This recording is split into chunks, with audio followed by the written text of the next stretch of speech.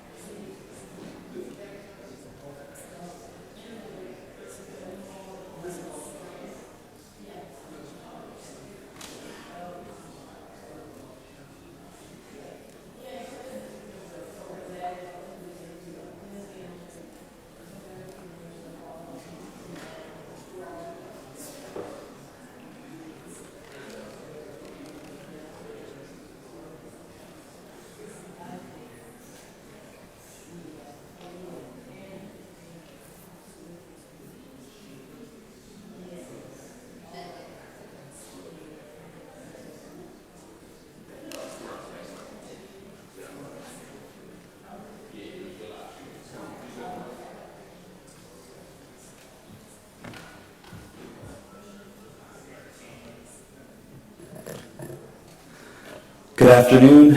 Ooh, that's not loud. Hello, good afternoon. Welcome to the First United Methodist Church in Germantown, also known as FUMCOG. My name is Gabe. I'm one of the pastors here, and it's my honor to welcome you to this event today. Just want to share a couple logistical things. Who's been here before? Raise your hand. Okay. All right. So you know that getting to the bathroom is kind of tricky. So we have some wonderful volunteers here to my left. We have Amanda and Carla. So I had them give it up for Amanda and Carla, who will be here showing us the way to the bathroom. So if you need to figure out where the bathroom is, they are here to help. And I just want to say that as we do most Sunday mornings when we gather here, that no matter where you come from, no matter where you're going, no matter what you believe or doubt, no matter what you're feeling or not feeling, no matter what you have or don't have, and no matter whom you love, all of who you are is welcome into this space. So let this be a safe space where we honor and remember and celebrate the life of Malcolm X. Welcome, everyone.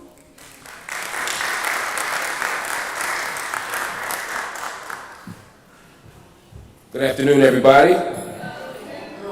Welcome to the, I'm gonna check the sign to make sure I'm right. Welcome to the 6th annual Malcolm X Symposium here at Uncle Bobbie's. This is, my name is Marc Lamont Hill. I'm the owner of Uncle Bobbie's, and it's an honor to be here with you all. Every year we have a commitment to honoring the life and the legacy, the work and the thought of Malcolm X. When we opened the store, we said we wanted to do some things differently. And part of that was having symposia, having author talks, having book readings that weren't the things you could get at Barnes & Noble. And if you could get it at Barnes & Noble, we're gonna do it different and better. So we're gonna do MLK like they do MLK, except our MLK isn't gonna be like their MLK. We're gonna talk about the true MLK. In the fall, we do a bell hook symposium. And in the spring, we do a radical legacy of Malcolm X. And part of why we do that is because Malcolm X's life, his legacy, his memory has been assaulted by so many forces. There are people who want us to remember Malcolm in a certain way, even if all historical evidence is to the contrary. There are people who will distort Malcolm's legacy, people who will lie about Malcolm's legacy, people who simply don't know about Malcolm's legacy. And so every year we bring in the best minds, the most engaged activists, the deepest thinkers, and we have them come to talk about different aspects of Malcolm's life. And so I'm not gonna keep talking. I just wanna tell y'all it's gonna be a nice day. It's gonna be a long day, but it's gonna be rigorous, it's gonna be engaged, it's gonna be beautiful. And let's get started, because this first panel, which they let me be on, is supposed to be good. So I'm gonna bring Akiba Solomon out. Can we bring in the legendary Akiba Solomon? You think I'm joking? In case y'all don't know, veteran journalist, a pioneer of hip-hop journalist, one of the deepest thinkers, works at the Marshall Project now. Marshall Project is work at Color Lines, one of the most brilliant editors, really of this generation. And a Philly person, and we finally convinced her to come back home. So it's great to have Akiba here in Philly, and she's gonna moderate this panel on the autobiography of Malcolm X. I'm gonna mind my business and sit down.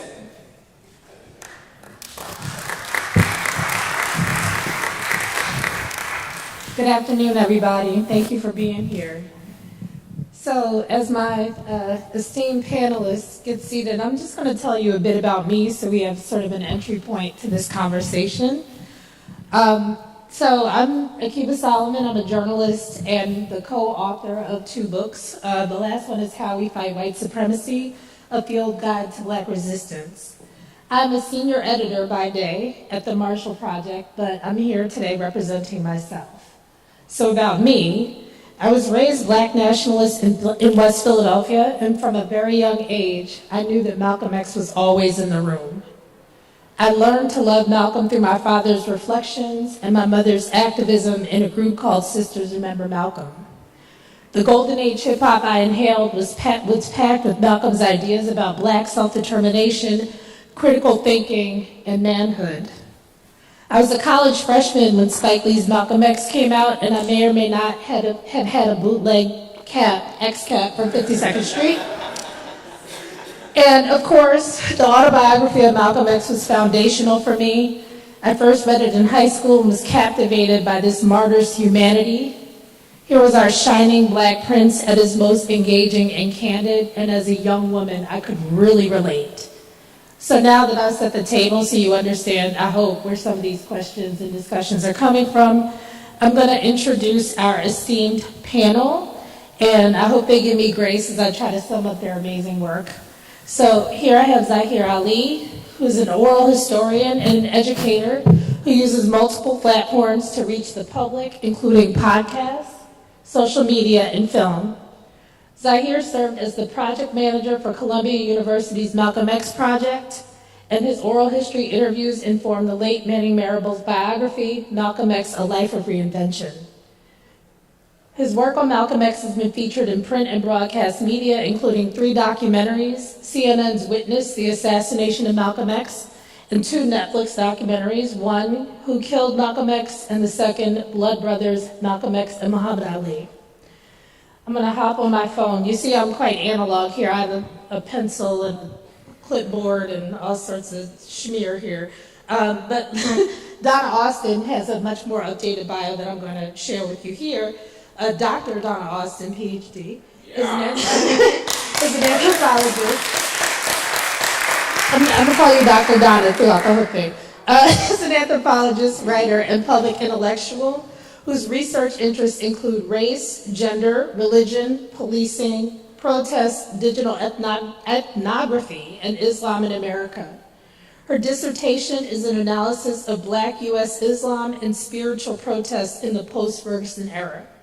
Dr. Auston has published journal articles and book chapters on the historical conditions of African American Muslims in the arts, culture, and social justice movements, and she looks at the intersections of Islamophobia and anti-Blackness, gendered Islamophobia, Black Islam, and U.S. politics, race and religion, and gender in digital spaces.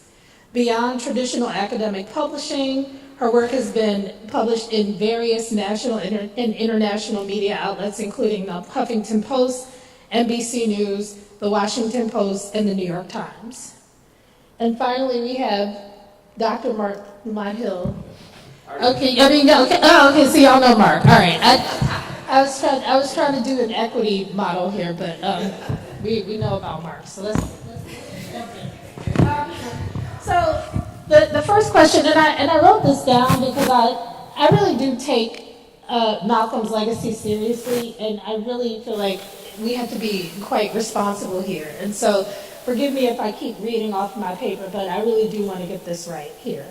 So the first question I have for each of you is, can you each talk about the first time that you read the Autobiography of Malcolm X? What led you to it? How did it make you feel? And what role did it play in your own intellectual and political development? I guess I'm holding the mic. Dr. Donna? I guess that means I'm going first. Take it away. Can you all hear me? Okay. It's wonderful to be with you here this evening, in particular, celebrating the life and legacy of Malcolm X, whose life has profoundly influenced mine in so many ways, spiritually, intellectually, politically, etc. I encountered the Autobiography of Malcolm X as a 16-year-old high school student who I was going through sort of a period in my life where I'm trying to figure out, what it means to be a Black woman in the world. You've grown up with all of the things that we grew up with, right? And, and it's like, okay, wait a minute. So this was sort of a moment where I was discovering a lot of our thinkers, right, firsthand, Malcolm, Angela Davis, Nkrumah, Du Bois. And so my friend circle, we was always like, I'm, a little bit older than maybe some of the younger people in the room. So we were still passing around like one copy of a book or photocopies of it, right? I'm, definitely an analog person. So this is 88, 89, right? So we're passing around something after we've read it. I read it, pass it to my friend, so whatever. So somebody in the group got Malcolm X's autobiography and passed it to the rest of us in turn. And it was very transformative for me, along with all of the other things that I was discovering at that time and the new ideas that I was discovering that were giving me language for the things that I had lived in my short life up to that point. And Malcolm's words kind of did that for me in a very profound way, and also led to my conversion to Islam. I mean, it was before that I hadn't really thought about connecting my spiritual beliefs to a particular type of, political and racial justice, ideology in that way. Not in that way. Not that I hadn't seen people do that kind of work before in, the churches that I grew up in. To some extent, I had my family members. My great grandmother was a long-time activist for most of her life, like before I came along and until she died, basically.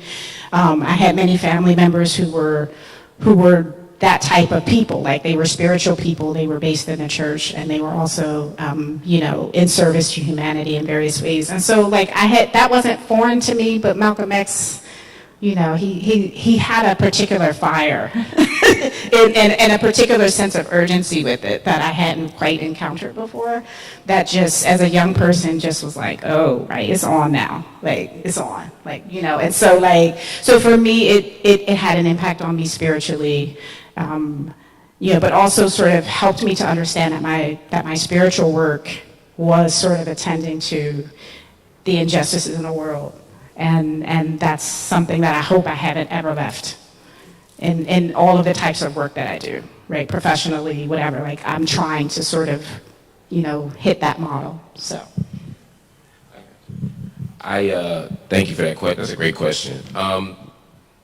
As I'm hearing Donna talk, I'm thinking about the connection and the contact between your story and my story, and probably Zaheer's story, which we'll hear, and so many stories of black and brown people around the world when they read this book. And that's why, for me, this book is so important.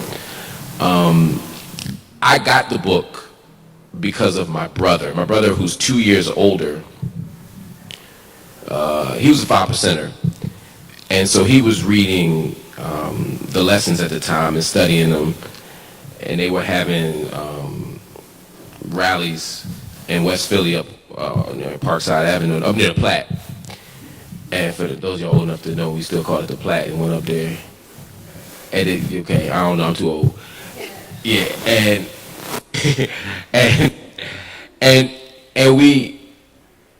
he was like, you gotta read this. And I was a reader. I've been reading since I was like, my mom says 2, she probably lying, but somewhere around there I was reading. And I kept reading books, and I was connecting with characters, but the characters weren't in my world. It was like Dick, Jane, and Spot, the Scott Forsman books. And it was Judy Blume, whatever it was, that's what it was.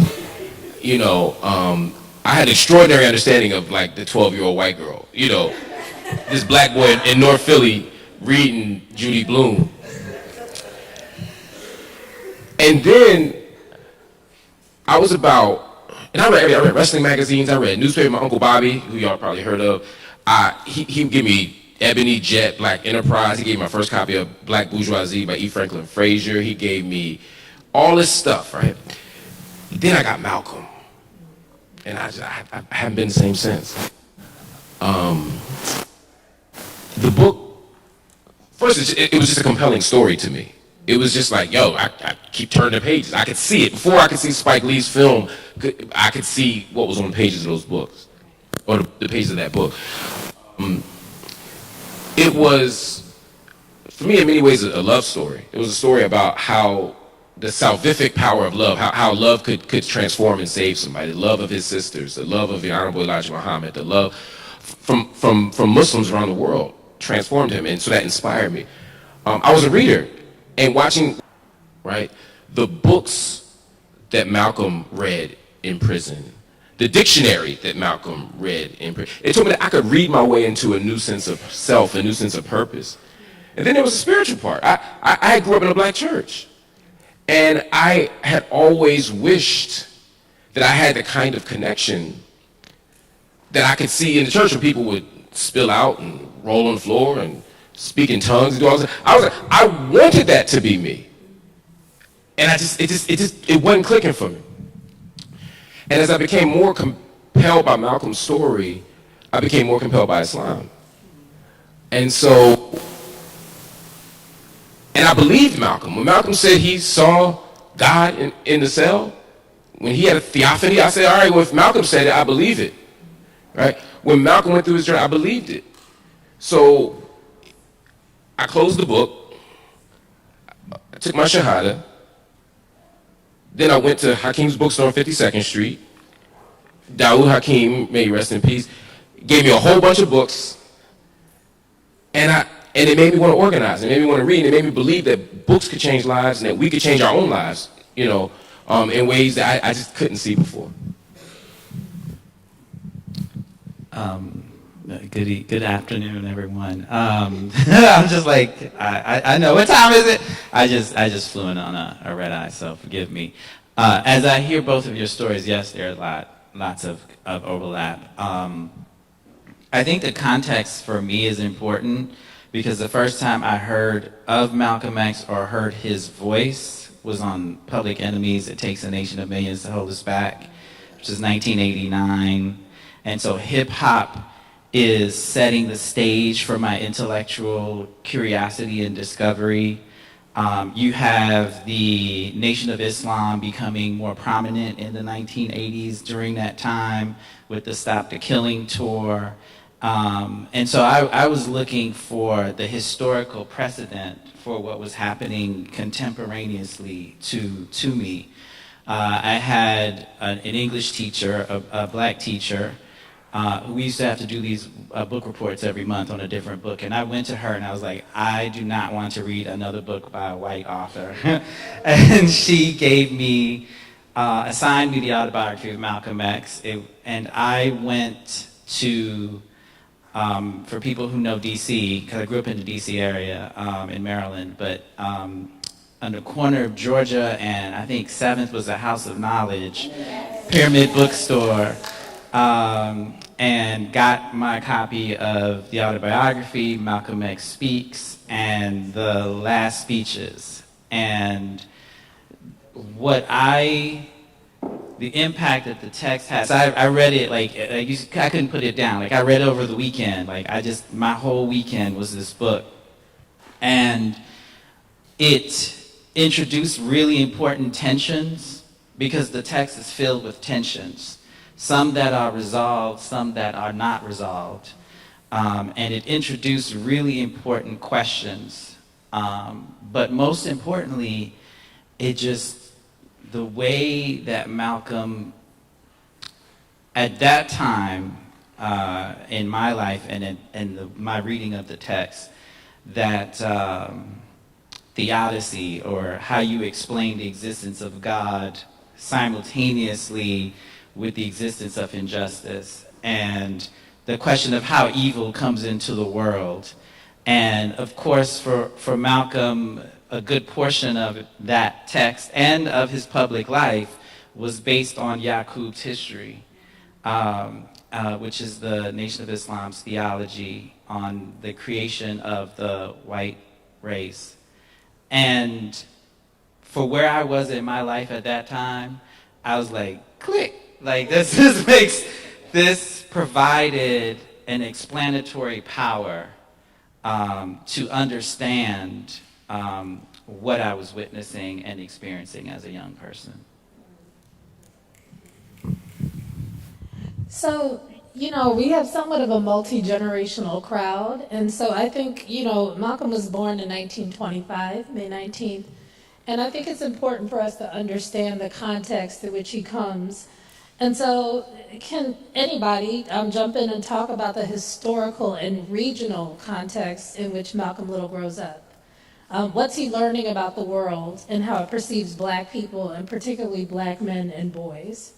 And also, what does he learn about liberal racism? He's in Omaha, Nebraska. What about the black middle class, about colorism, whatever else you want to talk about? What is Malcolm's world like growing up? And we can talk about the traumas that he underwent in his household, but the general sort of cultural and historical context to which he comes. I was a history minor. I guess I'll dive in or start. So I think the probably the most important thing is what they call the Great Migration, which is this between 1920 and 1960. There are two waves of migrations that radically and fundamentally altered the orientation of Black America from a primarily southern rural culture and communities to a northern and western urban one. Growth of cities like Harlem and Detroit and Chicago, and later out west, LA, saw significant increases in the Black population. And in that milieu, you saw the recreation of spiritual traditional practices that people had brought with them from the South.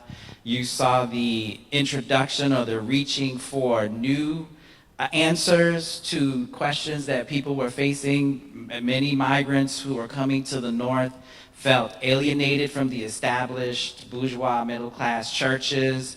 And so the emergence of storefront churches, of smaller religious communities, but in that, the revival of Islam in Black America. So you have the introduction of Islam coming from the Ahmadi community, which was a community coming out of what is now Pakistan, then India, that had a very vibrant missionary movement that was successful in reaching many in Black America. Many of the jazz artists in the 1940s and 50s who embraced Islam came through the Ahmadi movement. You had Noble Drew Ali with the Moorish Science Temple, founded right here in Newark in 1913. So you have the Moorish Science Temple, you have the Ahmadi movement, and then of course in 1930 you have the establishment of the Nation of Islam under W. Fard Muhammad. And then the leadership of the Honorable Elijah Muhammad. So that is giving a sense of and there are others. There was Daddy Grace, there was Father Divine, there was just like a very vibrant spiritual flourishing in the 1920s and 30s and 40s. And then of course, politically, Marcus Garvey's UNIA, Universal Negro Improvement Association, which of course, Malcolm's parents, both his father and mother, were very active in. And Garvey's work intersected at various points in different cities with the Ahmadi movement, with the Moorish Science Temple. So there's this cross-fertilization of ideas happening in that. So that's I'll yield to, because I don't want to, but I know Dr. Donna has done some work or has spoken about, I saw you spoke at a panel on, or a presentation on, the women, the mothers of like Malcolm and Martin. So I'm going to hand that off. Yeah, so I just to sort of add to that, yes, it's very important, I think, the presentation that he's referencing, I took a closer dive into Louise Little's life, Ella Collins' life, and Dr. Betty Shabazz's life, to think about the ways that the work and the environment that they created for him and on his behalf actually, made him into the person that he was. Just for context, who is Ella Collins? Ella Collins was his sister. Who ended up, stepping in when his family had, his siblings had been scattered into various foster homes and this sort of thing. His mother was institutionalized by that point. And she was his older sister from his father's previous marriage, who came from Boston, where she had, established herself pretty well financially and whatnot, and was able to sort of take charge of Malcolm. She took him back to Boston with her. And she remained sort of this pillar in his life at various points. And so one of the arguments that I'm making here is that Malcolm would not be possible without these women, all of them. And part of, that what Zaheer is referencing, and particularly in relationship to the Garvey movement, and the activism of both of his parents, I think is really important to sort of, they met in the Garvey circles, right? This is how they met each other, because she was already, and she had inherited, Malcolm's mother, that is, Louise Little, had already inherited this sense of, the importance of Black independence, and owning land, and these sorts of principles that both the Garvey movement draws upon, but also later the Nation of Islam, and other movements that sort of have this sort of this practice around Black economic independence as a means to liberation. She inherits this from her grandparents in Grenada, right? And so it's a way of sort of bringing forth Malcolm's nurturing, right, in a way that makes the later decisions that he makes in his life and his later activities more legible, or you can see the trajectory, I think, a little bit more clearly, right? It's not sort of this sudden aha moment, even though he had kind of moved away from a lot of that and through a lot of various twists and turns in his life, right? There's a way in which these seeds that were planted quite early in his life, right, actually start to bear fruit in ways that make sense later on. But the only other thing that I would add to that also is, I think, even more beyond sort of the spiritual landscape, and actually related to the Great Migration, right, because the Great Migration happens in large part, primarily actually because of Jim Crow and sort of what's, like, racial terror that Black people are experiencing, particularly in the South, though not exclusively in the South. So trying to escape racist violence, trying to establish more solid seeking out economic opportunities in the industrial centers of the North. I grew up in Pittsburgh, right? So we also owe a lot of, what Black life is in that city to the steel industry, right? That was there for so many years. And this is part of what's happening here. And understanding so many of the traumas of Malcolm's life in relationship to this regime of racial terror, or this reality of racial terror that Black people were experiencing, right? Because it shows up in his life in very profound ways, as we know, is important to keep in mind as well.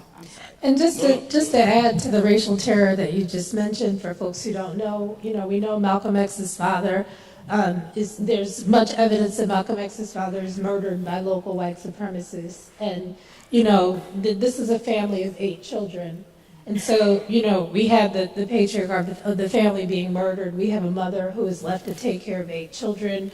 We have what I call white supremacist bureaucracy, which insinuates itself into the life of the little family, and that's how we have this family that ends up scattered. And so just to put that in a little more sort of family trauma, but also the family trauma through the lens of different forms of white supremacy. Mark, did you want to add anything here? Okay. So, as we talk about this autobiography that's been so impactful in all of our lives, I think one thing we need to talk about maybe quickly is just his autobiographer, Alex Haley.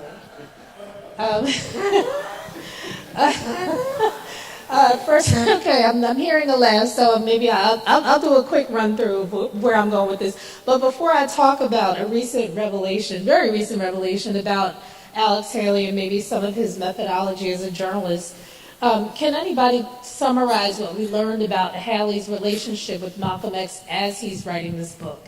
And I say that because growing up, you assume that Malcolm and Alex Haley were the closest of, the closest of compatriots, that Alex Haley is someone who is entrusted with this, to me, sacred autobiography.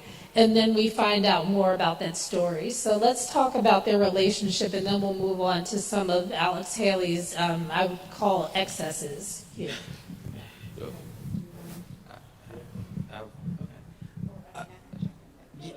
So I think in understanding the autobiography, it's important to see how it came about, which is Alex Haley, who was a part of the Coast Guard, was commissioned to do a story on the Nation of Islam, I think for Reader's Digest. And out of that, he said to Malcolm, like, your story is amazing, like, it should be a book. and I'd like to work with you on it. And Malcolm, then as the emerging public representative for the Nation of Islam and the Honorable Elijah Muhammad said, actually, you should do the Honorable Elijah Muhammad story. And Alex Haley wasn't keen on that, but he asked Malcolm again, and Malcolm asked for permission, and which he received from the Honorable Elijah Muhammad. But Malcolm's idea for the book was very different than Alex Haley's. Malcolm did not want to do his personal story. He wanted to do the people's story. And so there was a tension already built in, because the thing with autobiography as a genre, especially Black autobiography, there's like this tension of like, why is one person's story important to tell, right? And part of it is that one person's story is important to tell because it's an example, right? Through this one person's story, you could explore the life of a people. But if this person becomes too exemplary, then they become exceptional. And if you are exceptional, then you are no longer representing the community that you are an example of. So some people call it the problem of exemplarity. Like, how can you be an example but not exceptional? And Malcolm, so that's one of the tensions in this text, right? Malcolm wants to talk about the people. Alex Haley wants to talk about Malcolm, right? So that's the first tension in the text. Malcolm sets out, and then what the deal is that there would be 3 or 4 biographical or historical sketches of Malcolm's life, of the Nation of Islam, of the Honorable Elijah Muhammad, and then there would be chapters that would be essentially Malcolm's essays on the state of Black America. And if you are familiar with the Schomburg Library in New York, the Schomburg has those, what people now call the missing chapters of the autobiography, because Malcolm had begun work on those subsequent essays, essentially, that did not make it into the autobiography. Malcolm set out to do the autobiography to extol the liberatory and salvation powers of the Nation of Islam. So even in the contract, all of the royalties were to go to the Nation of Islam. The book was originally dedicated to the Honorable Elijah Muhammad. And the challenge with the text is, like, if I asked you all, like, name 5 things in the last year that led to you all being in this room right now, you name those 5 things, right? If I asked you next year to name the 5 things that ended up with you being in this room today, you might change that, right? Because with time, there's your position as a reflector who is thinking back on your time has shifted. So Malcolm becomes a dynamic narrator who is telling his story not from a fixed point, but from a point that is constantly moving. And the text has that tension, right? Because at some point, we know the story, Malcolm leaves the Nation of Islam in a very, very bitter break, right? And the deal that Alex Haley had with Malcolm is, I'd interview you, I'd type up the notes, you sign off on the chapter, we can't go back. So Malcolm was never signing off on the whole book. It was chapter by chapter by chapter. And by 1963, in November or the fall of 1963, Alex Haley writes his editors like, we got it, the book is done. But if you're familiar with Malcolm's story, a very different shift is about to happen in Malcolm's life, right? So that's some of the tension that's there. For Alex Haley, he was enamored by what he saw as Malcolm's ability to illustrate the pathologies that white supremacy had produced, right? So the pathologizing of Black life that Malcolm contributed to, right? Like there's the damaged people thesis that is part of a black nationalist discourse, that we have been so damaged, like white supremacy is so destructive that we are a pathologically damaged people in need of significant repair, right? So like Alex Haley is like into that. So like the Detroit Red, he's like, tell me, it gets almost titillated by that part of Malcolm's story. And again, Malcolm wants to tell the people's story, so there's that tension. I agree. I think there are definitely tensions in the text. There are moments where I probably would use the word contradiction. Because I think there's a moment where I'm trying to tell this kind of story and you want that kind of story, and so there's a battle over that and it comes out through the text. That's the tension. Then there are moments from Alex Haley's perspective, I'll say, just for a moment, where I question the intention behind certain kind of narratives. And then from Malcolm's perspective, I ask the question, why might Malcolm be telling this story in this way? Malcolm is a captivating storyteller. Mm-hmm. Malcolm, in some ways, valued the lesson you get from the story more than the content of the story per se. House Negro, field Negro. Mm-hmm. Right? I don't need it to have a kind of historical resonance and be precise historically as much as I need Negroes to know to stop following in the footsteps of white supremacy. Mm-hmm. And if this is the narrative, this is the example that I can use to get you there, and that's more important than the outcome. I mean, that's black folk storytelling forever. Right, that's how. Right. So to Zaheer's point, I think the idea that this starts off in many ways as an attempt to celebrate the virtues of the Nation of Islam becomes it's religious literature, mm-hmm. right? It's not intended to be biographical, or even the biographical part is supposed to be biographical to the extent that it opens up the door for understanding. It's like if I have a hadith, a kind of extra canonical Islamic text. If I say, look, I got the Quran and then I got these hadith, these other things, if I to explain the Prophet. The biographer is also told at the beginning of a hadith, the narrative about who the person writing about the way of the Prophet is also written about. And so I think Malcolm, to some extent, wanted to only be talked about to that extent, right? And then we may agree or disagree on that, but at the very least, we know this was a religious text. Mm-hmm. Now, what kind of religious text is it going to be, right? It's a conversion narrative in a lot of ways. It's when every church in America got somebody that's going to get up in front and testify that I was down, I was out, I had 3 kids, 5 baby daddies, whatever the story is, that's my outcome, right? Wallowing in the kind of pathological narratives to some extent.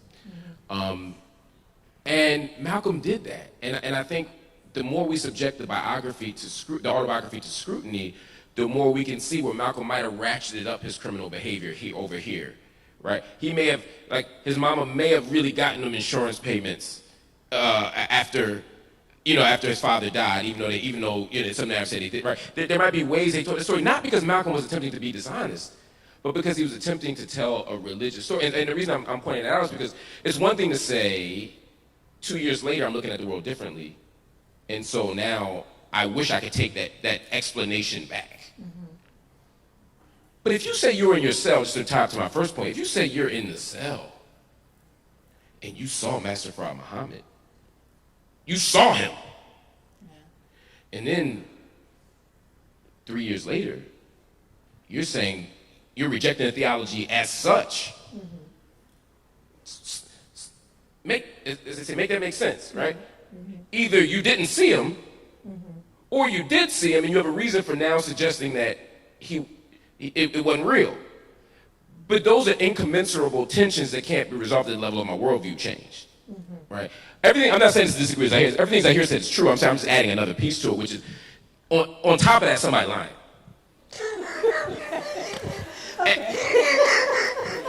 In short, it's Saturday, man. Look, okay.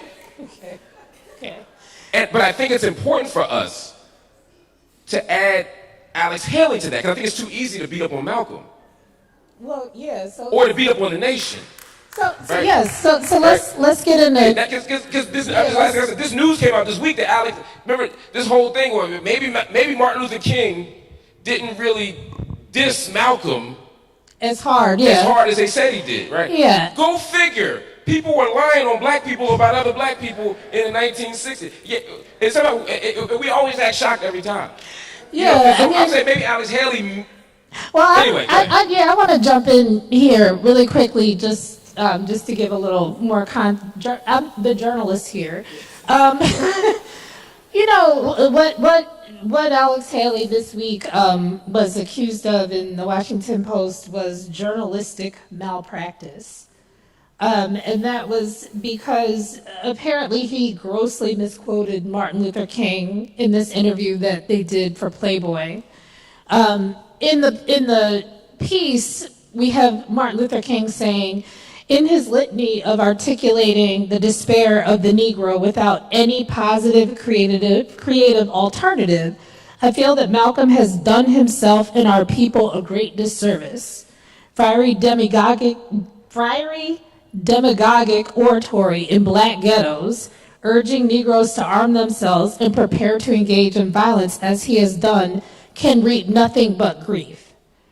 Okay, so that's a blockbuster quote, right? Like that becomes a formational way that we look at the relationship between King and Malcolm.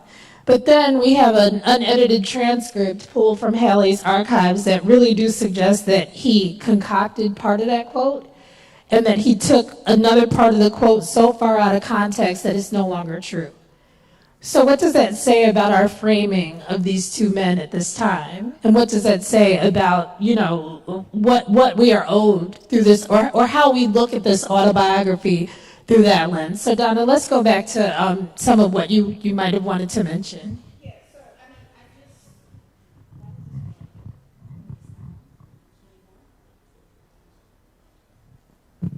You want mine? Testing. Okay. So I think just to sort of pull from what both of my friends here are saying,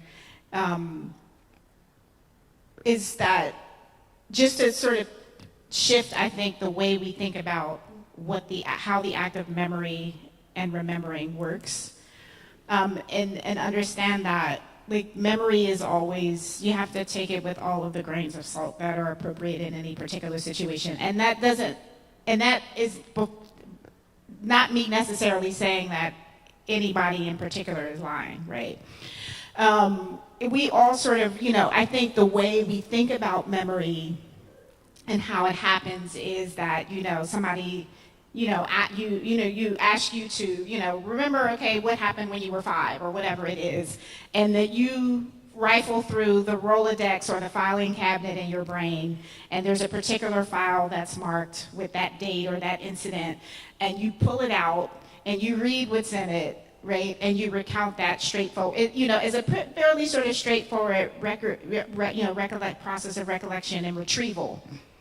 But memory is actually more like an active or a process of active construction.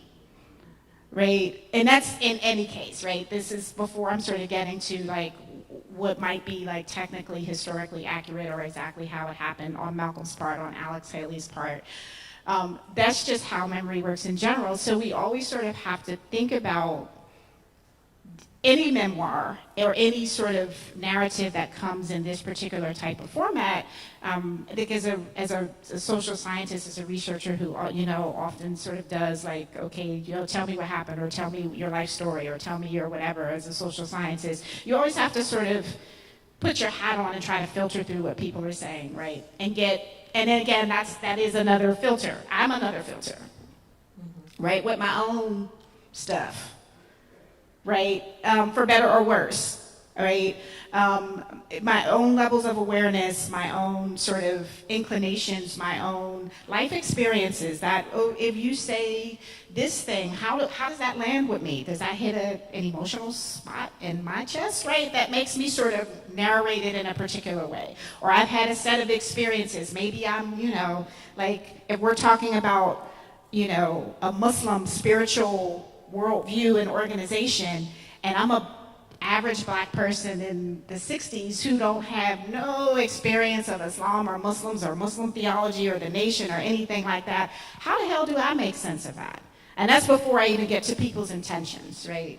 Like, there's not a lot of, and I know this because as a person who researches and teaches about Black Islam in 2023, that I sit down and I talk to people about, like whatever, and the ways that people, for example, have a really, and these are sometimes like really educated people, have a really hard time.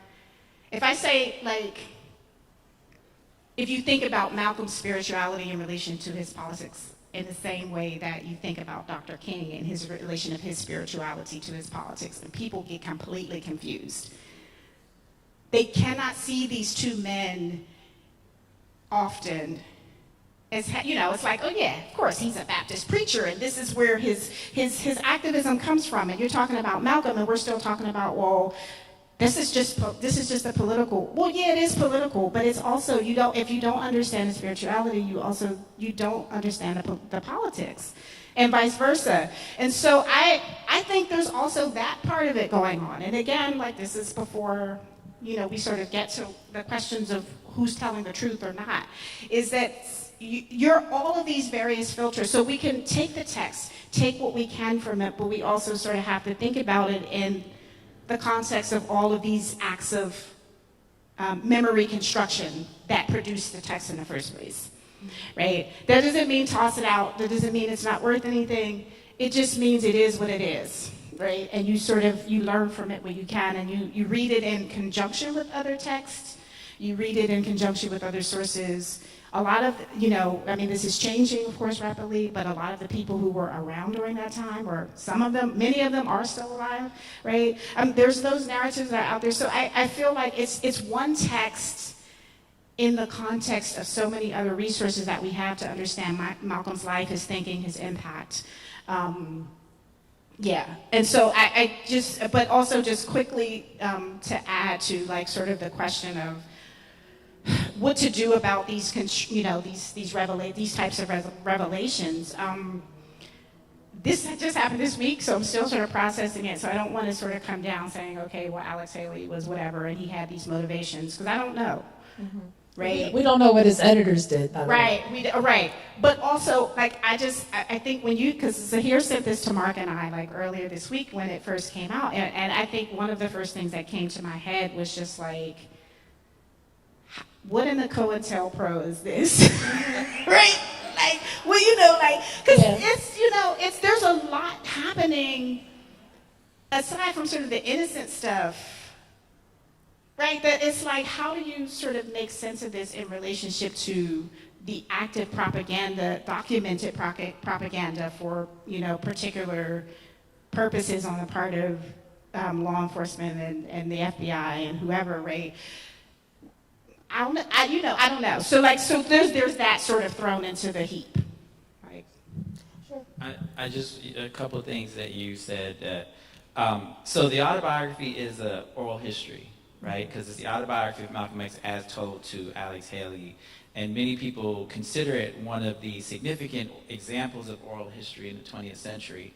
And as an oral historian, when we interview people, we understand that we're hearing three things simultaneously, all interwoven to what Donna said. You're hearing what actually happened, what the person now thinks happened, and what they wish had happened, right?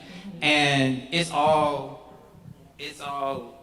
no one's gonna say what I wish had happened was, but is what had happened was, and in that what had happened was is what actually happened, what I now think happened, and so there's sort of a past, present, and future tense that is mixed up in an oral history. And then the other thing, I think, Alex Haley by this time is part of a media establishment that includes significant Black figures who are trying to construct Martin in a certain kind of way, right? As the friend of the liberal integrationist tradition, right? And so it is important to frame him as a foil, or frame Malcolm as his foil.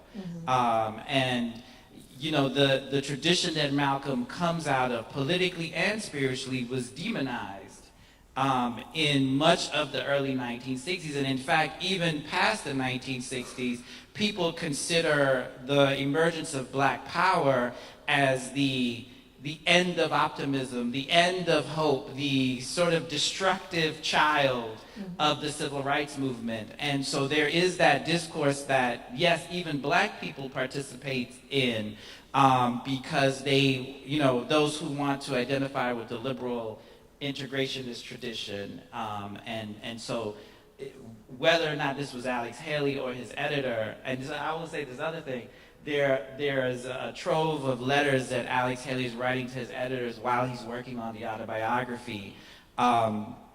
And there are points where in his interviews with Malcolm, Malcolm is talking about his experiences with different white people in the North, specifically Jewish white people. And Alex Haley is like, I can't put this in the autobiography. He says, like, maybe I'll just say white, and it'll get past Malcolm, because we just can't raise this thing, right? So there is a washing of the text for marketable purposes, right? This had to sell, so that's part of it too. That's a great point. Both of you made. I mean, Donna's point, I think, is a really important one about, because I sort of oversimplified the somebody lying part, because there is the part about sort of how memory works and how it's constructed and how we make sense of tales. And Zaheer's point about how we tell those tales also is bound up in all sorts of things outside of our own intention. I think about the point you just made, though. Alex Haley's letters to his editors, so important to think about how the story even that Malcolm was attempting to tell, the critique that Malcolm was attempting to offer, which prompted him to agree to the book in the first place, part of what he wanted to talk about, one was a critique of whiteness, but also a critique of, think about James Baldwin's essay, or I guess piece, was the New York Times, Black people are Negroes are anti-Semitic because they're anti-white.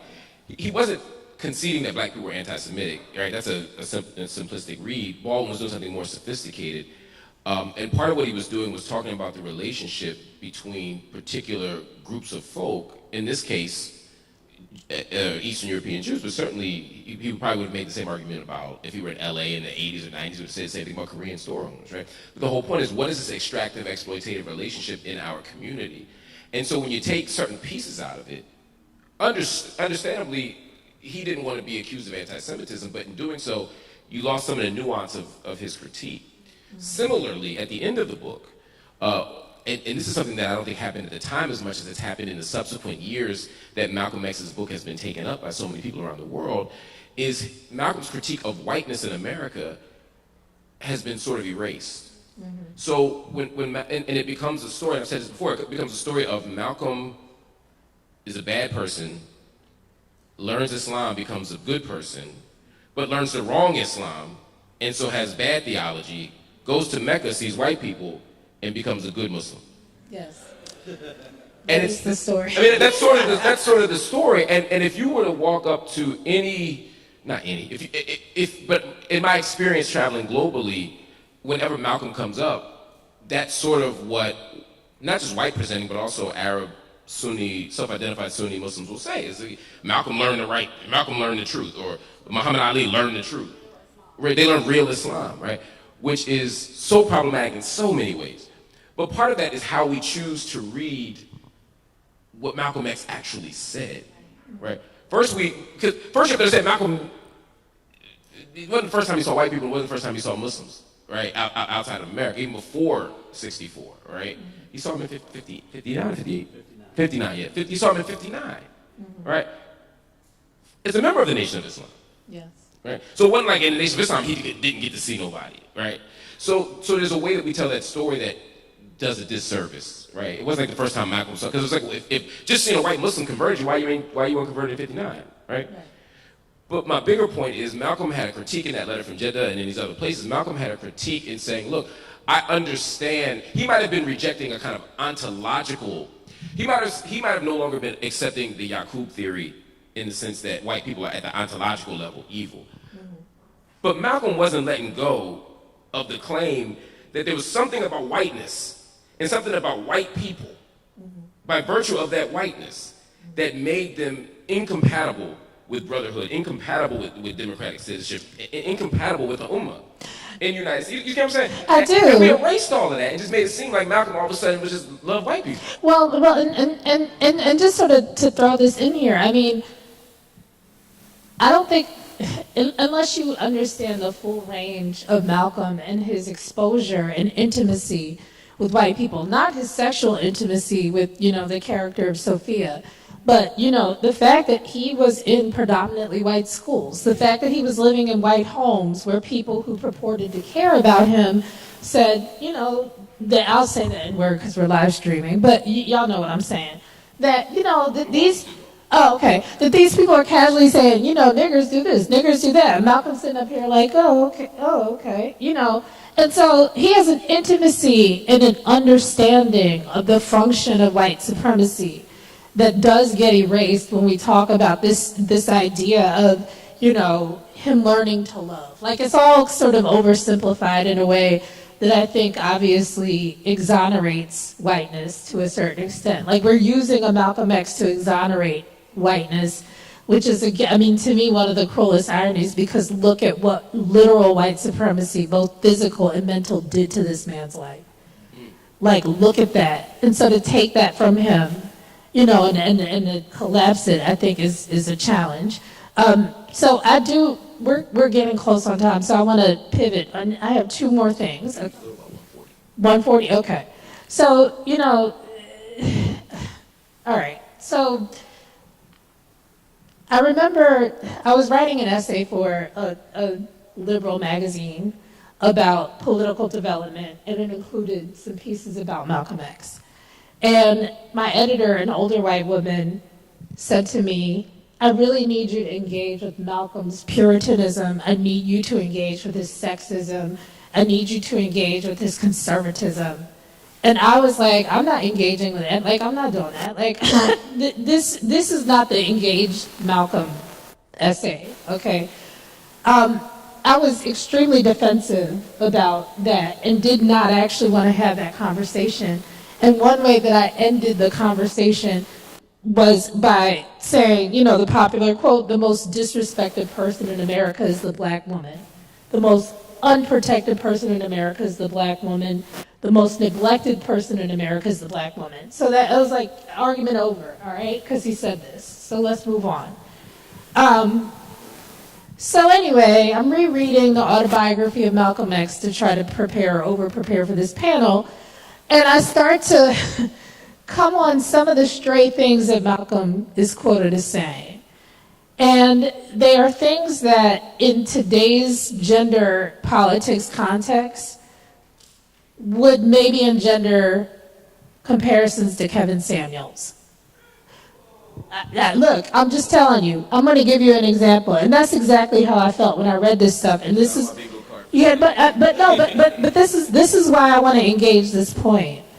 So one quote that he had that I think sort of encapsulates the way that he is thinking, not he's thinking, but the way that we are thinking about gender is about his father's physical abuse of his mother. And so what he says is, sometimes my father would beat her. It might have had to do with the fact that my mother had a pretty good education. Where she got it from, I don't know. But an educated woman, I suppose, can't resist the temptation to correct the educated man. Every now and then, when she would put those smooth words on him, he would grab her. Okay. That quote in a book that is, 1,000 pages? I understand that within that context. Now, in this media context where we have TikTok videos, we have listicles, we have people sort of cherry-picking pieces so they can write think pieces, what do we do about this? How do we create the context through which we can talk about both Malcolm and gender within the time that he grew up and what this actually means. Because, you know, my sort of reflexive fear is like, I don't want to read the 10 essays about like the secret sexes you didn't know. Like, that's so far out of context and so far out of both like the racial, gender, power context. So what companions do we have to understand some of this material? And I'm aiming that at you, Donna. Donna.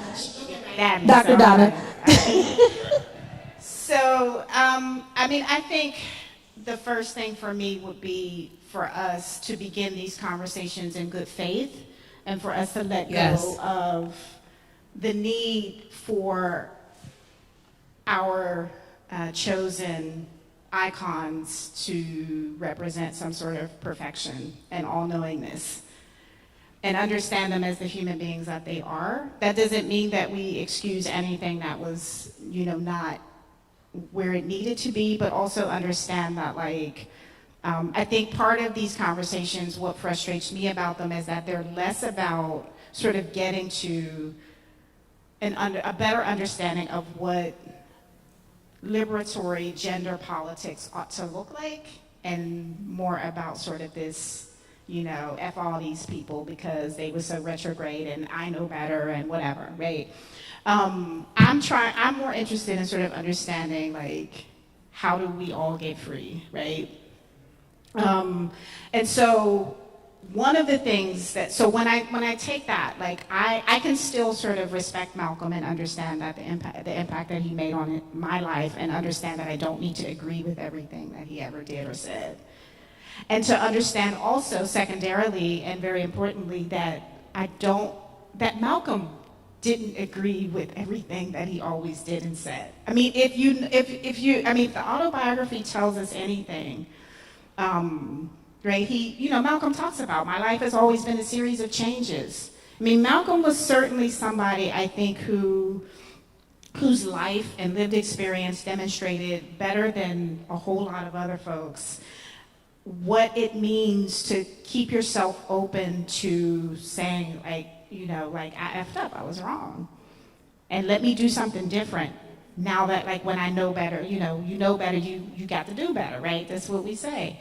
So I think there's that, but I think also, you also need to, yes, read it in the context of how, sort of some of our gender understandings were broadly in that period of time, but also, I look at Malcolm's life and I see that Malcolm had a profound respect for the intellect of the women in his life, including his mother, including political collaborators, Vicky Garvin, others, right?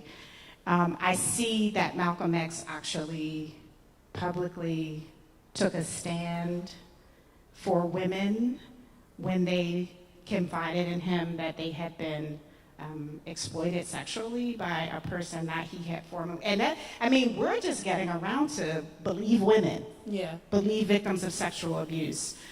And Malcolm said, I believe these women, right? So I feel like I want us to have these conversations in good faith. We can make the critiques, and we need to make the critiques of anybody, right? Our figures, right? So many of these folks who these thinkers that we hold up, brilliant minds, right? And then they have this, like, this other piece where you're like, I'm not feeling that so much, right? Frederick Douglass is, right? Love life, or some of these other, some of these, right? Some of these other things where you're just like, okay, right? So, how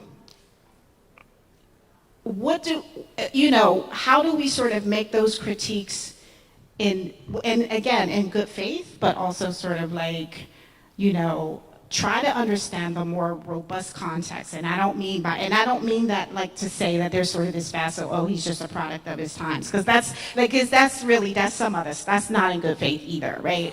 But I think really just engaging critically with what we have, and taking all of it and understanding, okay, so like collectively, what does this teach us about how we need to be now that we sort of have all this information and we have the benefit of all of these sort of, movements forward on certain issues? Okay, so how do we sort of take from this and build something that our children can inherit that looks better than the stuff that we got? I thought that was a brilliant response. Two things you said with companion. Well, I would say that this is not an isolated theme in the text. The way Malcolm talks about women as Detroit Red, that they'll trick you, they'll do this.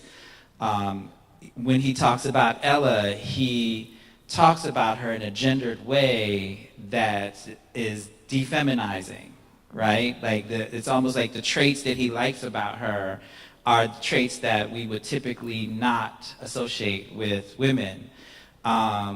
Somewhere else in the text, he's just like, I don't really trust women. The one I have, I maybe trust her, and I'm butchering the quote, but like 75% of the time, or something like that, right? So this is an important question for us to engage. But it's interesting, like that particular quote, I think how that quote shows up in Beyonce's Homecoming, right? And it has been cast in a really important light. But I'm thinking of two scholars. One is a Philly-rooted origin homegirl, Farrah Jasmine Griffin, who has this brilliant essay called The Ironies of the Saint, where she examines the tension between protection and patriarchy. That one could, she's answering this question, like, why would all of these, including herself, women, see in Malcolm a protector and move to and want to be protected, right? At a time that very few people were speaking out publicly, specifically about the attacks on black women, but that comes with a price, which is protection comes with conditions of how you should be or present yourself, right? And that's the patriarchy. And I think those are questions those are conversations we should have, right? Should everyone be protected regardless of how they might dress, how they might, we think, conduct themselves, right? How they might present themselves, right? And the other person I would think about is Eula Taylor, who has done, I forgot the name of the book, but The Promise of Patriarchy, about specifically women's experiences in the Nation of Islam. Because I think to understand the ways that, there's a patriarchy of a general American culture of white supremacy. There is, nationalism is an inherently patriarchal project. So black nationalism has a kind of patriarchy that's part of it. Religious traditions, certainly the black church, definitely Islam, have like patriarchal traditions. All of that is coming together with Malcolm.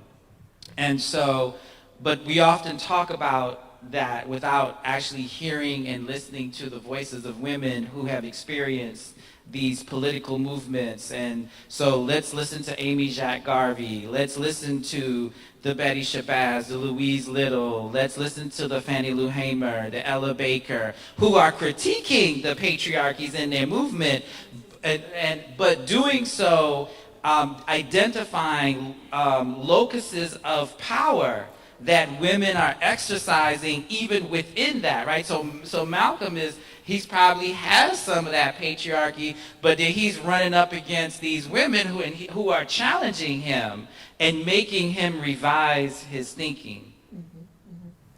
So we have time for like one more question. I guess we're not going to do audience questions. Here's what we'll do. We started a little bit late. That's why normally we don't, but today we are. I apologize. We'll do it.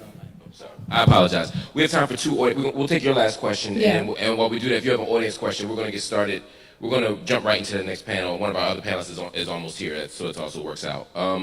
We can go another few minutes. I'd love for you to ask your last question. And if does anybody in the audience have a question? like a question? Looks like a no. I'm not gonna press you. Okay. That'll keep us. Okay, that'll be our one question. So we got your question and my sister's question, and then we good. Okay. All right. Okay. So we were talking earlier about how representation of Malcolm X, and yeah, we're all sort of Gen X. That it showed up in hip hop, then it showed up in the Malcolm X movie, it showed up on T-shirts and that sort of thing. But right now there are a lot more cultural depictions of Malcolm X out right now. I mean, we think about the multiple documentaries about his life, about his legacy, and about his murder. Yeah. We have the widely read books about like the Marable biography. We also have fictional depictions through Regina King's One Night in Miami and Forrest Whitaker's Godfather of Harlem. And so, and some of these depictions sort of extend the storytelling beyond the autobiography. And so I guess my last question is, amid all of this output, how do we ensure that the autobiography remains a part of our literary and historical canon? How do we keep that? How do we hold that? That's a great question. For a lot of reasons. Yay. I mean, they've all been great. That's a great way to sum it up. I know you don't need my praise, Akiba Solomon. She's been my nemesis for 17 years. I think that the first thing I want to say is just as a sort of a factoid, but also the expectation that we would even care this much about Malcolm X wasn't there from the publishing industry when this book was produced. This book was in the works. Doubleday was supposed to publish it. After Malcolm X died, Doubleday said they wouldn't publish it. Anybody know how many copies Malcolm X has sold? That has to be is it 10 million? Is it 10, 20 million? I mean, people don't just give money away, and they don't give money back. But they didn't anticipate. They thought after the controversy around his death that people would be less interested in the book, that the book wouldn't do well, and that it would be too controversial. So when the book comes out 8 months and 8 days later, and it's not only widely read, but critically, I mean, really kind of praised. I mean, New York Times, I mean, mainstream people were like, yo, this is an amazing book. And the reason is because the book resonates in all these ways. People saw Benjamin Franklin, self-reinvention. They saw Robinson Crusoe. They saw whatever they wanted to see in it, right? But the book itself resonated with folk. Because it's religious literature, because it's conversion literature, it's literacy narrative, it's just damn good story, it's revolutionary organizing, it's all these things. So I say that to say, I don't see the book going anywhere despite these representations, because this book means too much to too many people for too many reasons. Now these representations drive me crazy, frankly. I watched One Night in Miami. Now, I'm a bit of a nerd, so instead of I text Zaheer, just be like, am I wrong? Am I crazy? Because I watched One Night in Miami, and I'm watching the prayer scene. See? And I'm watching them in this year praying in a position that Malcolm would not, or no one in the nation, I don't say no one, but very few people in the nation were engaged in full all the sort of movements of salat, right? They weren't doing sajda, or sujood, excuse me. They weren't bowing, right? They weren't doing all these procedures. So, but it was clearly they had somebody consulting or not consulting that wanted to paint, again, a very particular picture.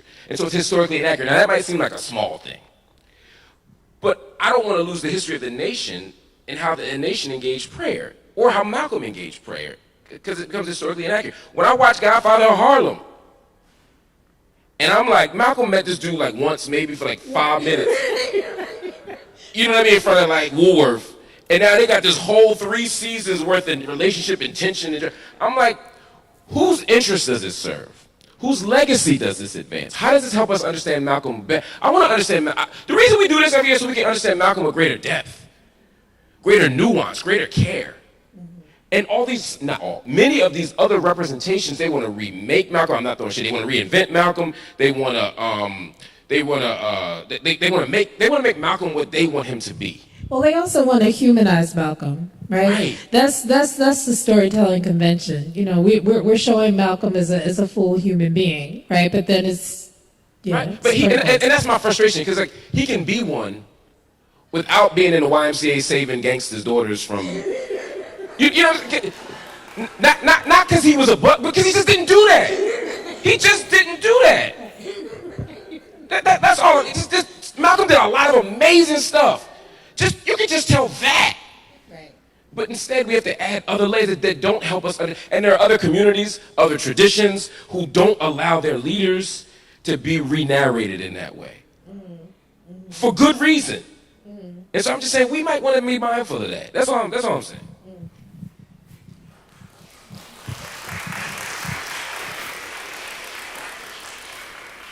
I'll just briefly, enthusiastically agree with that sort of thing, and note that in one night in Miami, one of the things that drove me the most crazy was that they was acting like Malcolm X ain't have no rhythm. I was like, Malcolm X, the Lindy Hopper. He was Like, a Lindy come Hopper. on. I was like, kid, come on. Oh my God. So that was stressing me out. In the vein of humanizing him, right, actually get the details of his own life correct, because, right, but I would say, like, one of the ways I think is very straightforwardly simple is that, I mean, keep assigning it, and if you're an educator, assign it in your classes. If you are, if you're not, a formal educator, right, you don't work in an educational institution, like, assign it. You got a community reading group. I mean, this is when I was talking earlier when we opened about sort of like, reading Du Bois at 16 or 17. It was because I was, I got hooked up with a All African People's Revolutionary Party reading circle when I was 16. And that was where I discovered many of these folks, right? This is where we were reading like Kinko's packets of the world in Africa, right? Right, so like, we have a responsibility to keep this alive. I homeschool my girls. I assigned the Autobiography of Malcolm X to my daughters as their primary instructor, right? Whatever. So I think, and this is particularly important, I think, in light of all of the things that are happening and with regard to censorship in educational spaces across the country, this is a full-blown crisis. I mean, and we live in a part of the country that we might think is less prone to that sort of thing. We're not in Florida, we're not in Texas, but like that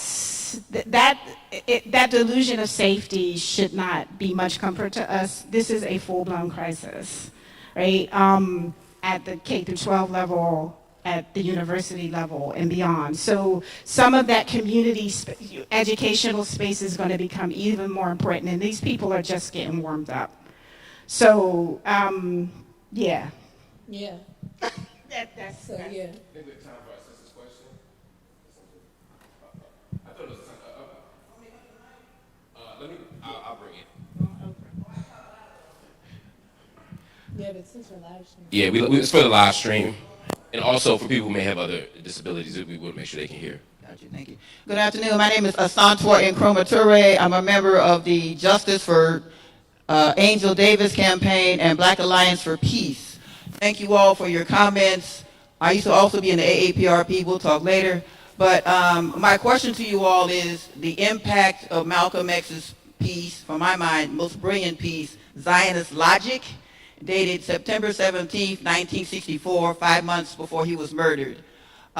This month is Nakba, and a lot more Palestinians and others are rereading that more closely. So if you can comment on Zionist Logic. Thank you. This escalated quickly.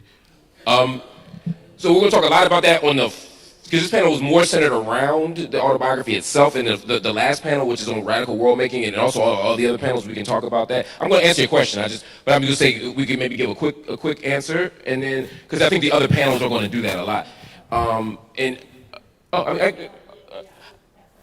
happy to. I ain't scared. No, I'm just messing with y'all. In September of 1963, Malcolm X wrote an op-ed for the Egyptian Gazette called On Zionist Logic. And it's an important piece for lots of reasons. It's at a moment where Malcolm is really beginning to engage even more aggressively in a kind of internationalist analysis and critique. You got to think the March on Washington is August of '63. And by the time we get to October, November, Malcolm has engaged, he's written this piece, he's starting to think about other pieces. He gives a message to the grassroots that offers a kind of radical analysis about what revolution looks like, right? There's no bloodless revolution. Revolution is about land, right? He's making this critique, he's like, y'all fighting to sit at the same tall as white folk, right? I'm paraphrasing, but y'all want to integrate, but revolution is about land, right? Malcolm's engaging in this critique. He references the Bandung Conference, right? He references international alliances of black and brown people, and what it means for black and brown people to have an internationalist vision, which again, Malcolm doesn't get out of nowhere. Because long before he was writing in Egyptian Gazette, he was a member of the Nation of Islam. So he understood then what it meant to think about the identity of Muslim in the global context. How many Muslims are there? Right? When he asked that question, right? When he's asked the question in the English lesson, right? It's referencing an internationalist understanding of who and what we are. That's why the number of Muslims was so vast. It wasn't because there was millions of Muslims in the United States. It was because he understood internationally who we were, right? The maker, the owner, the cream of the planet Earth, the father of civilization, the God of the universe. That's an internationalist analysis, right? The Asiatic black man, excuse me, I forgot the most important part, right? The original man is the Asiatic black man, right? So that's part of his internationalist analysis. Now, the important part of the Zionist logic piece is, at the same time that he's sharpening that analysis with more understanding of political economy, he's sharpening that analysis by talking to other folk, he's also understanding really before a whole lot of other people, because this is before the 6-Day War, right? A lot of people got their analysis of sort of settler colonialism and Israel's commitment to settler violence and settler colonial violence after the 1967 war. A lot of folk were still praising Israel. Civil rights leaders in 1948 were still praising. I mean, Du Bois, if you think about Du Bois' essay in 1948 on this piece, radically different. I'm saying all that to say, Malcolm was ahead of his time. His essay on Zionist logic was talking about the colonial dimensions of the formation of the Israeli state, and doing it even 4 years before SNCC would write that important essay in August of 67 after the 1967 war, which was in June. So he was ahead of his time with the critique of Zionism. He was ahead of his time with the critique, but he also had been in conversation with Gamal Abdel Nasser in Egypt. He had been in conversation, so he understood also. He had these interesting visions of what nationalism could look like, and that extended beyond the sort of more narrow notions of nationalism that were happening in the United States. And he said, well, wait a minute, there's some other ways we could think about this thing. Because, anyway, I could go on and on. I'm going to raise that question again. The next panel is on Malcolm and internationalism.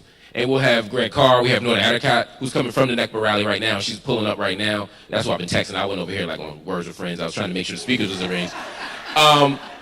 And we have, and our sister Tarisse is here. And then we have Malcolm and Radical Worldmaking. And we have a panel on sort of how we remember Malcolm. And part of how we want to remember Malcolm, among many things, is as an internationalist. And so we're going to be talking about this question the whole time. But Malcolm on the question of Palestine is super interesting, super important. And again, it could, anyway, I don't want to keep on. So real quick, let's just do a real quick wrap.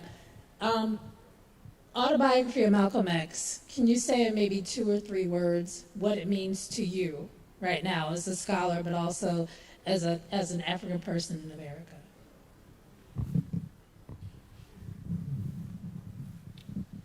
A revolutionary and transformative invitation.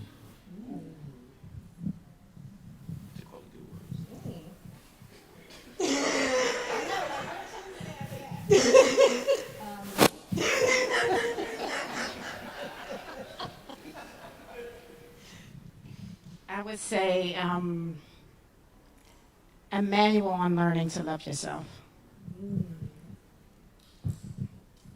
I ain't never gonna last with y'all Negroes again.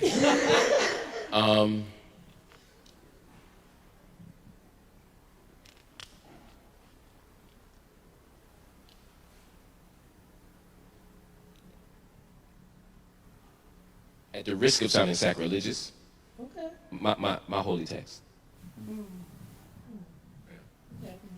And I'll just end with my heart.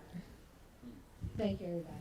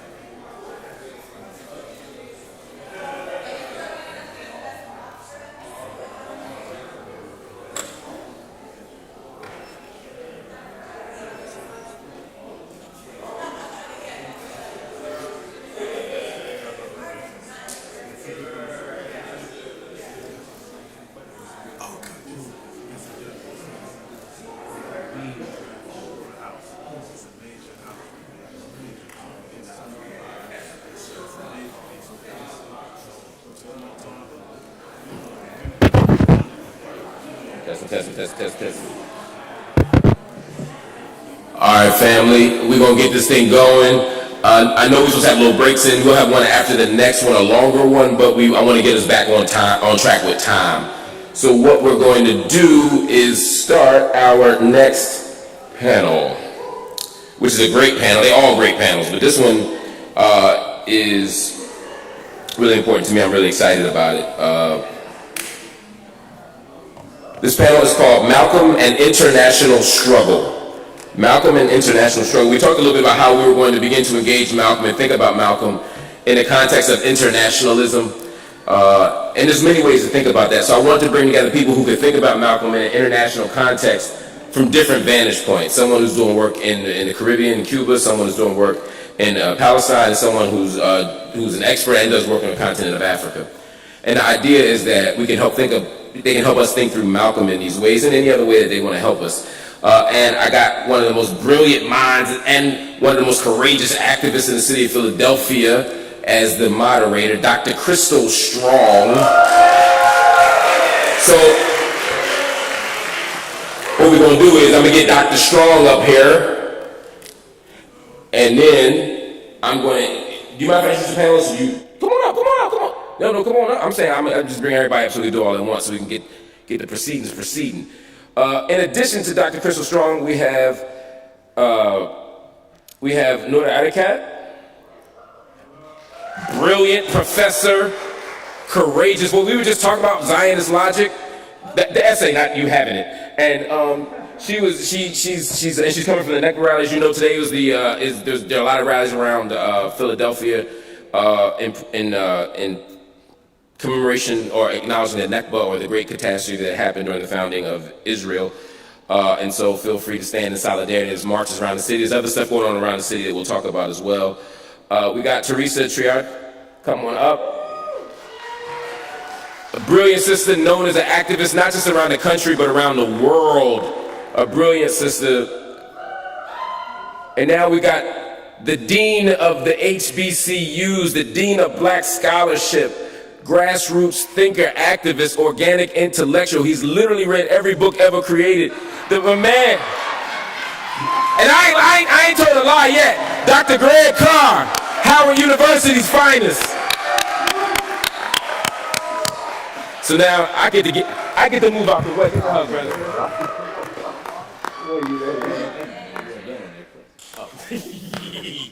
Now I'm gonna get out the way and let y'all do your thing.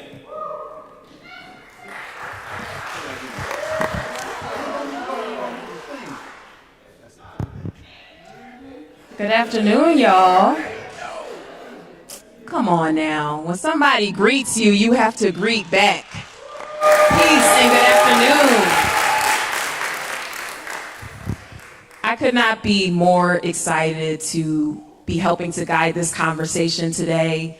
We have a fantastic group of panelists who are going to really engage with perhaps one of the less appreciated aspects of Malcolm and his impact on our struggles. And so I'm just very excited for us to get into this conversation on Malcolm X and international struggles. And so as a way of opening, I was hoping that we could start with our kind of intimate connection with Malcolm. And I'd love for you to introduce yourselves, but also to introduce us to how you come to Malcolm's internationalism. Okay, so I guess we'll start here. Hello, everybody. It's lovely to be with you. And to come directly from the commemoration of the Nakba, or the forced exile of Palestinians, and the ongoing Nakba as it continues today, as Israel continues to establish its Zionist settler sovereignty through forced displacement and a tremendous amount of violence sponsored by our very own tax dollars in the U.S. as its imperial patron. So I apologize that I wasn't able to be here earlier. I come to Malcolm as a young girl, really young, probably, I think I was still in approaching the double digits when I saw Spike Lee's Autobiography. And so my first relationship to him was, oh, okay, so if we're actually going to be political in the right way, we have to be right with ourselves in terms of Islam. And so that was the first entry point on a very, very, very intimate level. Later, it becomes more intellectual as I study his work, and I guess we're going to talk about this in a little bit, but so much of how he's presented to us in the popular media is, somebody who believed by any means necessary. There's slogans that shape our public imagination of who Brother Malcolm is, and yet there's not really a lot of substance on how studied he was, how meticulous, right? That he was forged in the crucible of struggle himself. Right? It wasn't an idea that he had that he then manifested. It was in Bandung in 1955 that the idea of an Afro-Asiatic identity of who black people are in the United States that exceed the United States' borders. That as a people fighting for freedom, it extends far beyond whatever the U.S. wants to do and to domesticate the racial question, which is always also a colonial question, and instead to imagine black freedom struggle as part of a broader struggle in the third world against colonialism, against imperialism, in the imagination of creating a better world possible. And as a Palestinian human, right, that resonates with me very, very deeply, because that's always where we're placed. Palestine is always placed in the crucible of struggle. We disrupt the norm. Our very existence is almost like, I could say I'm Palestinian and someone's going to get offended or feel uncomfortable. It's precisely what we do because we refuse to accept colonialism as a fact, but instead understanding it very much as a process which has been created and forged, which we have the opportunity to actually reshape and resist. And so this is the beginning, and then it continues as I enter into study on Black-Palestinian solidarity, which I'll leave till later. Hi, good afternoon. My name is Tarisse Iriarte Medina. I am an Afro-Puerto Rican and Cuban activist. I do a lot of work in relationship to ending the blockade in Cuba specifically, and also building more sustainable Puerto Rico.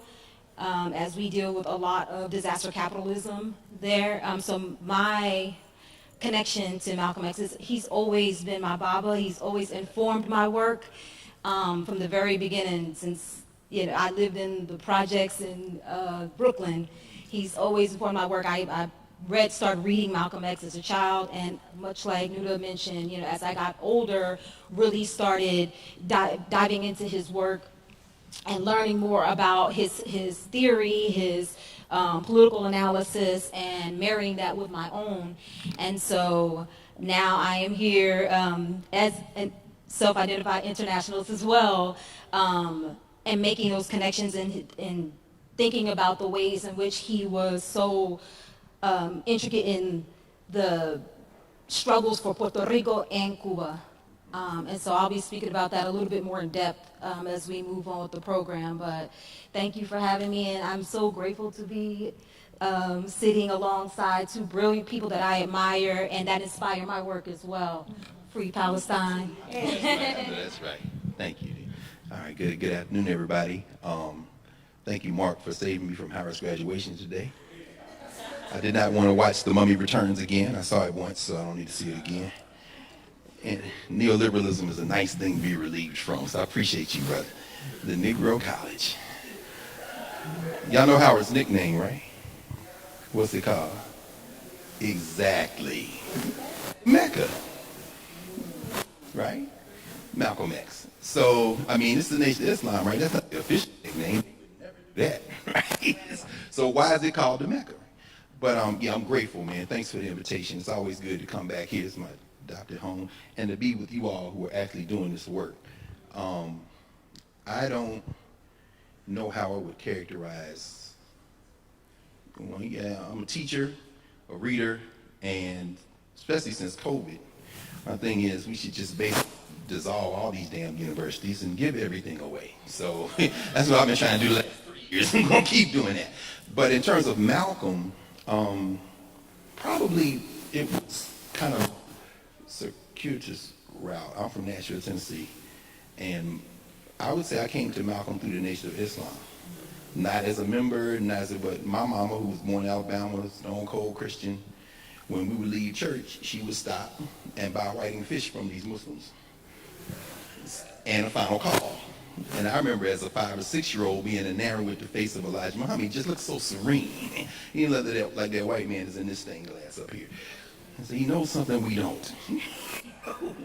So fast forward college, Jesse Jackson ran for president. We worked on the campaign like everybody else in '84. And I went over to Vanderbilt, and some young people had a table, and we said, we're going to hear Jesse. And they said, okay, Jesse is cool, but what about Farrakhan? Who's Farrakhan? We're country people. It's like, okay.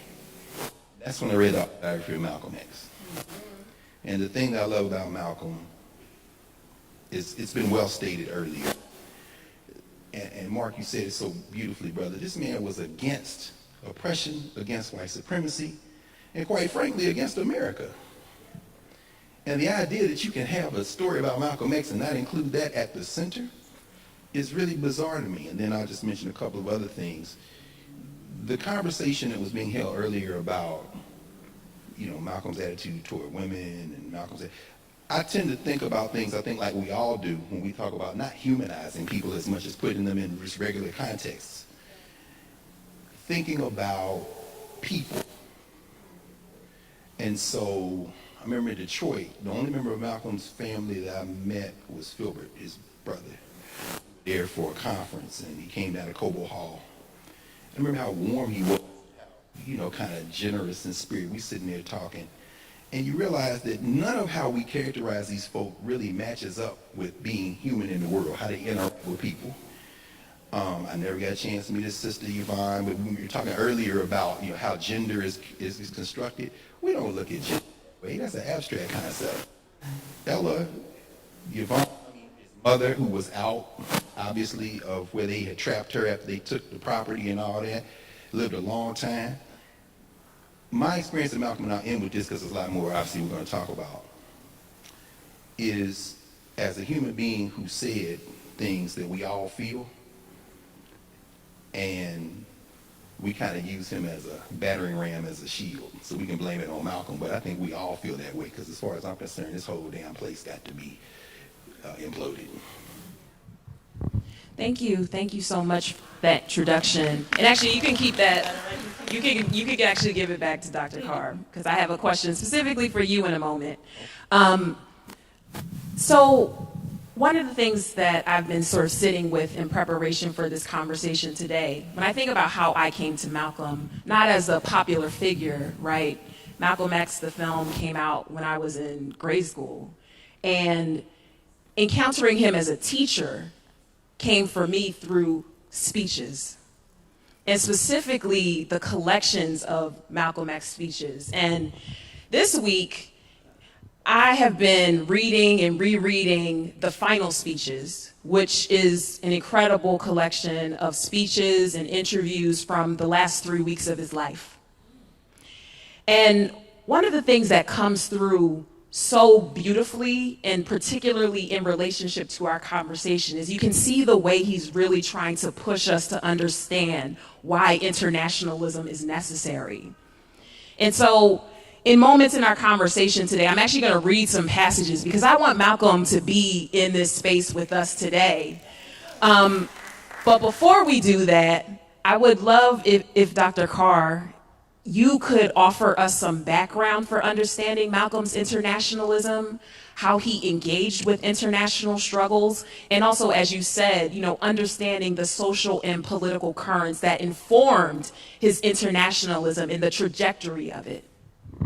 Thank you. I'll keep this brief. I mean, your mom is from Grenada by way of Canada. So we just start with that, right? So, I mean, the whole idea that, I think he, like all of us who have been victims of this last 500 years or so, are almost internationalists by definition. Right. And then they're Garveyites. Right. So there's nothing for him to come to. It's almost like he's finding things that affirm what he's been all along. And of course, the nation, as Mark said, I mean, the Afro-Asiatic, I mean, talk about Bandung world, Elijah Muhammad, whatever else is or isn't there in that way of knowing, one thing's for sure, it has already overflowed the boundaries of this little funky settler colony we're in. So there's that. As you say, that last year, what was it, y'all, the scholars that helped me, it was about 18 weeks, I think he spent, about 4.5 months on the continent, and then in France, and then England, and returns a couple of times. You know, how the hell do you get to go somewhere like you are the person with the portfolio representing all the black people who are not from Africa? You know what I'm saying? You're getting to talk to heads of state, you're sitting with people, you're traveling like 16 countries invite you, you take most of the invitations when you walk in. So I'm gonna talk to him, well, Shirley Graham hooked that up. Okay, I'm gonna go talk to him. All right, let me go talk to Nasser. Okay, the secularism is a little tough, but I'm cool. We're gonna, you know, I finally get to make my Hajj. I ain't going 59. Maybe Marika Sherwood thinks, I mean, I think that's, Marika Sherwood's the one thing wrote the book on Malcolm X's internationalism. Was it because he didn't want to go before Elijah Muhammad? Because Elijah Muhammad was talking about going. I mean, the way that we characterize these folk doesn't match up with how they move through the world. So Malcolm is there. In Nigeria, they give him a Yoruba name. He's in Ghana. You got the expat community. Oh my God, her name just, somebody help me. What's the sister, Julia Mayfield's wife, who was the medical doctor? Where's his doctor? Yeah, say something about her, because I mean, That's a good segue. yeah. But Ana Livia Cordero actually was the doctor, the medical doctor for, she's a Puerto Rican woman, activist, revolutionary, as part of a project called Proyecto Piloto. And it was about the working class struggle in Puerto Rico, but she made sure that rural Puerto Rico had access to medical, quality medical care. And so that's the framework, and that's the activism that she led from. But she encountered Malcolm X through Kwame Nkrumah. So speaking of Ghana, that's the connection. That's where that bond was built, and that solidarity began growing and evolving. Yes, thank you, because that's exactly what, and I'll just end with this. When he's on the, he's connected with people who get absorbed into these very narrow narratives that we are fed, and he's connecting with them in ways that blow up those narratives. So while he's in East Africa, John Lewis, why? Because Harry Belafonte paid for them to go to Guinea. John Lewis. And so John Lewis talks with Malcolm X. That's not crossing the Selma Bridge for the 5 billionth time. It doesn't fit, so we just gonna pretend like that never happened. And then when he's in Ghana, Alice Wyndham, who's been all over the continent, she just made transition last year. You know, she's the one who took that famous picture with him with his hand on his temple, right? Maya Angelou's roommate. Not just Maya Angelou, David Levering Lewis, Nell Irvin Painter, they all in Ghana. You know, because these young people, we're going to go over here and do something. And of course, there's a little concern because are we getting involved in Ghanaian politics? Should we not? We're expats. Are you expats? You really want to go back? I don't know. Some of us do, some of us don't. But Malcolm then in England, he's hanging out with Jan Carew from Guyana. Jan Carew is the one who makes Ivan Van Sertima understand you need to get with this black stuff, brother, countryman, because I know you want to be more British than the British. But when he writes that little book, Ghosts in Our Blood, he's talking about this internationalist community. And of course, in England, we know that goes back all the way back when the Robesons are there. They in African clothes because the West African Student Union is like, come on. So this internationalism that Malcolm is open to is an internationalism that he was already prepped by from the time he came out of his mother's womb. So in many ways, it's very natural. And I don't remember. Is the talk he gave on Negro History Month in there? It was January '65, just before he was okay. I'm trying to remember what. It might be in John Henry Clark's Malcolm X, the Man in Our Time. Yeah, it might. I don't know if it's in the speeches. I don't know if it might be in John Henry Clark's Malcolm X, the Man in Our Times. That is a wonderful speech because this is January '65. So you can't say it's Nation of Islam. He's trashing the United States of America. He said, well, you know what you do in Negro History Week? They tell you about black contributions to here. And that is not what I'm interested in. So everybody who tries to claim Malcolm X as a quintessential Democrat, a nativist, American, patriotic, just read that speech. Because his internationalism not only conflicts with the notion of somehow America being the beacon of democracy that we can perfect. No, I am committed to this thing here, gotta be structurally transformed. Bring their ass to the UN. You can't fit Malcolm X into this tiny US four corners of this country. And its colonies like Puerto Rico and Guam and Washington, D.C. So before I ask my next question, I wanted to pick up on something you mentioned. You talked about his time on the continent, those months. And as a 21-year-old, I was at the University of Ibadan in Nigeria, which is one of the places that he visited. And they gave him the name Omowale, which means the child who has come home. And to this day, they have a placard in the lecture where he gave in the lecture hall where he gave a talk.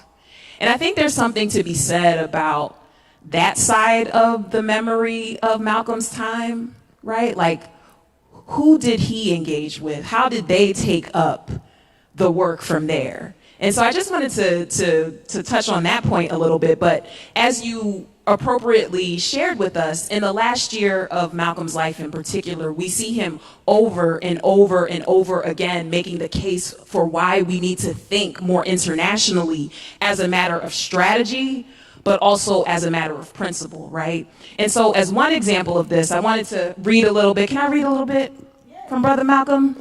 So on February 11th, 1965, at the London School of Economics, Malcolm had this to say: Africa is emerging. It's making the black man in the Western Hemisphere militant. It's making him shift from negative to positive in his image of himself and in his confidence in himself. He sees himself as a new man. He's beginning to identify himself with new forces. Whereas in the past, he thought of his problem as one of civil rights, which made it a domestic issue, which kept it confined to the jurisdiction of the United States, a jurisdiction in which he could only seek the aid of white liberals within continental US. Today, the black man in the Western Hemisphere is beginning to see where his problem is not one of civil rights, but it is rather one of human rights. And that in the human rights context, it becomes an international issue. And then he sort of closes by saying, instead of just calling themselves an oppressed minority in the States, they are a part of the oppressed masses of people all over the world today who are crying out for action against the common oppressor.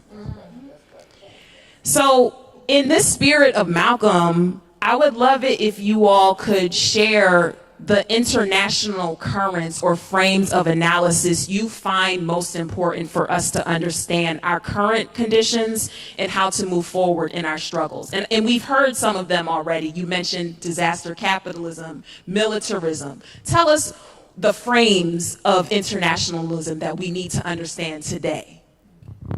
Really?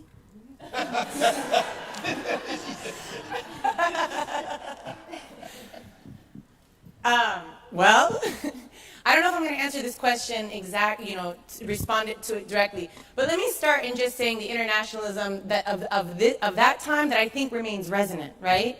Because so often, right, we're under the impression that we're in a post-colonial moment, and yet colonialism persists. It's an enduring condition. We haven't ended it, right? So in her work on Worldmaking, the rise and fall of self-determination, Adon Getachew highlights for us how the idea of national self-determination was only the predicate element. It was supposed to be the first step, right, in an anti-colonial struggle, which was to recreate the world anew. So it wasn't just about reversing, right, about reversing the roles of the oppressed and the oppressor. It wasn't just for the colonized to assume those places of governance. It was literally to create new ways, new economic ways. It was to decolonize, and to decolonize means to create new curricula, new economic systems, new regional systems, right? It was about connecting Jamaica to Ghana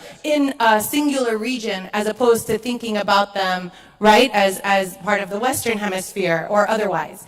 And so this idea, unfortunately, gets subsumed in the when most of these countries become independent, right? They become then strapped with debt in the form of neocolonialism. And that project, right, that anti-imperial project that was, I wouldn't even say halfway. They were probably like a quarter of the way in recreating that world. They become strapped, these countries, all these post-colonial countries, become strapped with debt that now makes them, rather than becoming an insurgency, as they were, right, who are entering the United Nations, they didn't enter with their arms, but they were militants who were also in those diplomatic halls. There weren't those niceties, right? That they understood, as the Viet Cong understood, that they were going to talk as they fight.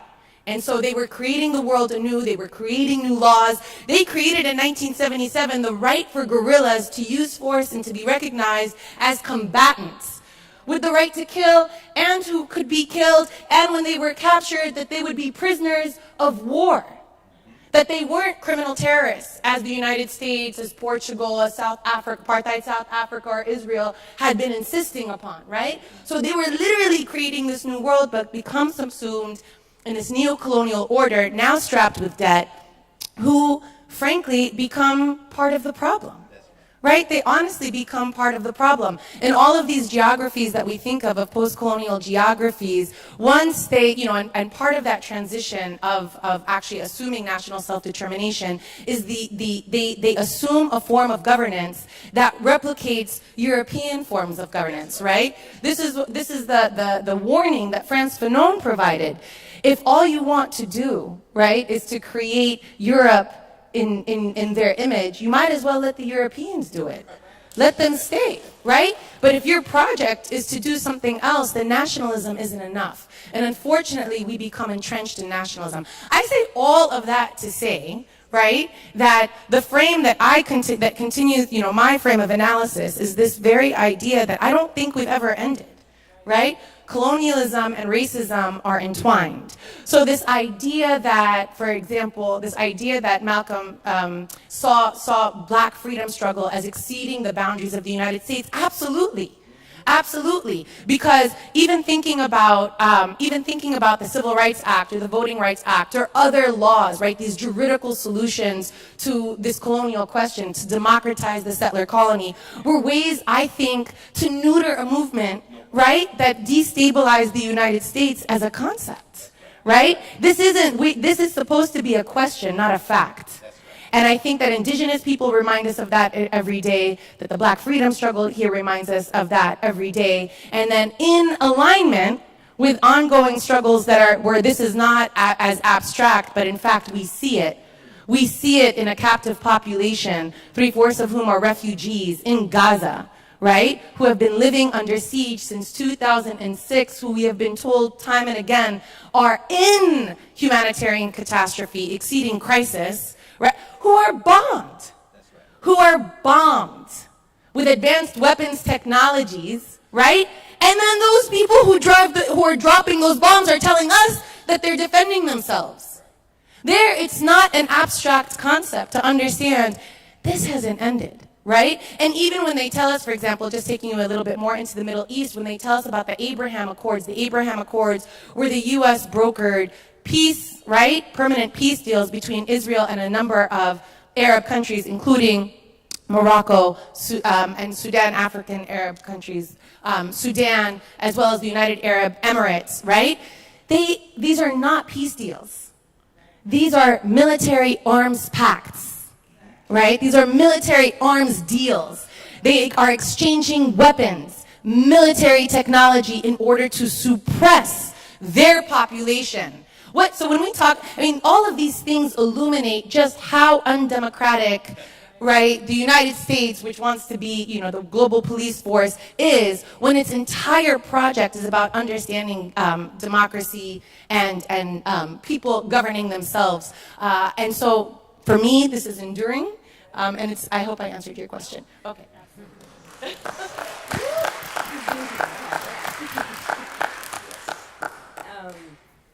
I can speak specifically to Malcolm X's ongoing commitment to solidarity with intra-Caribbean nations, right?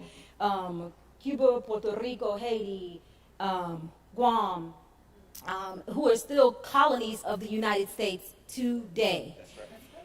And one thing that I think about when in my own work and in approaching this, I'm thinking about the subjugation of our people, our bodies, our land constantly.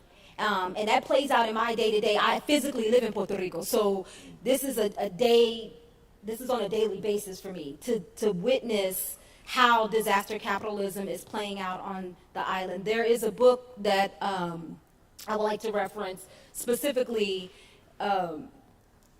Battle for Paradise by Naomi Klein, who outlines the struggle in Puerto Rico to keep our sovereign land. The United States Settler Colonial Project invalidates our humanity. We are treated like second-class citizens. We don't vote in presidential elections. Puerto Rico is not even allowed. Battle for Paradise by Naomi Klein. And that book it's a small book, but it captures a lot of the struggle that is happening in Puerto Rico currently.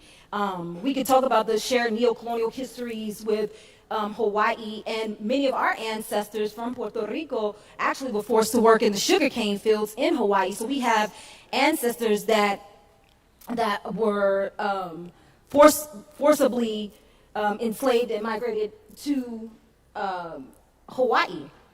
And that's something that I talk about, those parallel struggles all the time. And these, like I said, even with countries like Guam, we can't even afford to live in our own homelands. And so Malcolm X recognized the subjugation of these imperialist laws and policies early on. One example of that is also the Jones Act.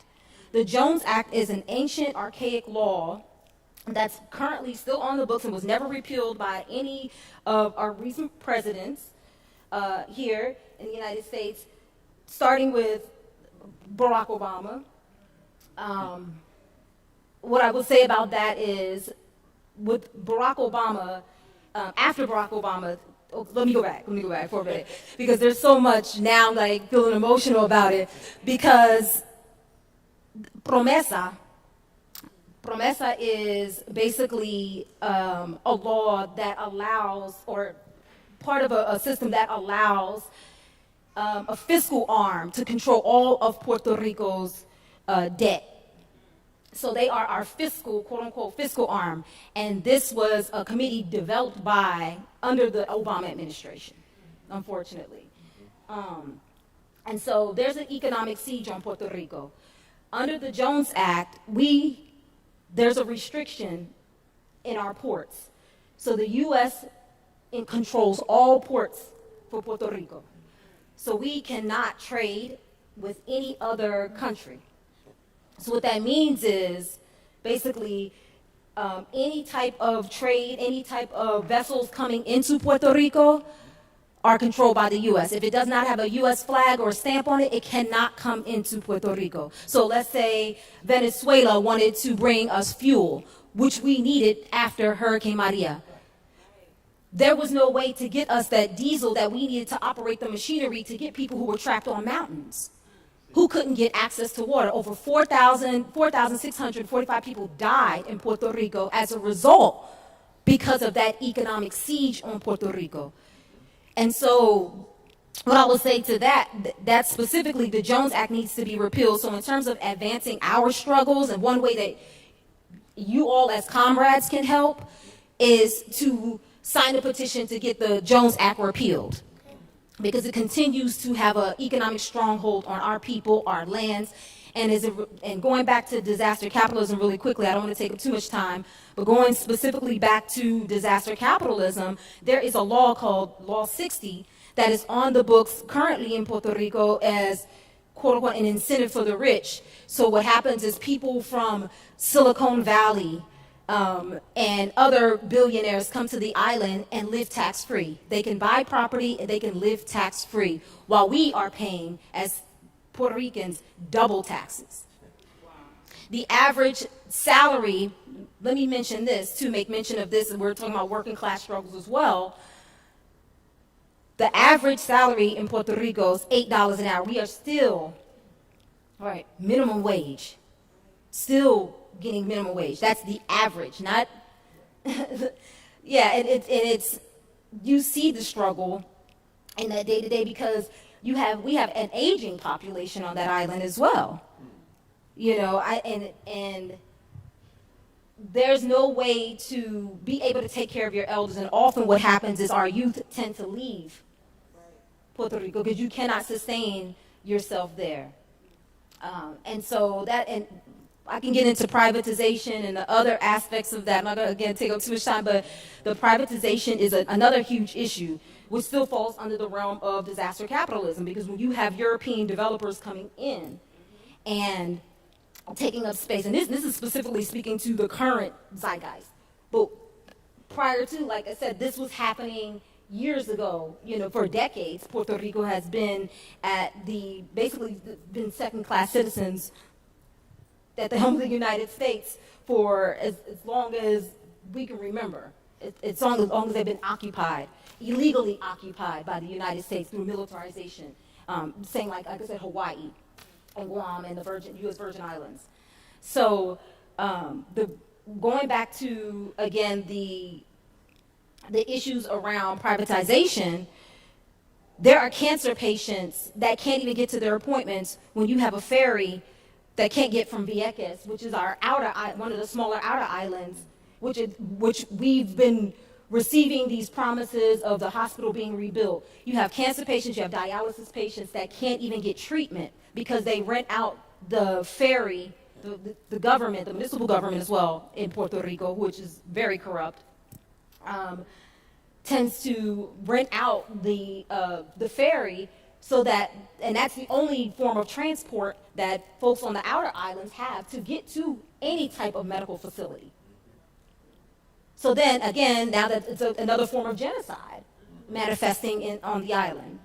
And so those are some of the key areas in which we are currently countering right now. We have an electrical grid that is collapsing by the moment. Right before I left Puerto Rico, I flew in from Puerto Rico. Right before I left, I didn't have electricity. And that is because Luma, who's a Canadian company, came in and bought a contract and really negotiated that contract within 30 minutes with the government and was able to solidify a multi-million-dollar contract. And they had no idea of how to run an electrical grid on a small Caribbean island that was already dealing with a very fragile system. And so we have multiple quotable explosives, according to them, explosives, and other issues with the power going out. And this can be a power outage that lasts maybe 2 to 3 weeks. You know, so these are our lived realities, you know. And so the U.S., again, the U.S. law and policy that we're restricted under is a continuous form of, again, genocide on our people. Like Malcolm X said, the land is power. And it is. And so you have so many of our younger people, we'll get into that later, but, you know, the youth occupying and reclaiming spaces in Puerto Rico. And especially as relates to our beaches and our ecosystems and stuff. So we'll talk about that more, but yeah, I definitely, in terms of the framework, there's so many different problems happening in Puerto Rico and so many horrible conditions that we are forced to live under because of the U.S. stronghold on Puerto Rico. We want to be an independent nation. Yeah. We want our sovereignty, and it's often invalidated. Our humanity, again, is invalidated. Our self-determination is invalidated by the U.S. imperialist structure. Wow. I mean, free Palestine, free Puerto Rico, free the land, period, right? I think what is so powerful about what you've shared is, number one, we see that Malcolm's analysis from his time is still relevant to our time, but we also understand the kind of permutations of US-driven empire, of capitalism, and new things that we have to struggle around and organize around to survive. And I'm struck by how, internationalism, yes, is a frame of analysis, a way of understanding our conditions, a way of understanding where our struggle needs to go. But it's also a practice, right? And so one of the things that's really striking about what Malcolm is talking about in his last days is that he's talking so much about unity across struggles and how working across struggles is a matter of practical benefit, right? And in an interview he did after he was barred from entering France in those last weeks, Malcolm said, "Unity will give our struggle a type of strength and spirit that will enable us to make some real concrete progress, whether we be in Europe, America, or on the African continent." He says, "I wanted to show the necessity of us forming a coalition, a working community, to reach out our hands and unite ourselves wherever we are, and then work in unity and harmony for a positive program of mutual benefit." So he's talking about practice. Well done. Man, Well done. not the game, about practice. Y'all not with me. That's okay though. That's okay. And so, Yo, I got it. thank you. So, I'm wondering if you all can talk about the international struggles, past and present, that are core to your work, to your practice. What do we need to know about these struggles, right? And how do we grow our solidarity in these areas? I mean, Tarisse, you've already given us one bit of homework. We need to sign that petition to repeal the Jones Act. But I'd love to hear more from you all, the areas of internationalism in practice that you're grounded in, what we as a community need to know, and what we need to do. Thank you. I would say, as a very practical matter, start with what connects us. In other words, it's very interesting because that's a very pragmatic thing to sign this petition. This must be repealed.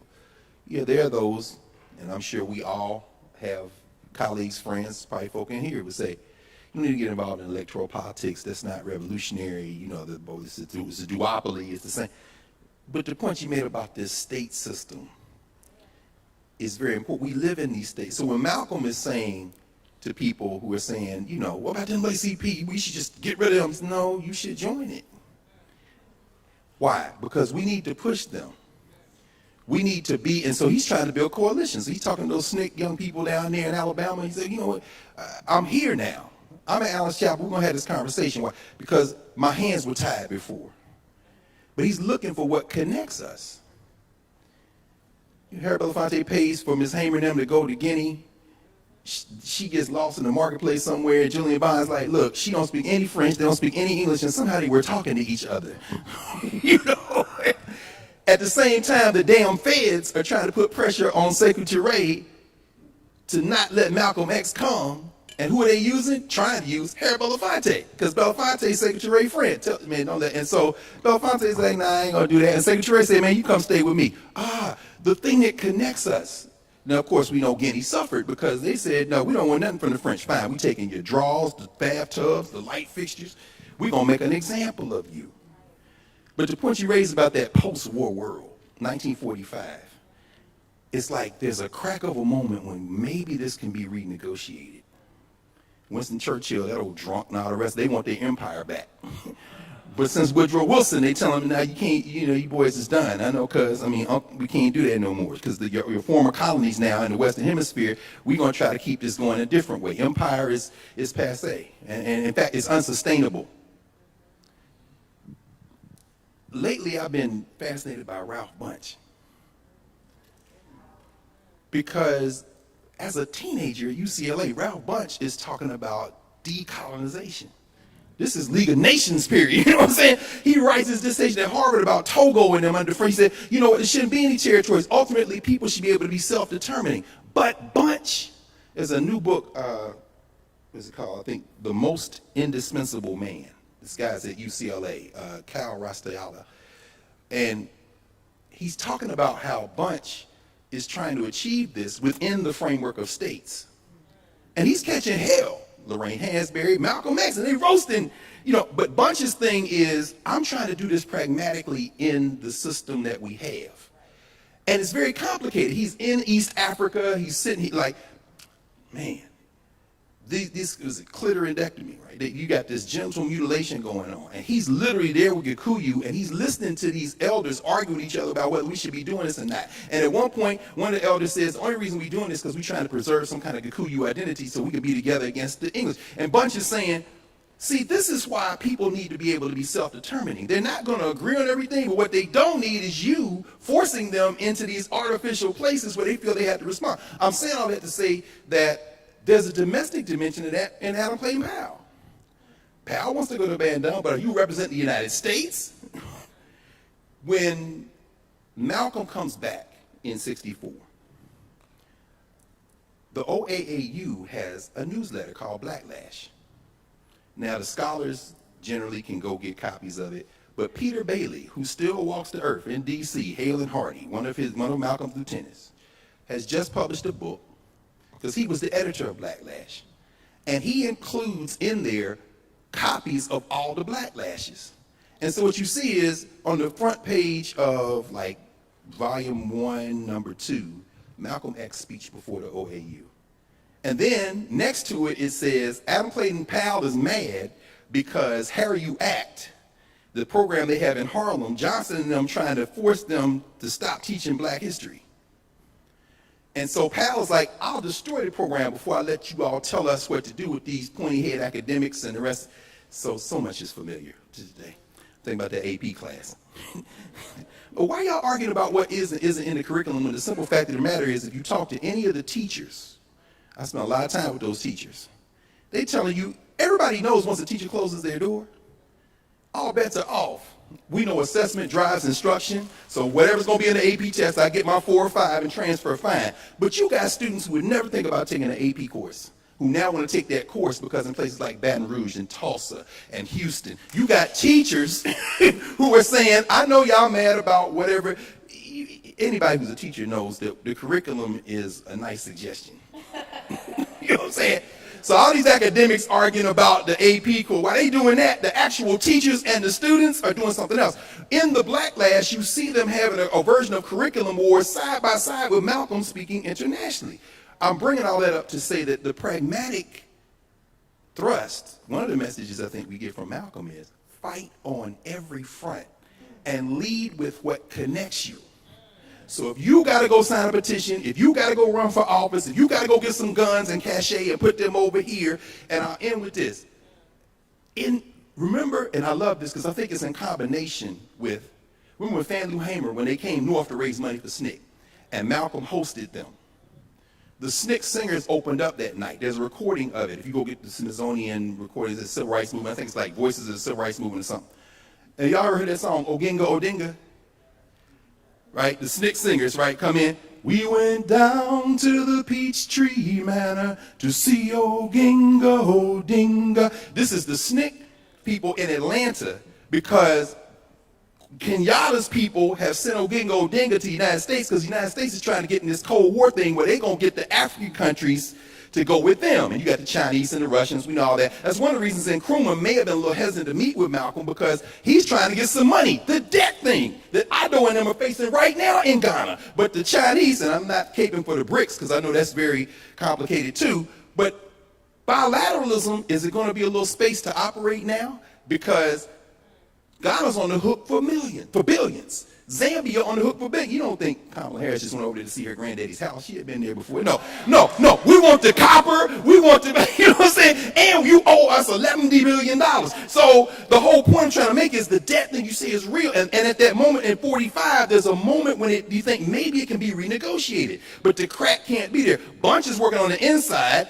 Brother, you can't get it that way. The outside, the liberationism movement, you got the Russians and the Chinese perhaps giving an alternative. Bandung world maybe is possible if we're non-aligned. That moment passed. As you said, they strengthened it. And now we're in a moment when China's coming back like, you know what, maybe we should just run to the renminbi. We don't need a damn dollar no more. So Brazil, Russia, India, China is still funky because they still states.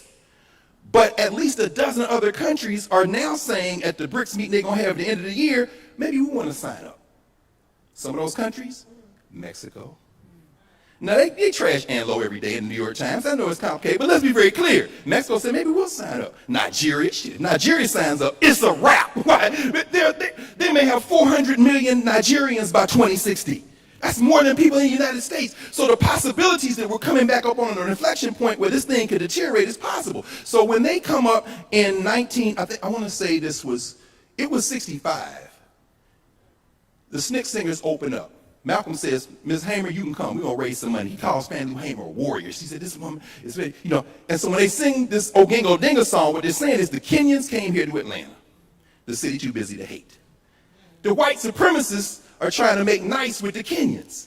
The SNCC folk find out, they coming? You know they racist, right? What is Malcolm saying? All the Africans, there was one time some of the African diplomats were like, you got to move the UN out of New York City. Why? Because we getting harassed. And Malcolm is like, yeah, the only way you're not going to get harassed is you got to wear your African clothes all the time. Because they can't tell the difference, and I'm telling you, there is no difference. So I'm saying that when they came to Atlanta, Oginga meets with the mayor, city council, and the SNCC singers and SNCC folk decide they're going to go and get arrested to break the point that you are not safe with these people. So when they make this song, it says, we went down to the Peachtree man to see Oginga Odinga. The police said, what's the matter to see Oginga Odinga? Because he's representative of the Kenyans, right? The police, he looked mighty hard at Oginga Odinga. He got scared because he was an ex-Mau to see Oginga Odinga. Whoo! Oginga Odinga, Oginga Odinga. This is the SNCC singers. This is the who become the Harambe singers, who become Sweet Honey in the Rock. We're talking about internationalism. And then the chorus is, ooh, ooh, ooh, ooh. Ha! No, and then they say, freedom now. Because remember the whole thing in 63 was not free by 63 NAACP, freedom now. That's why John Lewis had to revise the speech there on the steps of the Washington Monument. Him and Julian Bond trying to fix this because A. Philip Randolph's like, son, we've come so far. Please don't throw all this in the trash. But the whole point is freedom now. And then they changed from freedom now to uhuru. After the song, Malcolm X gets up and says, I love that song. Let me tell y'all about the Mau Mau and Oginga Odinga. Fannie Lou Hamer is speaking on the same. What that book does is capture Malcolm's speech, but it doesn't have Miss Hamer's speech. Find the thing that connects us, because they will drag Fannie Lou Hamer back to Mississippi and make her an American hero. That is an affront to all liberation movements. She was a global freedom fighter. It's by definition internationalism. I think the lesson we have is find the thing that connects us and then play our role in it.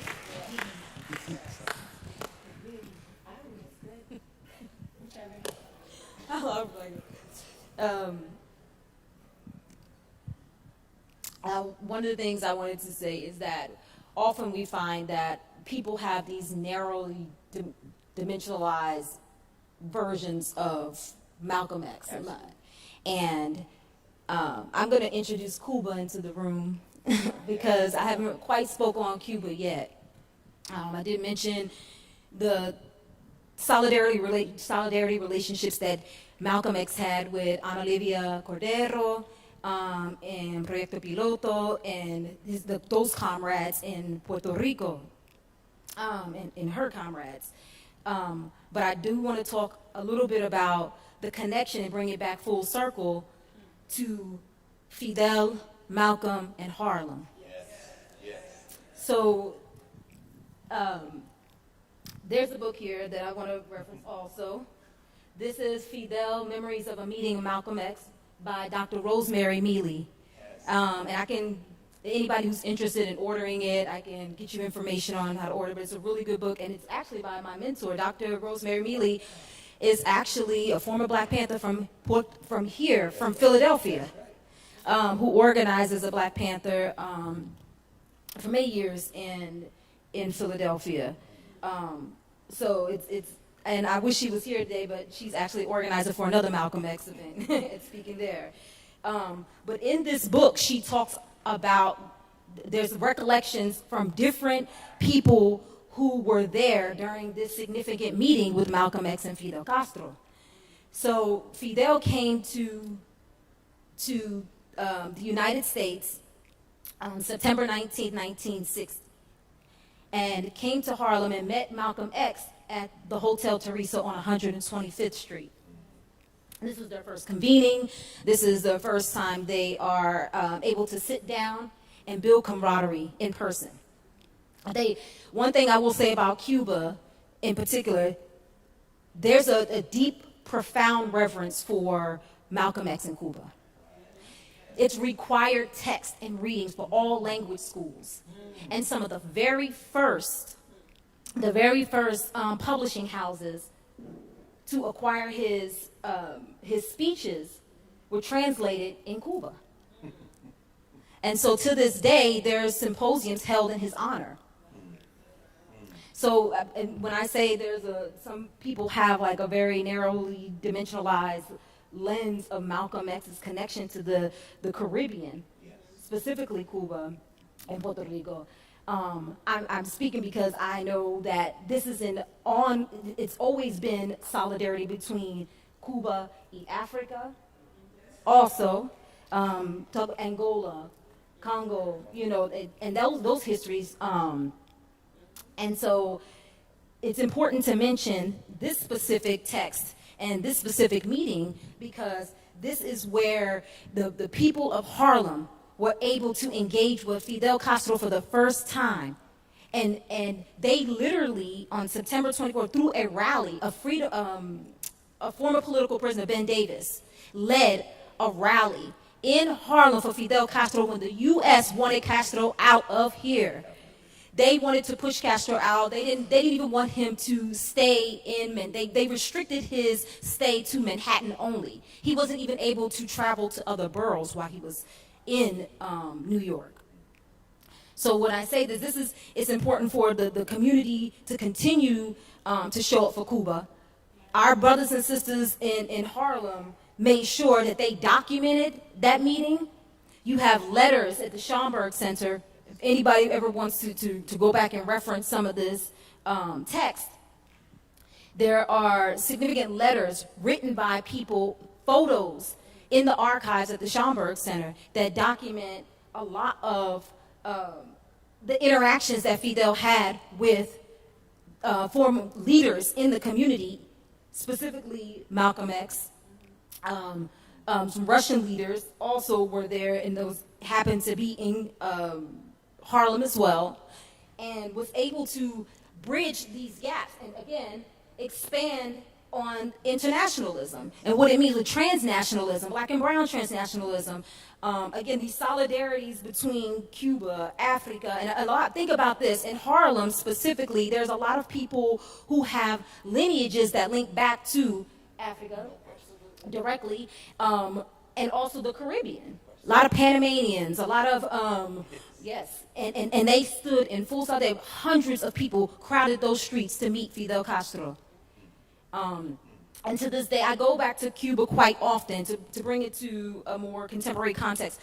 I go back to Cuba quite often. My roots are in Santiago de Cuba via my mother. And my mother and my father's Afro-Puerto Rican, my mother's Afro-Cuban, and they met where? In Harlem. Hence the manifestation of me. And so, so it's really profoundly important for me to continue doing this work and to lead from that blueprint that was set between these comrades, Fidel Castro and Malcolm X, and to continue that work and that study and those theories and the ways in which we can continue bridging those struggles and advancing each other's struggles. That has always been the lens that I led from since becoming an activist and becoming an organizer in the various capacities. So I'll say this, if you do have an opportunity to delve into this text, please do so. This is a very informative text and gives a great timeline as to what was happening between Harlem and Cuba from the 1960s, 59 through 68. So yes, please pick up this text. Yeah, I just wanted to go there, but it was something else I wanted to make mention of. Oh, in terms of Ana Olivia Cordero, whose legacy also continues in Puerto Rico, among other Don Pedro Albizu Campos and other revolutionaries that were in alignment with the theories, the political analysis, the political fervor of Malcolm X.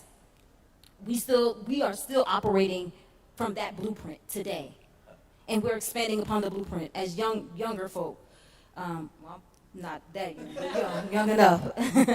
But we're continuing to, like I said, taking up space and reclaiming our lands. And so this is the way that blueprint will continue to inform our work.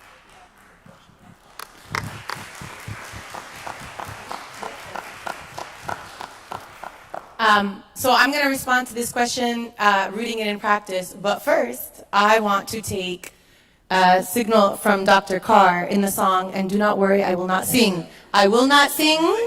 I will not sing because I care about you.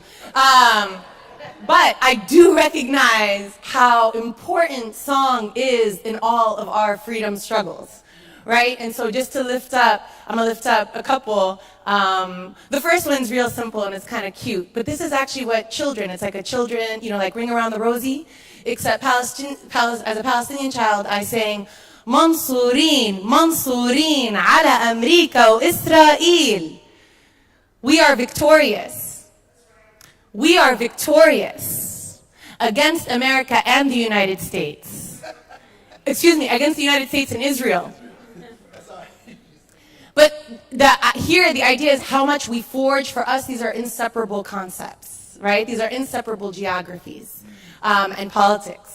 And then another one, which is slightly more sophisticated, comes out around the end of the First World War, the beginning of the British Mandate. So this history that you're talking about, right? The history that you're talking about, First World War ends, the Ottoman and the German empires are vanquished. They have territories that all are promised self-determination, except colonial powers are like, but what? All these riches. We get to keep them. And Woodrow Wilson wasn't the one. His 14 points, he didn't actually support self-determination. Not for the people of color. Never, never. Not for, maybe for the Europeans who were still subjugated and lacked it, but not for people of color. To the contrary, Woodrow Wilson was in alignment with Jan Smuts, the British general in apartheid South Africa, who births the concept of apartheid, right? In their idea, right? Exactly. Who... Right here, export it. We can get to that when we get to Amy Society, but just to finish that thought, wow, I'm gonna have a lot of thoughts. Okay, but just to finish that thought, their idea was that not all people deserve to be self-determined. It's a pedagogy of democracy, and the Anglo-Saxon people have actually had the experiences, but colored people, not yet. So they can't actually be born free. So Woodrow Wilson told us a story about self-determination basically being tantamount to that cultural autonomy, right? And instead, they end up creating this mandate system, right, which paraded as, literally they say in Article 22 of the League of Nations Mandate, Covenant, they say that they want to help, right? They want to help these nations stand on their feet as if they were children. So they infantilized the entirety of the colonized world, and they could only become adults when they replicated this image of Europe. Anyway, all that to sing this song, right? Because the British Mandate is now in Palestine, and this is where I come from, right? And this is what we're fighting for Palestinian freedom and freedom for all people, and freeing all political prisoners.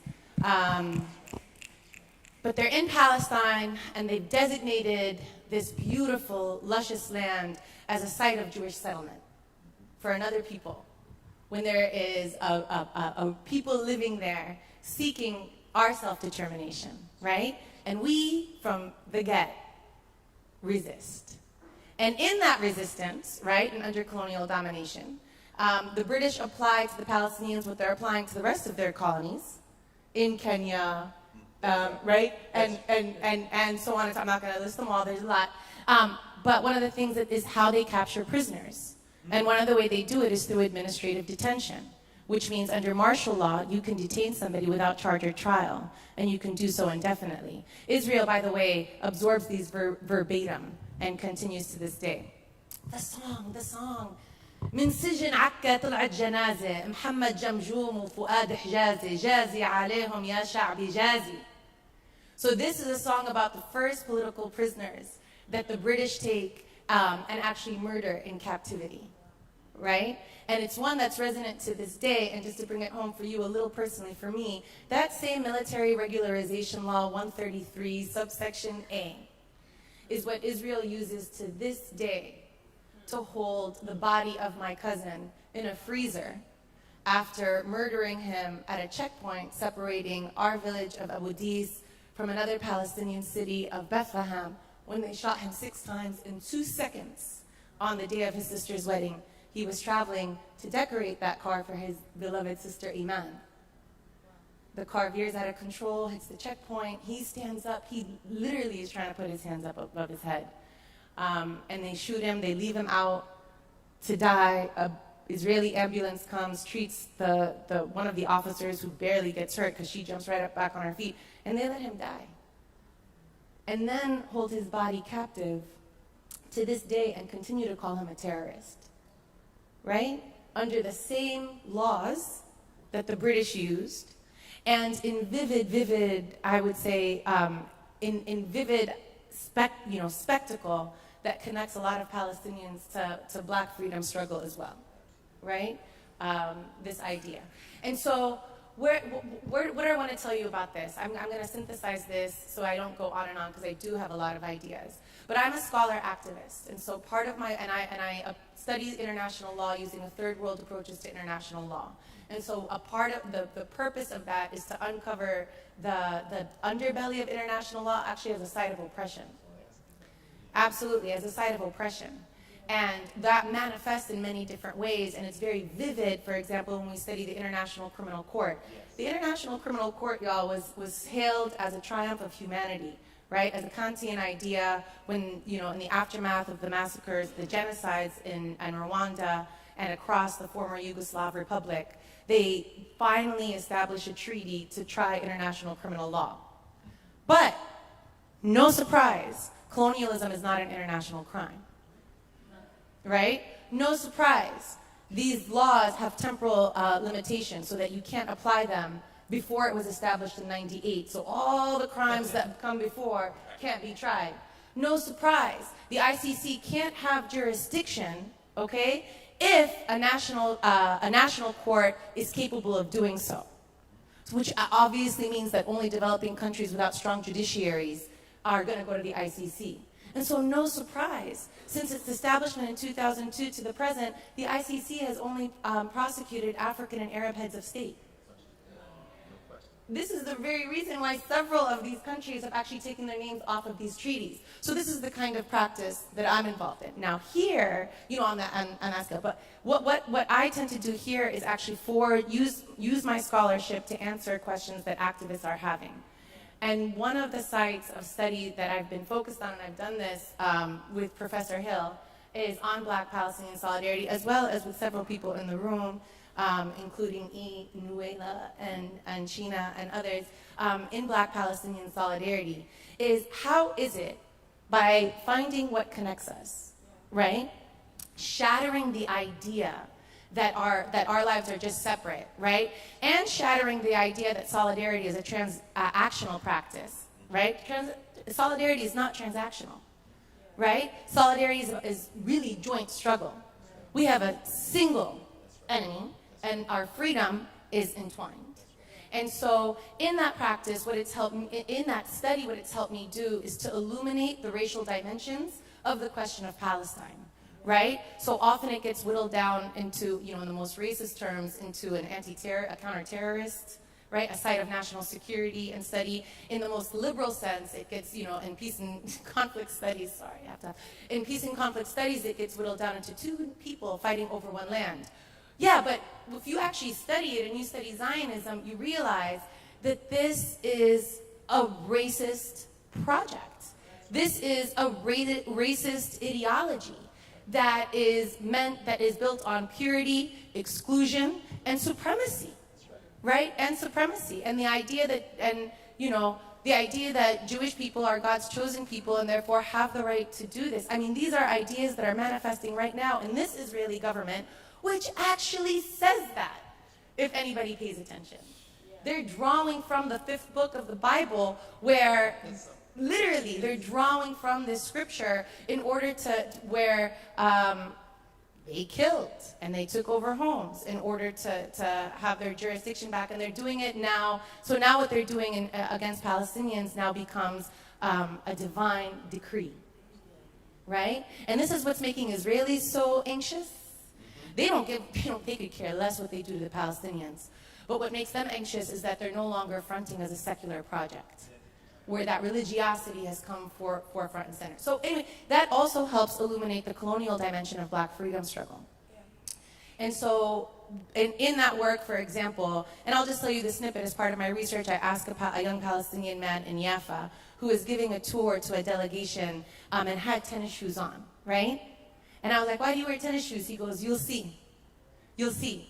And lo and behold, police officers approached him. He doesn't have a permit to give tours in his own city. Who gives the permit? The Ministry of Tourism. Who do they give the permits to? To Israelis who are going to provide a revisionist history. He literally had to jet. Left the entire delegation to run away from the cops, right? And so when I asked him, when I was studying, I was like, yo, and he loves Tupac, and that's what, shaped him and forged him. I was like, so tell me what you think about, Black Palestinian solidarity that's happening today. And despite his experiences, despite this music and everything else, he says, I believe in Black freedom, but it's not the same thing. They want equal rights in the United States, and we want to end the occupation. And I was like, that's actually not right. He said, but they had Barack Obama. We can. So this idea is so powerful, right? That what happens in the U.S. is that Black freedom struggle gets contained within these boundaries. And yet James Baldwin, so eloquently in his letter to his sister Angela Davis during her captivity, right, writes to her and describes prisons as the concentration camp. Nobody would think that the Nazi project was a German problem.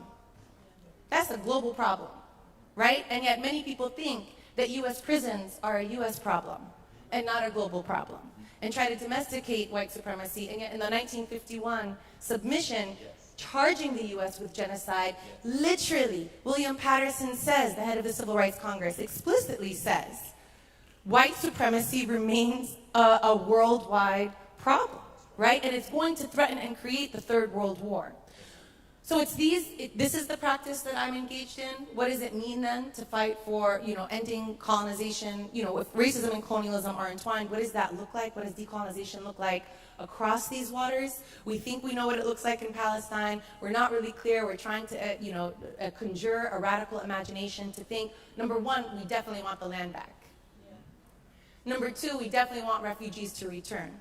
Right, the forced exile of Palestinian refugees. For people who don't know, I doubt that you wouldn't, but Israel actually frames the return of Palestinian refugees as an existential question, right?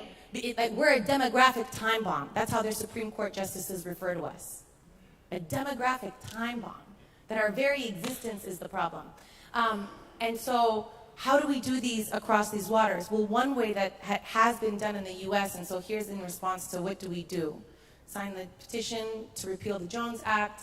If you are down for all people's freedom, I encourage you to engage in boycott, divestment, and sanctions of Israeli products, of academic conferences held in Israel or sponsored by Israeli institutions, in any kind of cultural work and whitewashing, culture washing that happens, as well as imposing sanctions on Israel. The U.S. provides to Israel more aid than all of sub-Saharan Africa and Latin America combined, and yet is too poor to be able to forgive student debt in the for its students, right? So I encourage you to do that. I had one more thought about that, but I was distracted by a really, really cute baby. But I had just really, okay, I'm gonna let it go. I'll tell you later. So, in the interest of time, we have to begin to close this panel. But one of the things I'm very grateful for is that we ended on a note of practice. What next? I remembered.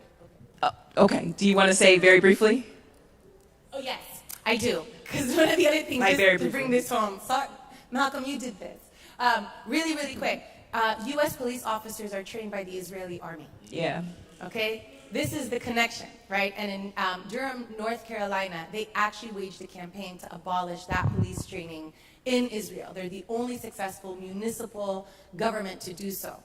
In Philadelphia, I think that police officers are similarly trained, or at least some of its police. We could do the same thing here. Also in Pennsylvania, there's anti-boycott laws, which we want to repeal. And at the very least, we can also establish Philly to be a sister city of Gaza. That's it. Yeah. So 2 very quick points, and then we're going to close this panel. First, I'd be remiss if I didn't bring into this space the fact that this is May 13th, right? I was a little bit frustrated because why is there so much happening on May 13th? But maybe that is perfect because it shows that our struggles are quite literally connected. But as I hope most of you know, May 13th, 1985, the Philadelphia police dropped a bomb on 6221 Osage Avenue in the MOVE organization. And so if you haven't heard, right, we know that 11 people were murdered, right? We know that 61 homes were destroyed, 250 people displaced. We know that the remains of children were stolen by Penn, by Princeton, right? We know that there can be no justice.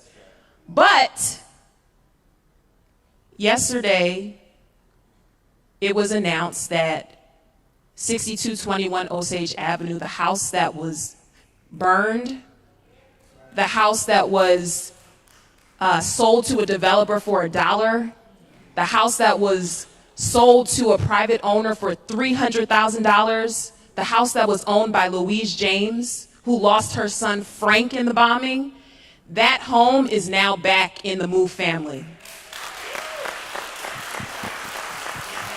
And that home is going to become a memorial. And we are reclaiming all of our things, right?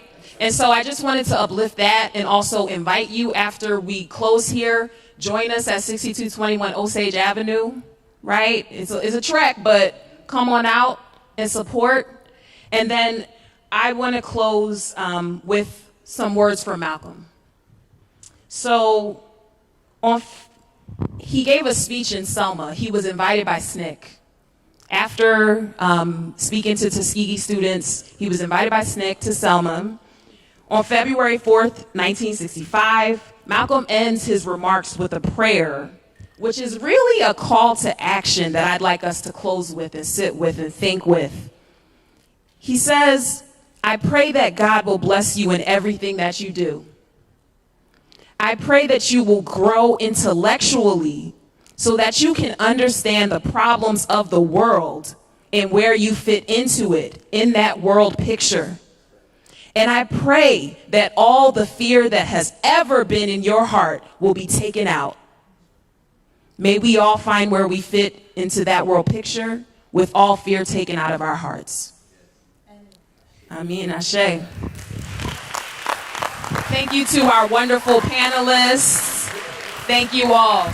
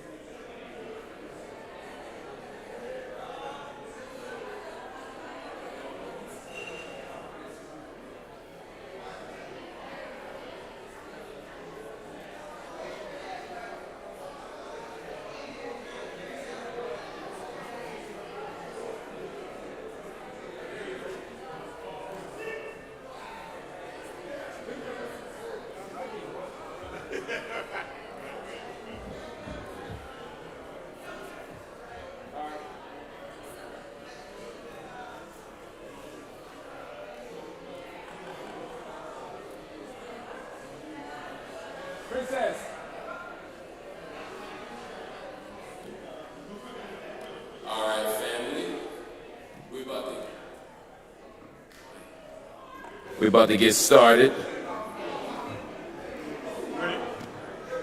I'm so happy to see you, Tony. We about to get started with our third panel. I know y'all taking some photos and stuff like that, but we have a hard out at the end of this thing, so we're gonna this panel, which will go from 3:30 until 4:39 and 50 seconds. Yeah, we're gonna make it work. This panel is called "How Do We Remember Malcolm?" The panel is called "How Do We Remember Malcolm?" And of course, moderating this wonderful panel is Gabriel Bryant. Everybody knows Gabe in the city, one of the most important, significant activists on the ground, helping us fight for freedom in every way. My sister Najha Zigbi-Johnson is in the building, formerly of the Shabazz Center, brilliant sister, Harvard Divinity School graduate, writer, thinker, world changer, and somebody's going to help us really think through the legacy of Malcolm X and how we remember him. And of course, our dear brother, Dr. Wesley Muhammad, is in the building. And I just gotta say one thing. We have had 6 of these, and to my knowledge, the only person other than me who's been at every one of them has been Dr. Wesley. And he ain't coming from North Philly, he coming from Chicago. So I don't take it lightly that he is so generous with his time and with his brilliant intellect. But all 4 of these people are amazing and wonderful, and I can't wait to hear from them. So we're gonna get started on this panel, which will go from now until 4. Oh, I didn't see you come in, my brother, I apologize. A legend. Really a legend, an activist, a writer, one of the most important, Hall of Fame black journalist, somebody who's always told our story on our terms, fearlessly and courageously in our media. Somebody who has helped us think about Malcolm, who's published a book responding to some of the books on Malcolm. Somebody who has helped edit the journal with Ilyas, our dear sister Ilyas Shabazz, on Malcolm's journal. Somebody who always shows up. And I can't tell you how honored and proud and excited I am to have my dear brother, our elder Herb Boyd, right here in the building. My brother.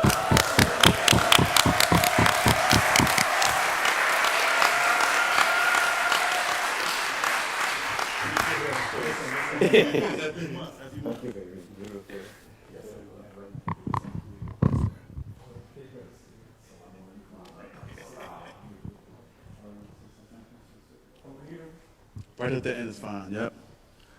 So good afternoon, everyone. It's so good seeing everybody here today for our 6th annual Malcolm X Symposium. Hasn't today been a good day, y'all? These first 2 panels have been incredible. A lot of information sharing, a lot of knowledge being spilled and shared by some of our most foremost scholars, activists, educators, teachers on this special day. I'm glad that Dr. Krystal Strong was able to impart to you all the gravity of today being May 13th, so I don't have to explain my all whites, but I will be participating later on as a special part of the conversation and honoring of our Move family later on, and so that explains my whites that I'll be wearing along with Brother Mike Africa Jr. Later on today. But today we're talking about memory. We're talking about how we remember Malcolm X, such a significant figure on multiple levels, as we've already heard today, but more importantly, a significant figure in how we think about our future. And so what I want to start first by saying, because these extraordinary folks have a rich history in their knowledge base of who Malcolm has been, our first question was going to be, what was your first memory of Malcolm X? However that looked to you, whether it was a personal experience or it was a peripheral experience. We want to start there. So maybe we'll start with our elder to kind of get us started. Thank you very much. Is this okay? Is it coming through? Can y'all hear about it? Okay. Let me first of all thank Mark for giving me this invitation. He's just an outstanding scholar. I've shared the podium, the platform, the lectern with him a number of times, particularly in Harlem, the Apollo Theater, so we've had these opportunities to be together, but this is the first time in Philly, in the city of brotherly love, you dig it? So one of the things about my history with Malcolm goes all the way back when I was 19. So that's back when, in the 19th century, you know what I mean? Malcolm, my cousin came by the house one day. He told me, Herb, man, you got to hear this guy.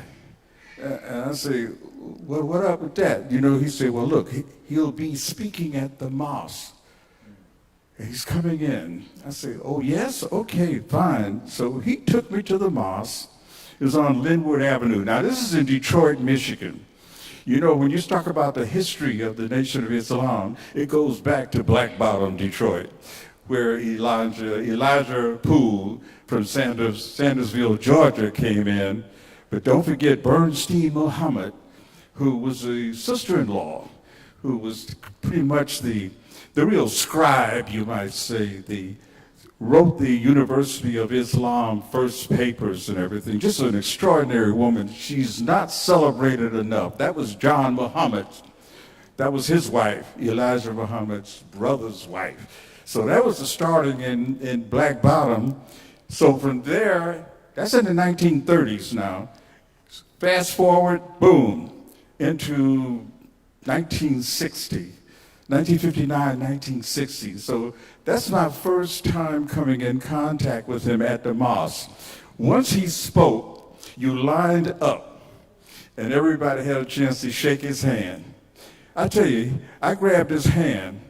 I taught at Oberlin College, and we had an exhibit one time of the hand. You had the hand of Wilt Chamberlain and the jockey, Eddie Arcaro. They were kind of contrasting the size. I grabbed Malcolm's hand. I thought I had grabbed that hand that was on exhibit at Oberlin College. It was huge. He could hold up a plow, I'm sure, and hold it straight out. He had that kind of strength. So finally, when he released the pressure on me, you know, he greeted you, and you greeted him back. So my cousin asked me afterward, how come you didn't talk to him? I said, man, you know, I was tired-tongued. There was nothing I could say. Maybe later on I'd get that opportunity. Well, I had 2 other opportunities over the years. Never had a chance to really sit down and have a one-on-one with him. But across the ages, you know, he's been in my life in a very, very, I mean, in terms of education. After his assassination, I took a lesson from him and went to Wayne State University for the first time after coming out of the military. All through the military, Malcolm was on my mind. He kept me strong through all the trials and tribulations that were happening there.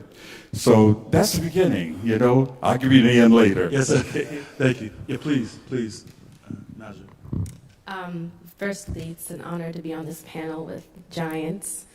Thank you, Mark, and everyone at Uncle Bobbie's for putting this together. There's 2 memories I have. So I'm a Harlem girl, born and raised, and my family lives off of Malcolm X Boulevard, and so I very much understand myself as rooted in Malcolm and Harlem, you know, between the Schomburg and Temple No. 7. So that was my first understanding of Malcolm. But when I first was politicized by Malcolm, it was during a semester spent in Cuba, outside of Havana at the Autonomous University of Social Movements through El Centro Martin Luther King, and I read the autobiography in Cuba, so talk about internationalism. It was a really powerful experience to understand the political history of Cuba and the revolutionary moment in which the project emerged, and also coming into my blackness, coming into black nationalism and understanding Malcolm, and also understanding Harlem, but you know, while being in Cuba. So that's my first real, that's when I fell in love with everything that Malcolm stood for. Dr. Wesley, first earliest memory, brother.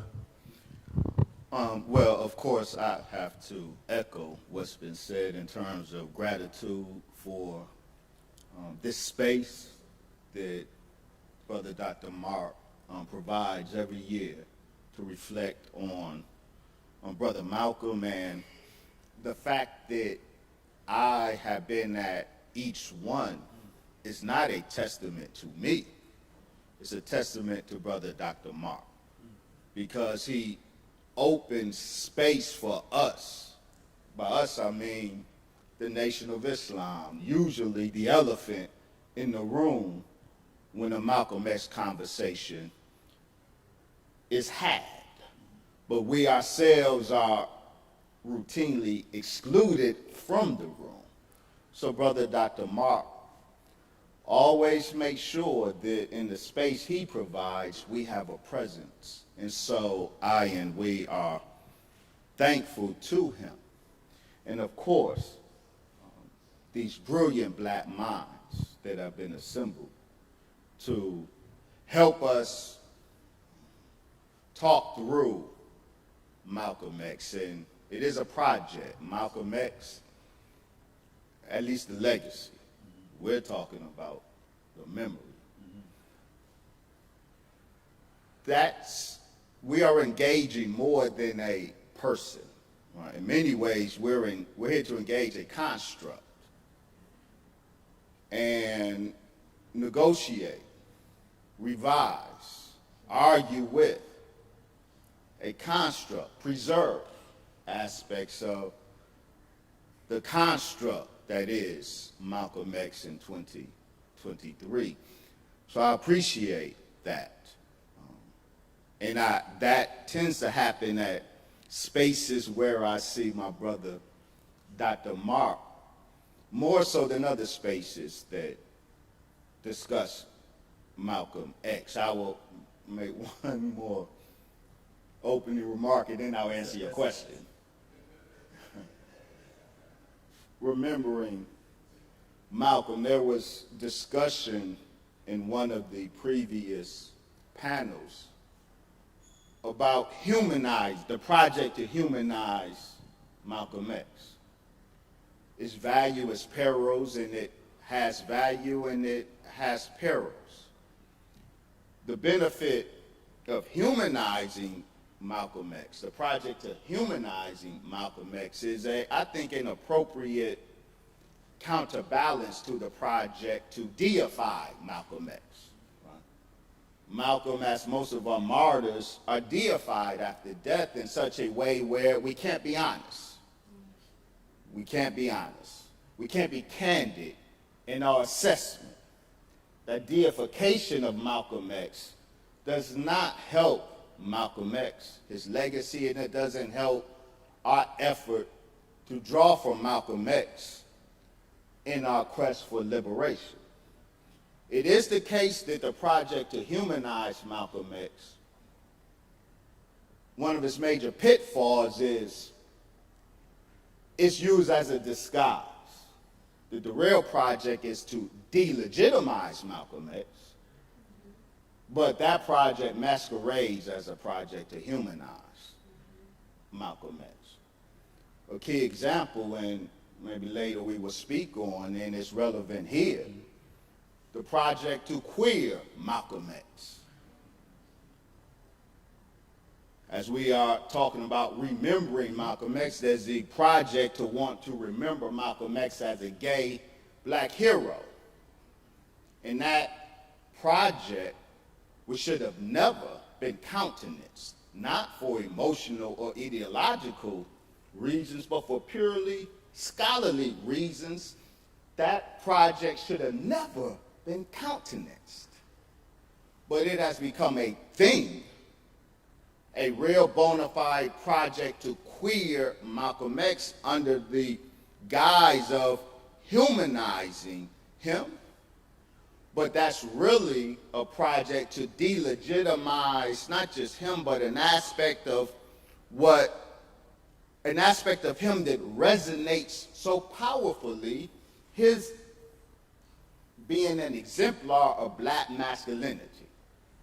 And because black masculinity is under assault, the paradigm of strong black masculinity must be delegitimized, and so he's queered. So we can have those discussions in this space because these spaces tend to not be overly committed to the project to deify. There's a man-marable tradition that hovers over this space, and that's okay. That's okay. But to answer your question, my first encounter or experience with Malcolm X. I too am like most of us weren't privileged like our great brother Bobbie to meet Malcolm. Most of us are fruits of the autobiography of Malcolm X. I too, in many ways, am a fruit of the autobiography of Malcolm X. In a 11th grade Afro-American Lit course, the teacher played a video. It was a video clip of this man, Malcolm X, speaking. And behind, I never heard the man. I was captivated by what I'm seeing and what I'm hearing. You know, that old pale skin, like that clip. And the professor thought it important to point out that in addition to Malcolm X, the subject that we are addressing this part of the semester, he pointed out a man behind Malcolm X on the stage. And he wrote this, to me at the time, weird-looking name on the board, Farrakhan. Of course, I didn't know. It was, at the time, Louis X behind Malcolm bearing witness, and the only thing he said about this Farrakhan was, this man is the leader of the Nation of Islam today. So I was introduced to Malcolm and Farrakhan really simultaneously. And then, of course, the assignment was to read the autobiography of Malcolm X, and like most of us, our life would never be the same after the experience of reading that book. So with all of the legitimate critiques hurled at it, and we'll have more to say on that, I'm sure. Yes. It's still a book that I would never want to come out of circulation. Yes, sir. Yes, sir. And we're going to get to some of these points that were just raised, and we're going to get to some conversation. We hopefully will have some time for Q&A as well at the end. One of the things, Najha, that was raised, just as far as some of your work and some of your sharing, was your work at the Shabazz Center, right? This is a space in, Washington Heights that many have gone for years to learn, to figure out, to understand, to know better. As you think about all the honorings, right? So every year there's a honor ring on both his born day and on his assassination day, right? So back in February 21st, May 19th. What are the stories that you've heard over the years from the masses that come? What have you learned from people as they share their own memories as they come year in and year out to the Shabazz Center to really honor this man and what he meant to them in their own life?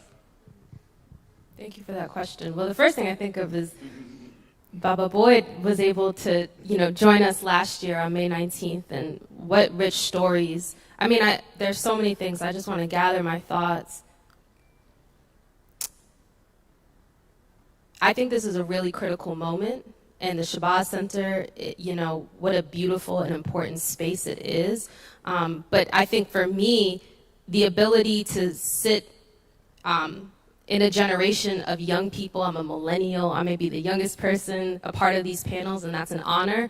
But to hear the stories of our elders who were able to learn, build, organize, agitate alongside Brother Malcolm, alongside Dr. Betty Shabazz, that's power, that's history, that's knowledge. And so every year to be able to hear from our elders was particularly important. And also, one of the things that I always kept close to me were the stories that Dr. Ilyasa Shabazz would share about her mother, Betty Shabazz. Dr. Betty Shabazz, she's powerful. And Dr. Shabazz, the Shabazz Center is a home that Betty built. And that was something that was really important for us to always share, and is important for us to share at the Shabazz Center. The Shabazz Center, and this is sort of, I'm answering your question and also thinking about the legacy and how we remember Malcolm X. The Shabazz Center historically has been a severely underfunded space, and that's intentional. You know, there's multiple ways that Brother Malcolm, he was assassinated, he was martyred, but then there's also a social death that shrouds his life. And so when I think about the fact that the Shabazz Center is intentionally underfunded, that's part of the social death that he experiences when we don't honor the spaces that commemorate our history, our legacies, our freedom fighters. That's part of this government, this apparatus that we live in, intentionally deciding that that's not history we need to remember or we need to be a part of. Columbia University tried to tear the Shabazz Center down, and it was because of Betty Shabazz and other organizers that the Audubon continues to stand today. And so in spite of that history, she was able to keep this space. And I think it's really important when we remember Brother Malcolm that we also remember his wife who stood beside him and ensured that his legacy is what it is today. So that, for me, is something that I really hold dearly. And all of the people who've been able to be in that space, like Baba Boyd and so many others, continue to remind us that, to your point, Malcolm was human and he learned alongside so many people. He built in that space. And he didn't exist in a vacuum, but he was continuing and always iterating, always growing, always remembering. And I can only imagine him, you know, speaking in real time with the Organization of Afro-American Unity in the Audubon Ballroom and everything he was learning in that moment. And so he was constantly evolving, and I'm reminded of that when I get to hear from elders who knew him, and specifically when I hear stories about Betty Shabazz, who was so instrumental in his own political, religious, and cultural formation. Thank you for that so much, Najha. You know, in fact, when the family came to West Philadelphia, to Malcolm X Park, for those who are familiar with Malcolm X Park, right on 52nd Street, and a mural was dedicated to Malcolm. The family said the mural must have Betty right beside Malcolm. And if you've been familiar with Malcolm X Park and seen the mural of Malcolm, you see that it's Malcolm and Betty, and that was intentional by Sister Iriarte and Kabila. So that's really quite in alignment. Baba Boyd, one of the things that's so powerful that we've done in looking at your writings over the years is that it definitely follows a through line of liberatory work, whether it was about, you know, Baldwin, which was award-winning over the years. We have books in the back, by the way, by Brother Herb Boyd. What have you learned as you've continued to write about Malcolm, right? As you've written and as you've studied and resourced, what have been those things that people need to be further uncovered about his story? My goodness. Well, one of the things is that it's a learning process that I'm a part of. It continues each day, and hardly a year goes by in which there's at least 3 or 4 incidents in which Malcolm is evoked. His name is evoked. Even here recently, a couple of days ago, here's a scholar who was doing research on Dr. King down at Duke University, going through the archives, comes across this unedited document that Alex Haley conducted with Dr. King. And apparently, out of this particular document, we discover, or at least the scholar, he discovered and reported it to the press, that some of the things that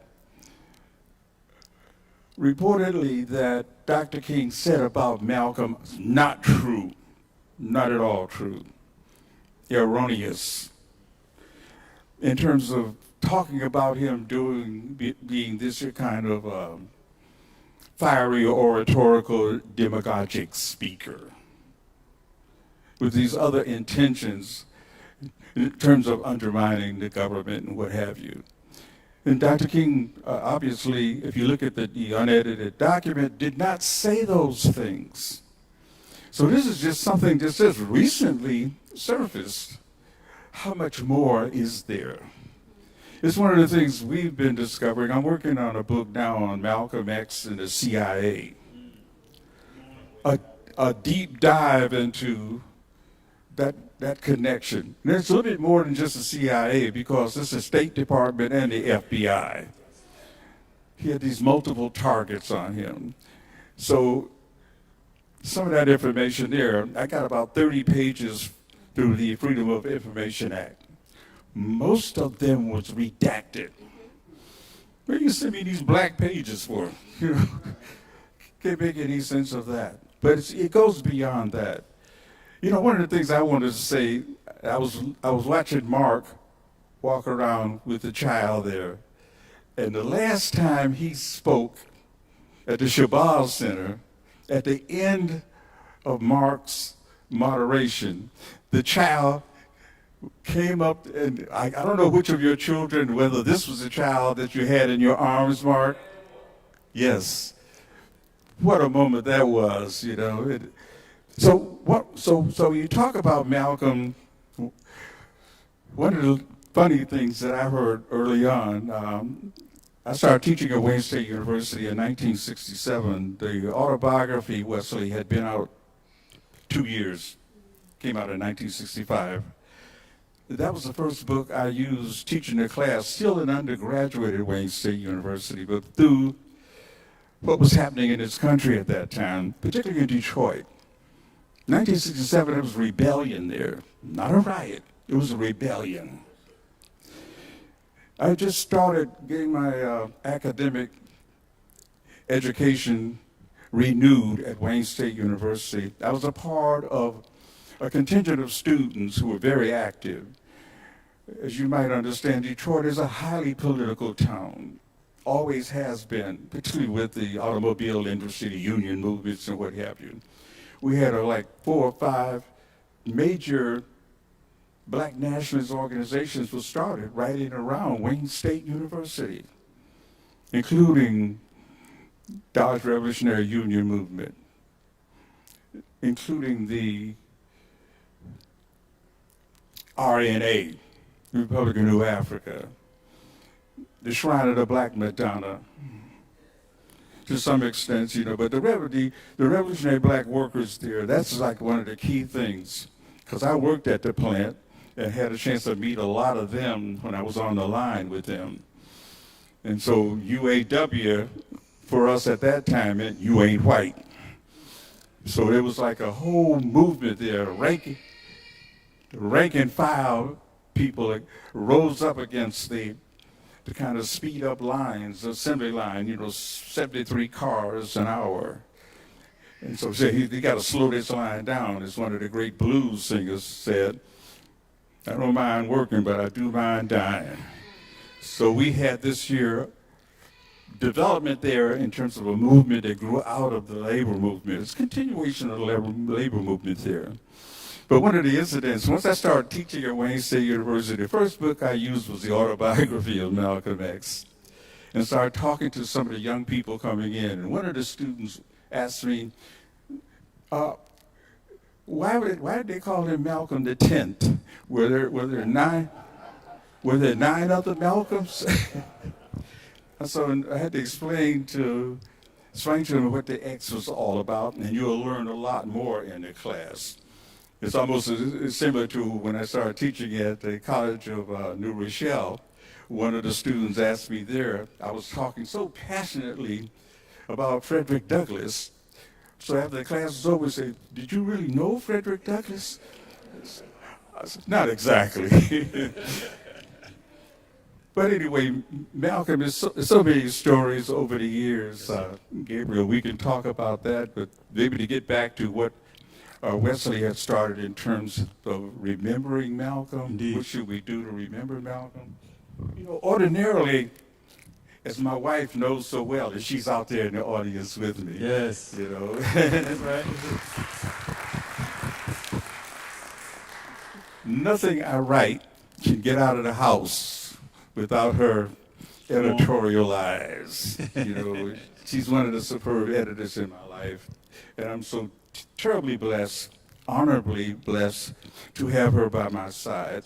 We were trying to get here today. I mean, got out the train. There was a long line of people waiting to get taxis. No taxis.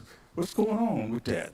So I get me an Uber, and we get here, and a young man Armour knew exactly how to get here on Germantown Avenue. He said, just follow tracks, the railroad tracks, trolley tracks. And anyway, ordinarily, as my wife knows, I do not write, I write a lecture, but I memorize it.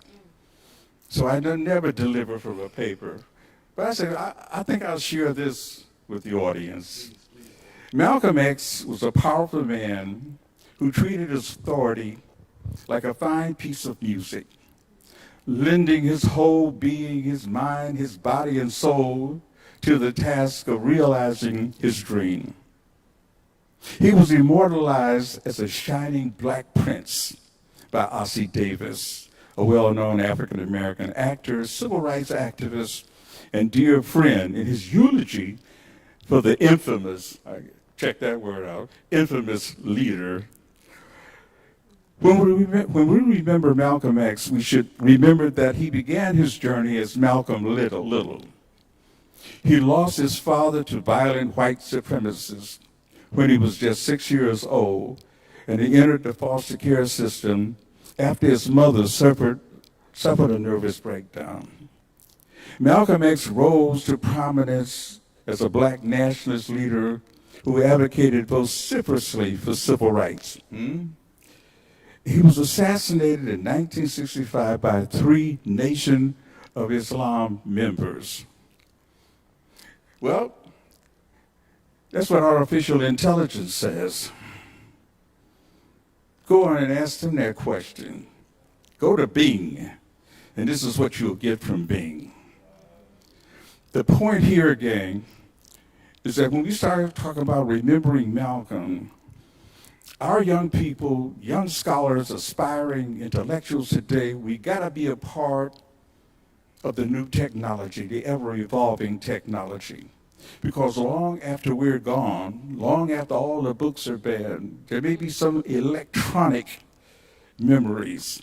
And if this is the kind of stuff that's put out there, we gotta challenge it every word of the way. Civil rights, Malcolm was for human rights.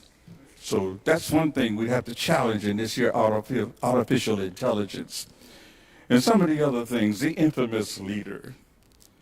And this is not the only one. I tried about 4 or 5 artificial intelligence sites. Just hit them with that word. And you'd be amazed some of the inaccuracies. I don't know who's doing those kind of things. It's kind of like a compilation that they gather that information off of different stuff that's on the line. In that sense, Afrofuturism, we got to be in this thing.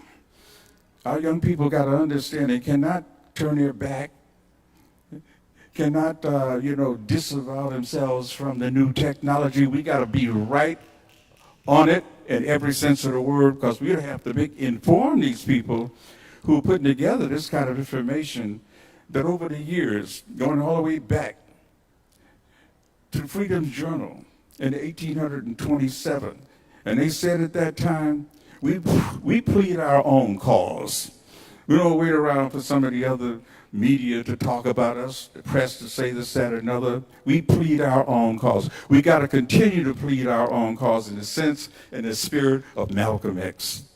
Okay, that's right. Yes, sir, yes, sir, yes, sir. Give it up for Baba Boy. One of the things, Dr. Wesley, that,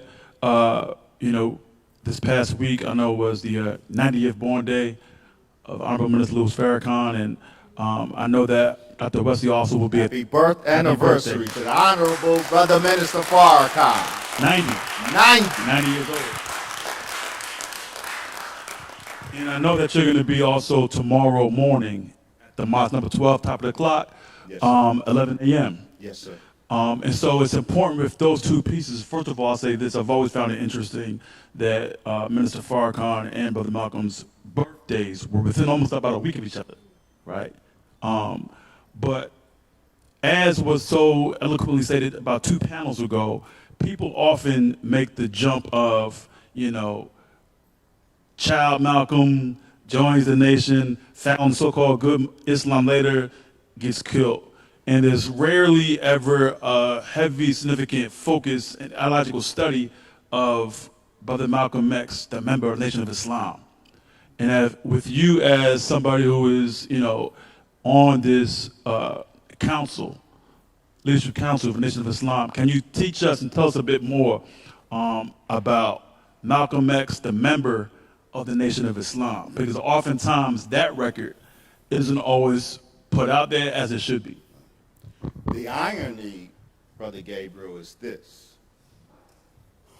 The Malcolm X that practically everyone here today came here for, the Malcolm X that everyone is enamored with, is Minister Malcolm X of the Nation of Islam.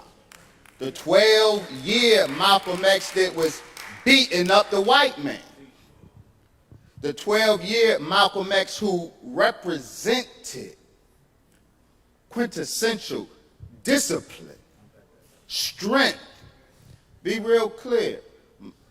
Post-Nation of Islam Malcolm X lasted less than 365 days.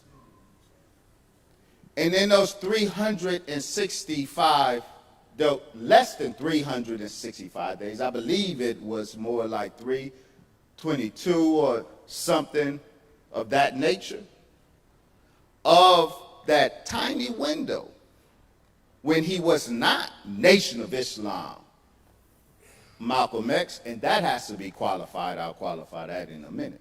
But in that brief window, many of the transformations of thought that we acknowledge in Malcolm, many of them occurred in that small window. And so this is why both capitalists and socialists claim Malcolm X. The whole spectrum can claim Malcolm X because the Malcolm X transformations, most of them occurred. The word that was mentioned earlier was shift. Malcolm underwent shifts. Well, many of those shifts occurred in that small window when he was outside the Nation of Islam. So it's acknowledged, and he himself acknowledged. It's hard to pin him down once he left the Nation of Islam ideologically. That's not a critique, but that's a fact. The other fact is that the Malcolm X that everybody loves is the Malcolm X that was produced by and was strong within the Nation of Islam. Now, we like to engage in retrojection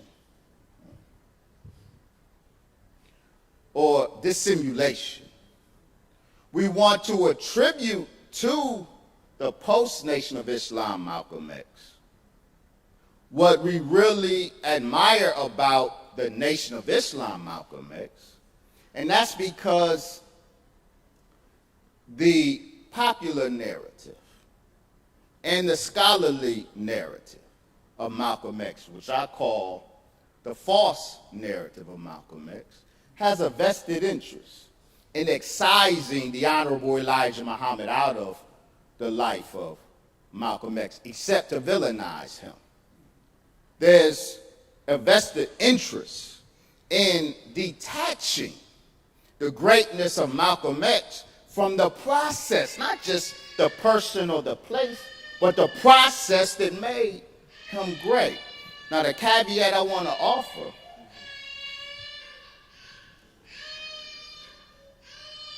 how do we remember Malcolm X? Malcolm X absolutely made several attempts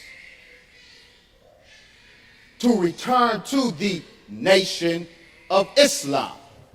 And see, it's necessary that we problematize many aspects of the popular narrative. So not only is the Malcolm X that we love largely the Malcolm X who was the product of and a minister in the Nation of Islam for 12 years, but in a brief window when he was out of the nation, he spent enough of that time seeking to get back in to the Nation of Islam. So that problematizes the whole theological and intellectual evolution of Malcolm. That is a pillar to the current Malcolm X narrative, that he intellectually evolved beyond the Nation of Islam. He theologically evolved beyond the Most Honorable Elijah Muhammad, yet he had the sincere desire to return to his father's house, but he was cut down before he can do so. Negotiations were underway at the time. So there is no separating Malcolm from the context that gave the world Malcolm X, and that is the Nation of Islam. Any conversation that excises Malcolm or separates Malcolm from the Nation of Islam or minimizes the Nation of Islam in the Malcolm X project is a conversation that is not academic, it is purely ideological. Yes, sir. Thank you for that, Dr. Wesley. And one of the things that Dr. Wesley reminded me of was this piece, because I think, as we've heard earlier, there's been many stories about how people came to know Malcolm, to learn Malcolm, and the visuals. And leading up to this week, I met with some young people who showed me, as part of the assignment, those YouTube clips where he's speaking. And we've all, I'm sure, seen those black and white videos over the years of, the Minister Malcolm X, as he was, throughout Harlem and throughout the country, speaking truth to power on many stages and many, soapboxes, as it were, at the time. And as I was doing our research, looking at what Malcolm was saying about memory, and I think this ties back in with Dr. Wesley said, and certainly what Baba Boyd said, and it actually plugs in specifically about the Shabbat Center. June 28th, 1964, in the Audubon Ballroom, at the founding rally of the Organization of Afro-American Unity. So he's, developed this OAU as this sort of next phase in his journey of life. And many of this is rooted, of course, in Nation of Islam sentiment.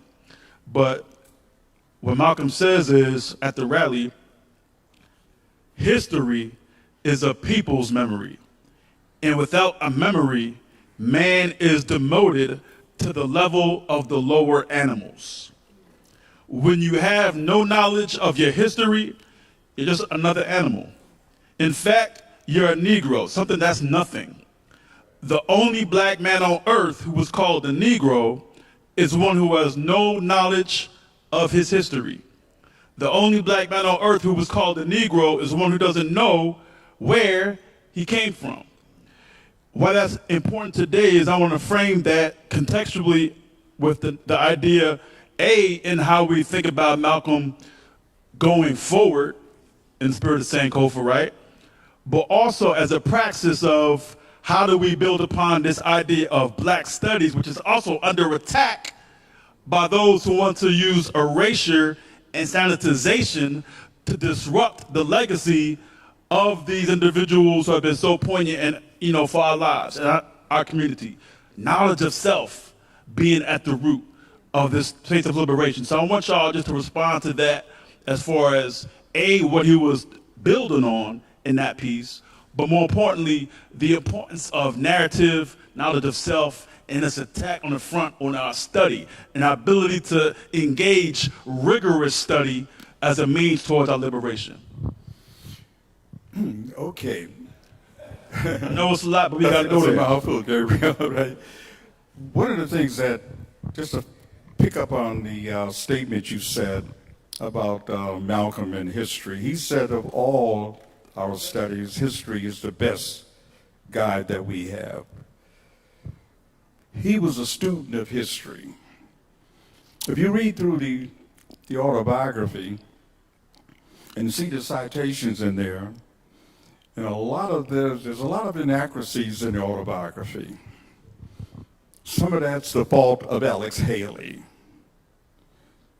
His interpretation creeped in between the lines. Even in the epilogue, You check out the epilogue of the autobiography. Malcolm never had a chance to see the final draft. You can see some of the marginalia that he added and some of the edited manuscript that we've passed down. I had a chance to see all 3 of the missing chapters because it belongs to an attorney in Detroit named Gregory Reed. Gregory used to be my attorney. I talked to Gregory at least 2 or 3 times a month about this, that, and the other, what's happening. We just talked the other day about this recent revelation that occurred with this historian, Jonathan Ayek, down at Duke University, what he came up with. And we commented on that because Gregory brought me in to work with Alex Haley on his biography. Gregory had gone down to Henning, Tennessee, financed by one of our extraordinary singers, because the Haley estate had kind of bellied up, bankrupt. They were going to auction it. They were auctioning off all the stuff that Alex had. And of course, included in those documents was these 3 missing chapters. $125,000 Gregory put up and purchased those missing chapters, the same ones that Manning Marable used to get that tremendous contract from Viking Press. Of course, Marable never, and of course, Manning was very close to me. I can say that without reservation.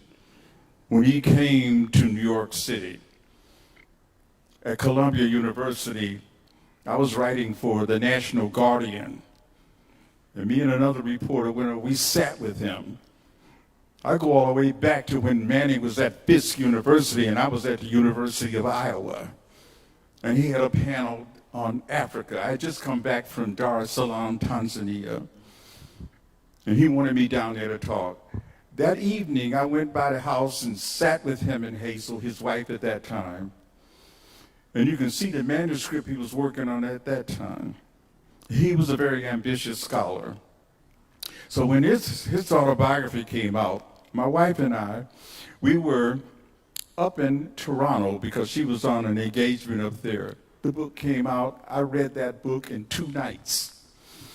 I got back to New York. I quickly put together the first review of that book, came out in the Amsterdam News. I discovered 25, I call critical mistakes in that book. And I shared them with Leith Mullins, his wife. Before I publish anything, I say, Leith, I have some concerns about the work that Manning did. And I sent the 25 pages to her to go over those kind of things. She said, well, hey, I don't know, you do what you gotta do. I never did anything with them. I'm still sitting on a lot of that. And I'm sitting on a whole lot of information over years that have accumulated. It comes to me from different individuals. My students have done the research. We went over the transcript of the trial. The last classes I taught at City College, my students were given the responsibility of looking at various sections of the transcript of that trial, in which Talmadge Hare or Thomas Hagen, he had already given 2 depositions to say that those individuals who had been charged with it are now exonerated, had nothing at all to do with that assassination. So we got so much to do in terms of the research and trying to get to the truth. The CIA told me in one of the documents, maybe by 2055, we'll fully have all of them out there available for people to look at. Well, my students are going to have to take that up. I hope they do. They have that responsibility. No, Wesley, they have that obligation. They got to do that work. They got to do the homework in the same way that Malcolm did his homework. When he was talking to Alex Haley, he was like speaking not only truth to power, but chapter verse in terms of African and African American history. One of the mistakes in there, and I'm sure Malcolm would have caught it if he saw the final draft, LSB leaking. It was called Louise and not Louis. This is an outstanding anthropologist who did all that study in East Africa, going back to the whole beginning, millions of years ago. Malcolm would have caught that, I'm sure, because if you look at the prison record, the debates inside of the prison, we cannot ignore that in his educational process, what happened behind the bars, because in effect, they had caged a tiger. The energy that he expressed, my goodness, you go through the autobiography, it seemed like he had no night in which he really rested. He was in the clubs, hanging out with the musicians. He was out there with all of the nightlife people, no matter what line of business they were in, and he was interested. And you can see the accumulation of that kind of background information in the autobiography. The promise that he had, understanding, OAAU, he was only around for 1 year to develop that organization. That along with the Muslim Mosque Incorporated. 1 year, not even a year, because he in March to February, that's it. He only had that much time to develop an organization that was the blueprint for it. The Constitution for it was written by Dr. John Henry Clark and John Oliver Killens. This is something that Dr. Clark expressed to me on his kitchen table. They laid that out. And then later Malcolm approved that. So when you look at the diary, and I think Ilyasa, who worked with me on that diary, and there's another backstory on that. Hey, Wesley, we won't go there, okay?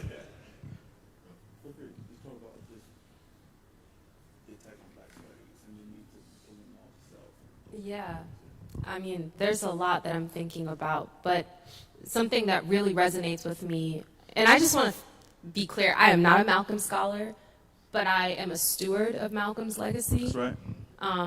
And I'm a part of a generation of people who are consistently thinking through Malcolm's tactics as we inherit this moment of late stage racial capitalism and disaster. How do we move forward? How do we build a more sustainable world? How do we, really honor what our ancestors did and continue that work? And so that is how I place myself within Malcolm's legacy.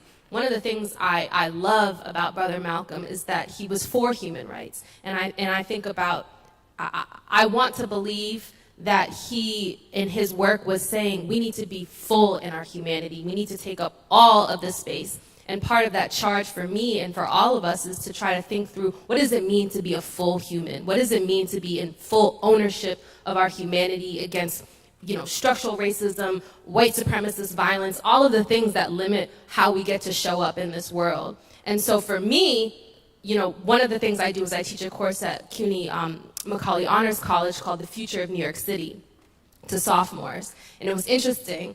This was my first semester teaching this particular course, and there were no black kids in the class, and I was prepared to, kind of frame a lot around black folks and blackness because that's what I know, and that's what I love.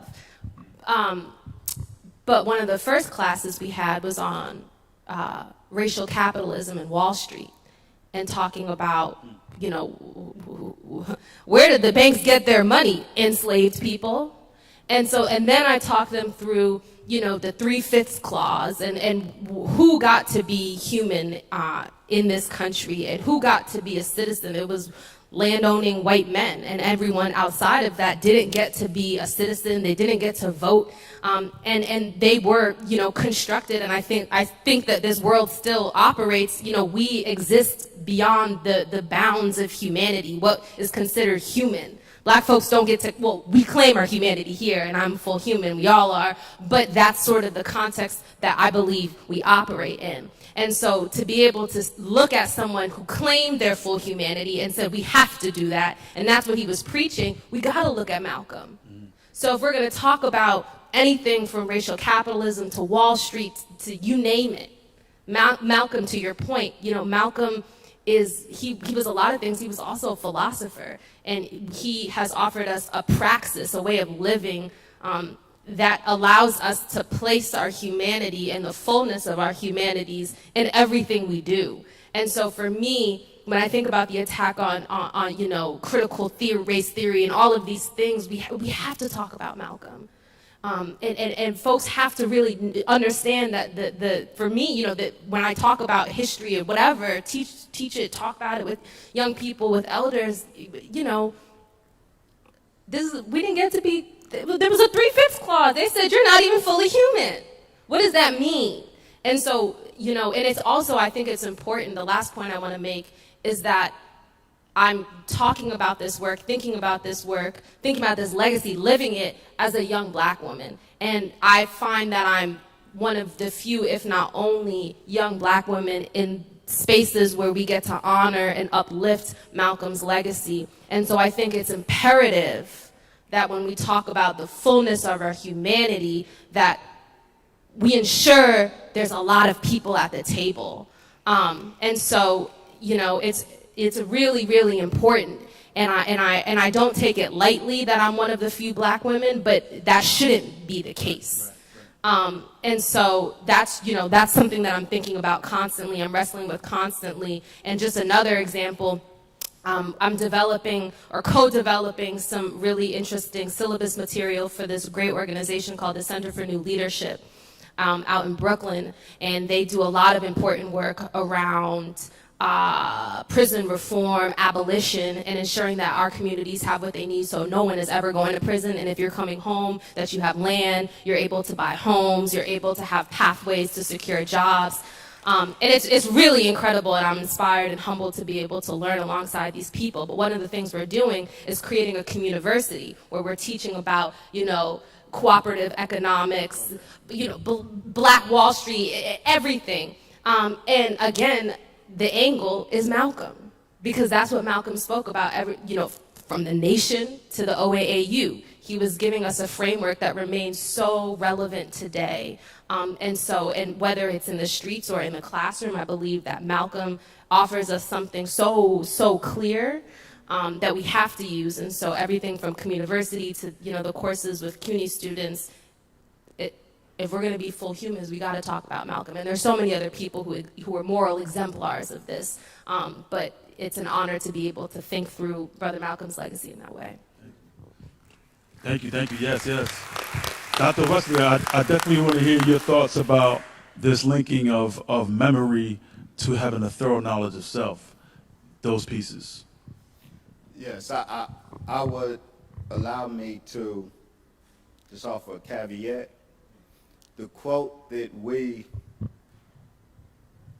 attribute to Brother Malcolm, of all of our studies, history is most attractive and best qualified to reward our research. It is popularly attributed to Malcolm, but it's one of the many examples of the student being attributed the lesson of the teacher. And that runs rampant in the Malcolm X narrative.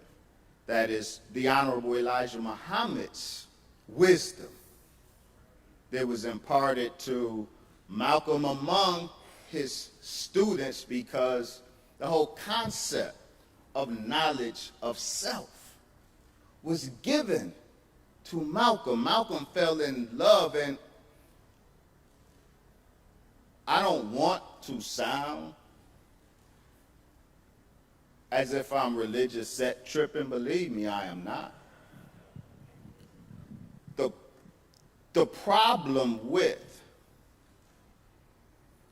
making Brother Malcolm everything but a product of the Nation of Islam, the real problem with that is not that we are denying Malcolm his history in an organization. The real crime is rejecting the process that made Malcolm Little Malcolm X. And that because it's a process, we may have any number of views of the Nation of Islam, this great body that I belong to and represent, whatever our ideological, political, social, we like to throw, I heard that term patriarchy a lot today. And today, we like to paint the Nation of Islam as one of the patriarchal villains. I can talk about that later and hopefully disabuse us of that. But the main point is, whatever our perspective of this group, this body, black people do ourselves a grave injustice by not acknowledging the process that produced Malcolm X. So then all you can be is an admirer of Malcolm X, but not an emulator of Malcolm X, because Malcolm X is the product of a particular process that all black people should avail ourselves to. So it is the knowledge of self is at the root of the theology, the intellectuality, the ideology of the Nation of Islam. It was instilled in Malcolm. Malcolm didn't call himself black because a Negro didn't call himself black. The Honorable Elijah Muhammad got Black America identifying as black. It's the Honorable Elijah Muhammad that impregnated. I know we're not going to like this, but that's why I like coming here, because this is a space where we can be candid. We can deconstruct the construction when necessary. The internationalism of Malcolm, he was impregnated within the Nation of Islam. The Muhammad speaks that he was instrumental in putting together. If you visualize it in your mind's eye right now, you will visualize on each corner of the paper an African man, arms stretched out, and a black American man, arms stretched out. The unity of the black world. That's the Nation of Islam that impregnated Malcolm with an international perspective. The Asiatic black man doesn't pigeon black people in Asia. It's an internationalism that Malcolm was given. Malcolm was sent to Africa in the Middle East in 1959 as ambassador to the Nation of Islam. The Most Honorable Elijah Muhammad was preparing to make Umrah. And in anticipation of that trip, we the nation. What is my perspective? Well, just a caveat, and I'll close here. I come as an insider and an outsider. I'm an academic. And so I approach the study of Malcolm X as an academic. And the writings are there, a matter of public record to be assessed and judged. The conclusions I was charged with being dear brother Abdul Rahman of Netflix fame. Wesley is a professional apologist for the Nation of Islam. He's a propagandist for the Nation of Islam. Has no evidence for what he says. And then when we present the evidence, the conversation ends but no correction is made. But the material is a matter of public record to be assessed academically. But the other thing I bring to this conversation, the villain group in Malcolm X's autobiography And much of his conversation when he left, the villain group was a particular circle, the Chicago National officials. There's no group more villainized than that by Malcolm. I happen to be a Chicago National official. And I don't run from that. That's very important because there's an insight. In addition to the academic empirical, there's an inside insight that is missing from the conversation that is necessary in order to give a full understanding of the Malcolm X Nation of Islam tragedy that to this very day is an open wound in Black America. Thank you for that, brother. Thank you. What I want to do is, because I just received a message about our next panel, so I do want to open this up for a couple of questions. And so I think we literally only might have space for probably one or two. So I do want to get to those if we can. This has been an amazing discussion and conversation, y'all. Raise your hand if you have a question, just so I can make sure I can cover this appropriately and accurately. If it's only the one, that's fine. Okay, so we'll do these two, and then we'll cover it, and then we'll go from there. Thank you.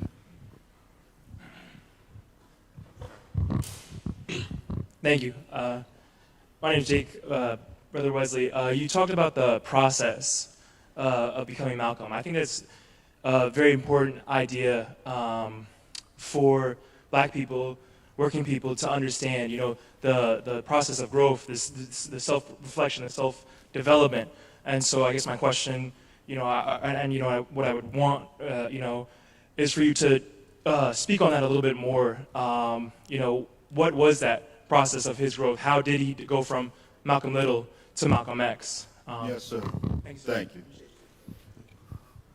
Our dear brother, Ossie Davis, eulogized Malcolm X as our Black shining prince, our living Black manhood. And from that day till 1985, when Bruce Perry entered the conversation, Malcolm as a paragon of Black masculinity, an exemplar of what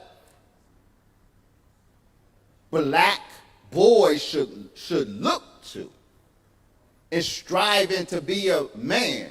Malcolm, as a paragon of Black masculinity, was unchallenged.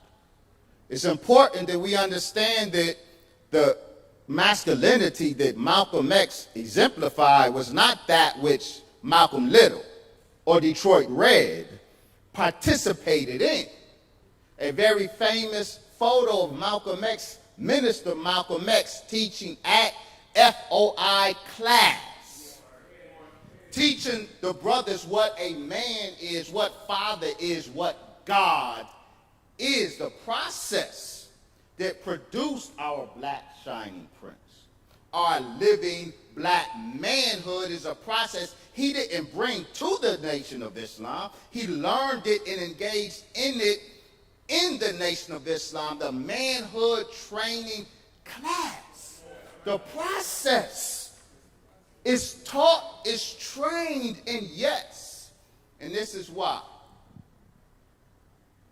I may seem, but I'm not, but sometimes I guess I come off as hard on those who talk about Malcolm from the periphery, but have never gone through the process, because the process that produced Malcolm was not just the education that can be written on the board at FOI class, but the very dynamics that Malcolm X suffered being in the Nation of Islam.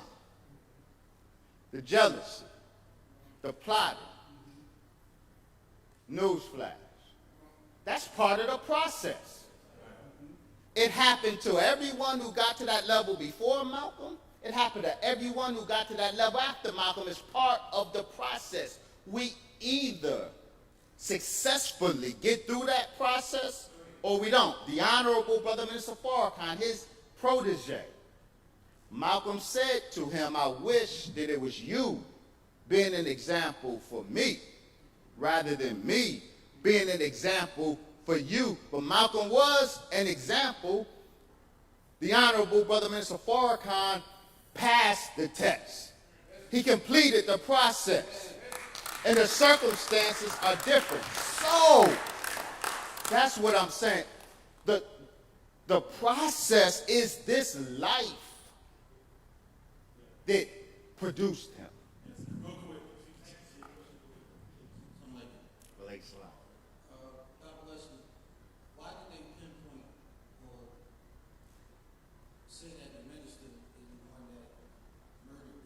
Murdered Malcolm X, and did the apology that's floating around on YouTube ever make it to the Honorable Elijah Muhammad? I'll say this in a matter of time, because I'm already getting the message. If you can answer that in as concise as you can, Dr. Wesley. Yes. First, they only brought the Honorable Mr. Farrakhan's name up in the context of complicity in the assassination of Malcolm X in the post-1990, 1991 era. His name was never mentioned, but the rise of Farrakhan triggered. Don't be mad at your brother. The rise of Farrakhan in the 80s triggered the mainstream media resurrection of Malcolm X in the 90s. Now, we always honored Malcolm, but the media scandalized Malcolm and mocked his death in 1985 as much as they did in 1965.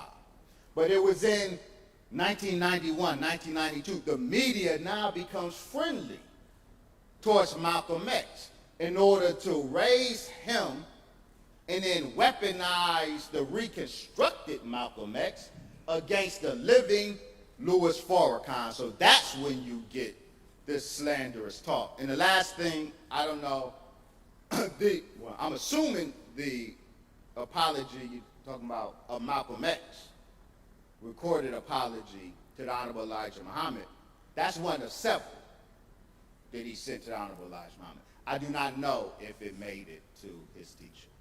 Give it up, y'all, for this amazing Dr. Wesley Muhammad, Najha Zigbi-Johnson, Baba Herb Boyd.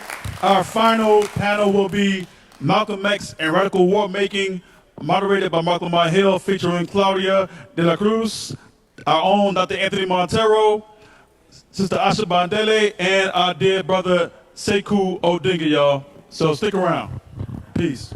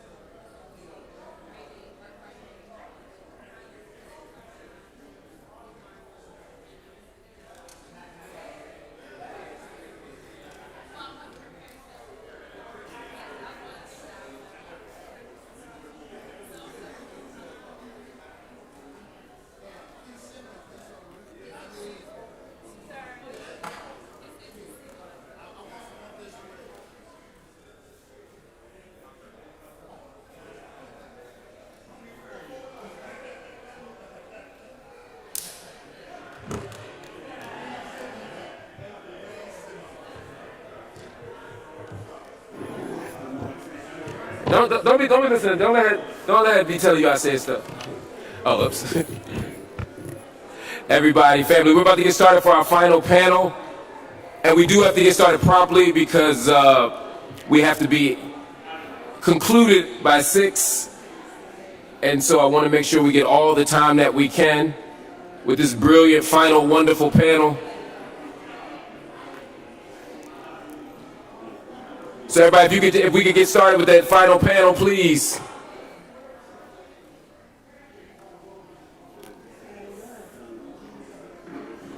Thank you, thank you, thank you, thank you, thank you.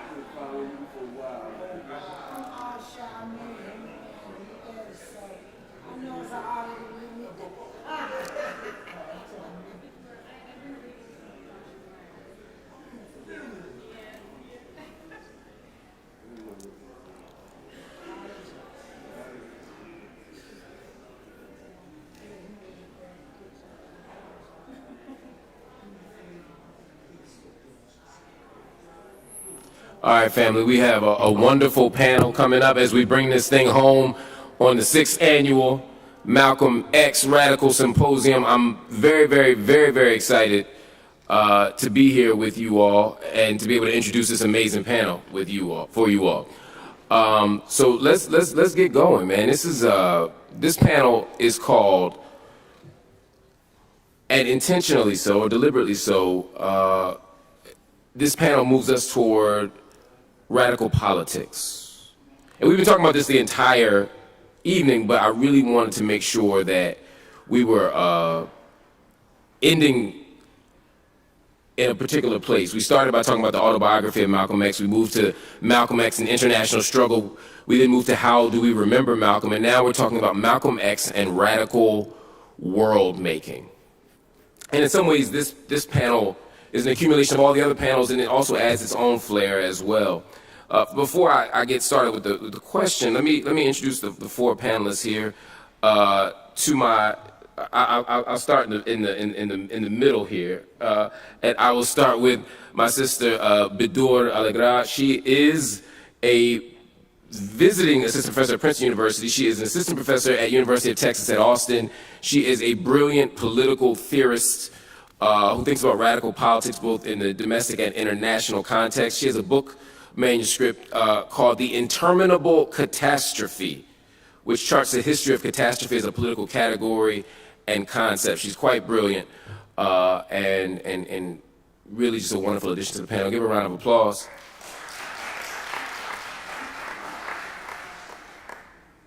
To her right is a Philadelphia legend. I'm not even being hyperbolic. I don't get out of the way. You know what I'm saying? This guy is seriously a Philadelphia. I mean, he's an internationally understood and read scholar, a brilliant mind.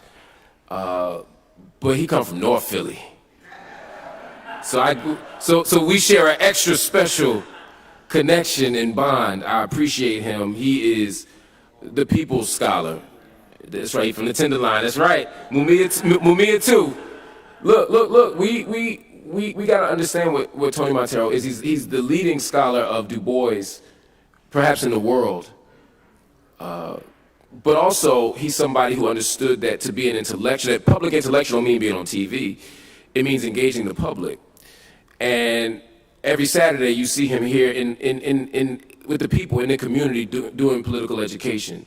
You see him organize. You see him thinking. You see him challenging some of these orthodoxies. He's a brilliant brother and one of the most important people in my own intellectual formation. So I'm grateful to have him here. I'm grateful to have him weigh in on this conversation. Another wonderful addition to the panel. Give him a round of applause. I'm gonna move fast so y'all could hear them and not me. Asha bandele is so special to me for so many reasons. I'll call Asha the 11th hour because she's a brilliant editor and thinker And she did for me and Mumia Abu Jamal with our book, what I can't even describe how significant she was to that. But she ain't just doing other people's labor. She's a brilliant novelist. The Prisoner's Wife is one of the most important books produced in the 20th century, I do believe, on the genre.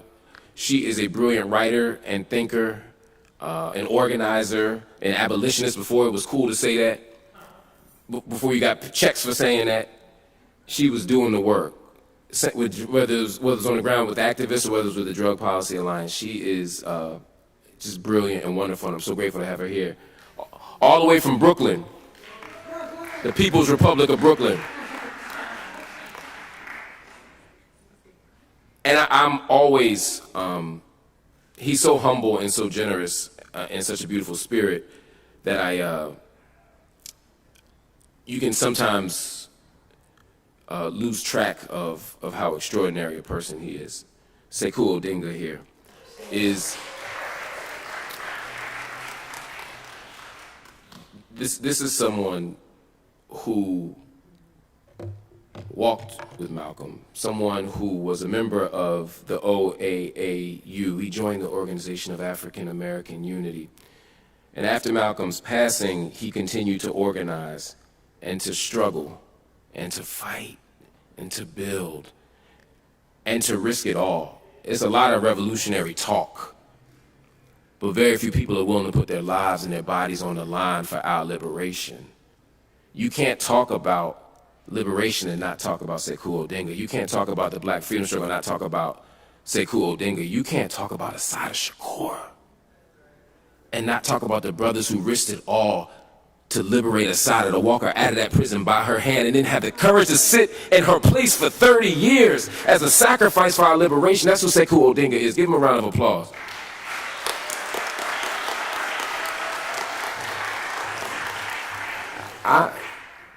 So I call this panel about radical world making, and we say world making, and Noura Erakat alluded to it earlier in the evening. You know, for us the goal wasn't just to get free and reverse the relations of oppression. Black folk didn't want to just build nations that would look like European nations. We didn't want to just get free and give the gun to the rabbit. That wasn't enough. We had a bigger and more expansive liberatory project. And so what I want us to do now is think about, one, how did Malcolm think about radical politics? How did Malcolm get y'all to your radical politics? And how can Malcolm and his legacy and the tradition that he comes out of help us think about radical world making today and what that even looks like, what that even means in this context? So I'm going to start, if somebody wants to, you know, who wants to take that up? Bador, I'm going to start with you since you look you was right, you noticed look you had something.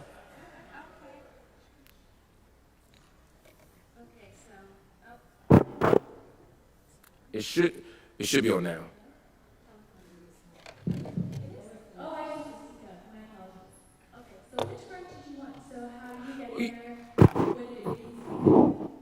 Yeah, any piece of that question is fine for me. Okay. And then I'll go from there. Well, so when I first saw the title of the panel, Radical World Making, I found it interesting because I see the development of his political consciousness and ideology as maybe not world making, because, you know, like nothing under the sun is new, right? But sometimes they undergo these kinds of repetitions with a bit of a twist. And so I think what I would like to emphasize is, so his parents were Garveyites, right? And so I try to express to my students how significant it was for Marcus Garvey. I tell them, before Marcus Garvey, for a person of African descent in the West to refer to themselves as an African was not something that was commonplace, right? So that's first. But the second thing, right, is that what Marcus Garvey was doing, right, was he was moving against the world system of nation states, right, in an attempt to build not coalition, not alliance, not even solidarity, but truly building a loophole of retreat and escape entirely, right, from the current kind of understanding of what it means to engage in politics, what does it mean to form associations, what does it mean for people to gather together and think about something, and that Black people have ideology, right?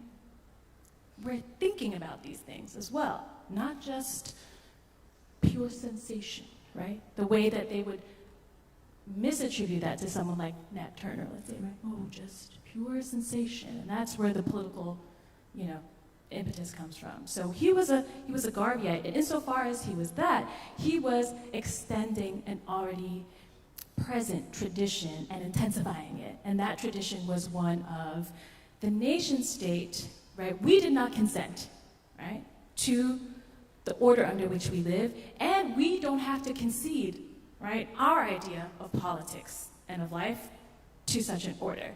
And that was something that he understood. And so, people like to talk about his travels to when he made Hajj, and he makes this comment, there were blue-eyed, blonde Muslims, right? And then that gets taken up as some kind of like colorblind humanism, right, in the global sense. But that's not actually what he was saying, right? What he was saying was, it is not sufficient to simply have a critique of the state from the perspective of race and racism, right? That the problem is imperialism, and so therefore the ideological thrust of the argument has to be race and racism plus and many other things, right? And because his parents were Garveyites, he was able to appreciate, right, the victory, right, or the uprising in Vietnam, right? Many of you might already know that Ho Chi Minh was a Garveyite himself, right? And so he was very much extending a tradition that was always already there. And I'll end with this point for now, so in Islam, right, you're not permitted to proselytize, right?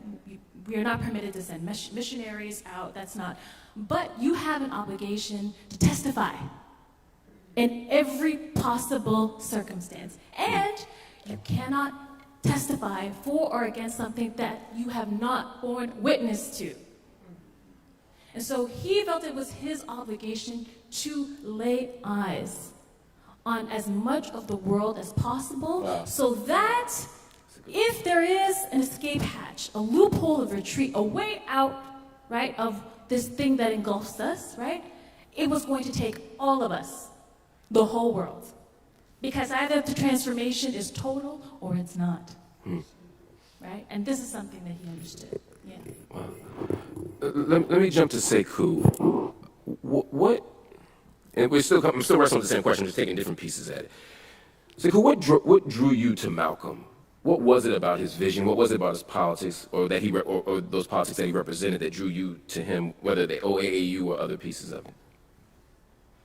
His uncompromising, his ability to make us all feel that we didn't have to compromise, that if we were going to be men, we could stand up and just be men and say it like it is and do it like it is and talk the talk and walk the walk.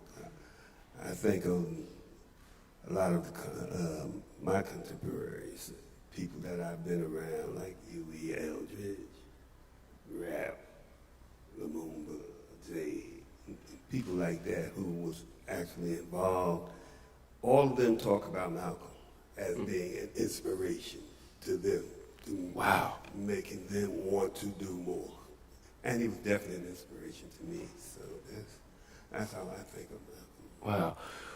Wow. What changed in terms, when you think about your own kind of political formation, who you were before and after, and I don't want to make Malcolm into a guy that converted you, but when you entered that era of political organizing, were there particular political struggles you were thinking about? Were there ways that your mindset around radical politics changed? What happened when you got close to these people, these contemporaries you raised? I don't know if anything happened other than feeling like I wasn't alone, that my thinking was in harmony with others' thinking. That, when we talked about we should have a nation of our own, that wasn't foreign to, it was foreign to folks in my family. When I spoke to my mother, my father, my brothers and sisters, that was foreign to them. And when I was with these other brothers, it wasn't foreign. It was the norm. It was something that we felt that we had that coming, that we should be doing, that we should be trying to create not only a new world, but a new nation within this new world. Let me ask you one more question. What did this new world look like to y'all? What do y'all think this world would look like? What would that world look like? He said they were imagining a new world. I want to know what that nation or that world would look like.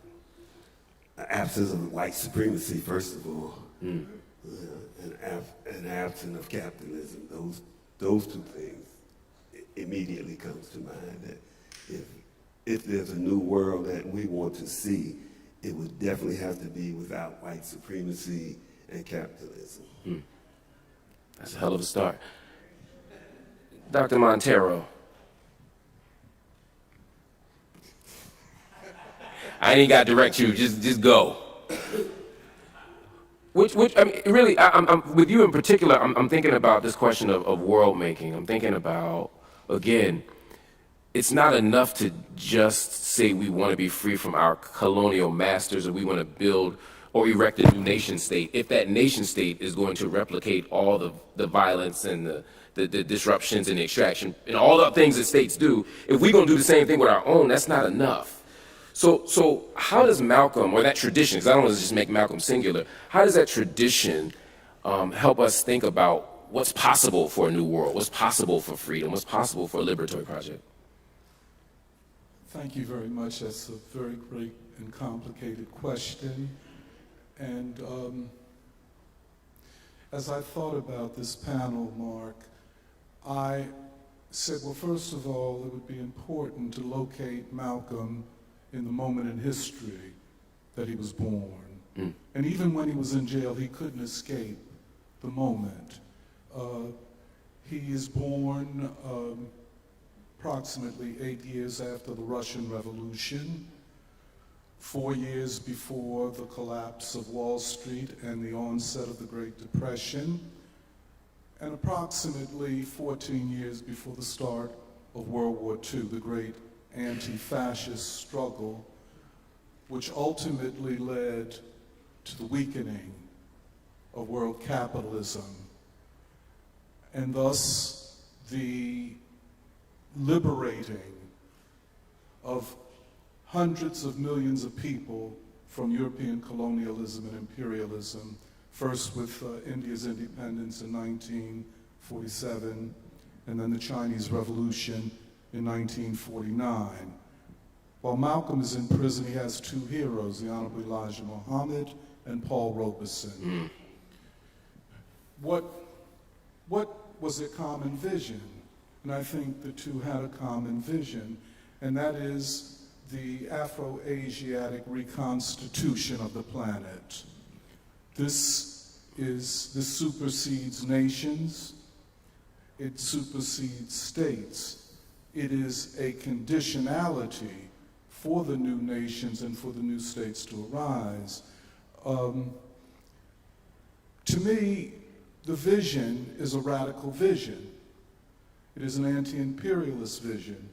It is a vision that would compel Malcolm towards the great revolutionaries of the 20th century. The Russian Revolution, the Chinese Revolution, the Indian independence movement, the Cuban Revolution, the African independence movements, and in particular, the radical socialist and communist forces within the struggle for African independence. I guess I'm one of those people who feels constantly dissatisfied with the way most people who claim to be followers of Malcolm X talk about Malcolm X.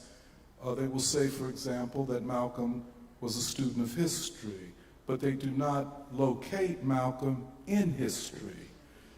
None of us escape from the historic moment that we're born to. We either side with the revolutionary forces or we ultimately side with the anti-revolutionary forces.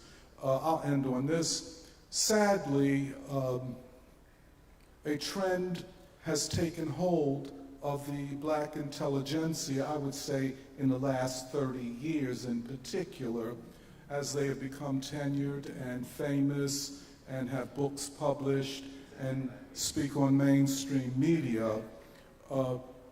They have abandoned the revolutionary spirit and have become, in fact, apologists for the counter-revolutionary forces in the name of democracy. And, you know, I'm just interested going forward with those who claim to be followers of Malcolm. I want to see them line up, how they line up behind Joe Biden. Because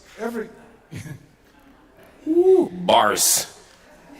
You know, everything, you have to test what people say by what they do. And,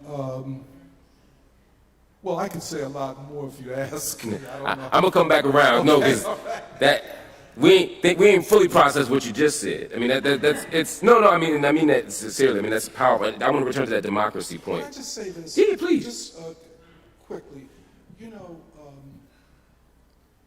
we're in a new epoch of human history. It's not the same as the epoch into which Malcolm was born. Right. History has moved forward. We are now in the epoch of the accelerated unraveling of Western hegemony, and in particular U.S. imperialism. And we have to decide, as activists, as intellectuals, as alleged revolutionaries, what side of the revolutionary process we're on. We have to make a decision. And it's a moral choice, and it's a moral choice which might bring with it a loss of a job. You know, it has to. Yeah. You might have to bump heads with other black people, I would say in particular with other black people, who are the gatekeepers for the white establishment. And I am interested in all of those radical black intellectuals standing up and opposing the imperialism and the government of this country, like Malcolm did. If not, don't use his name no more.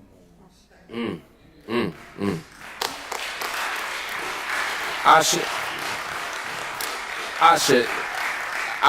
want to pick up on this point Tony just made, the last point Tony just made about the using Malcolm's name in the service of projects that run counter to his politics, his ethics, his moral vision, his world vision.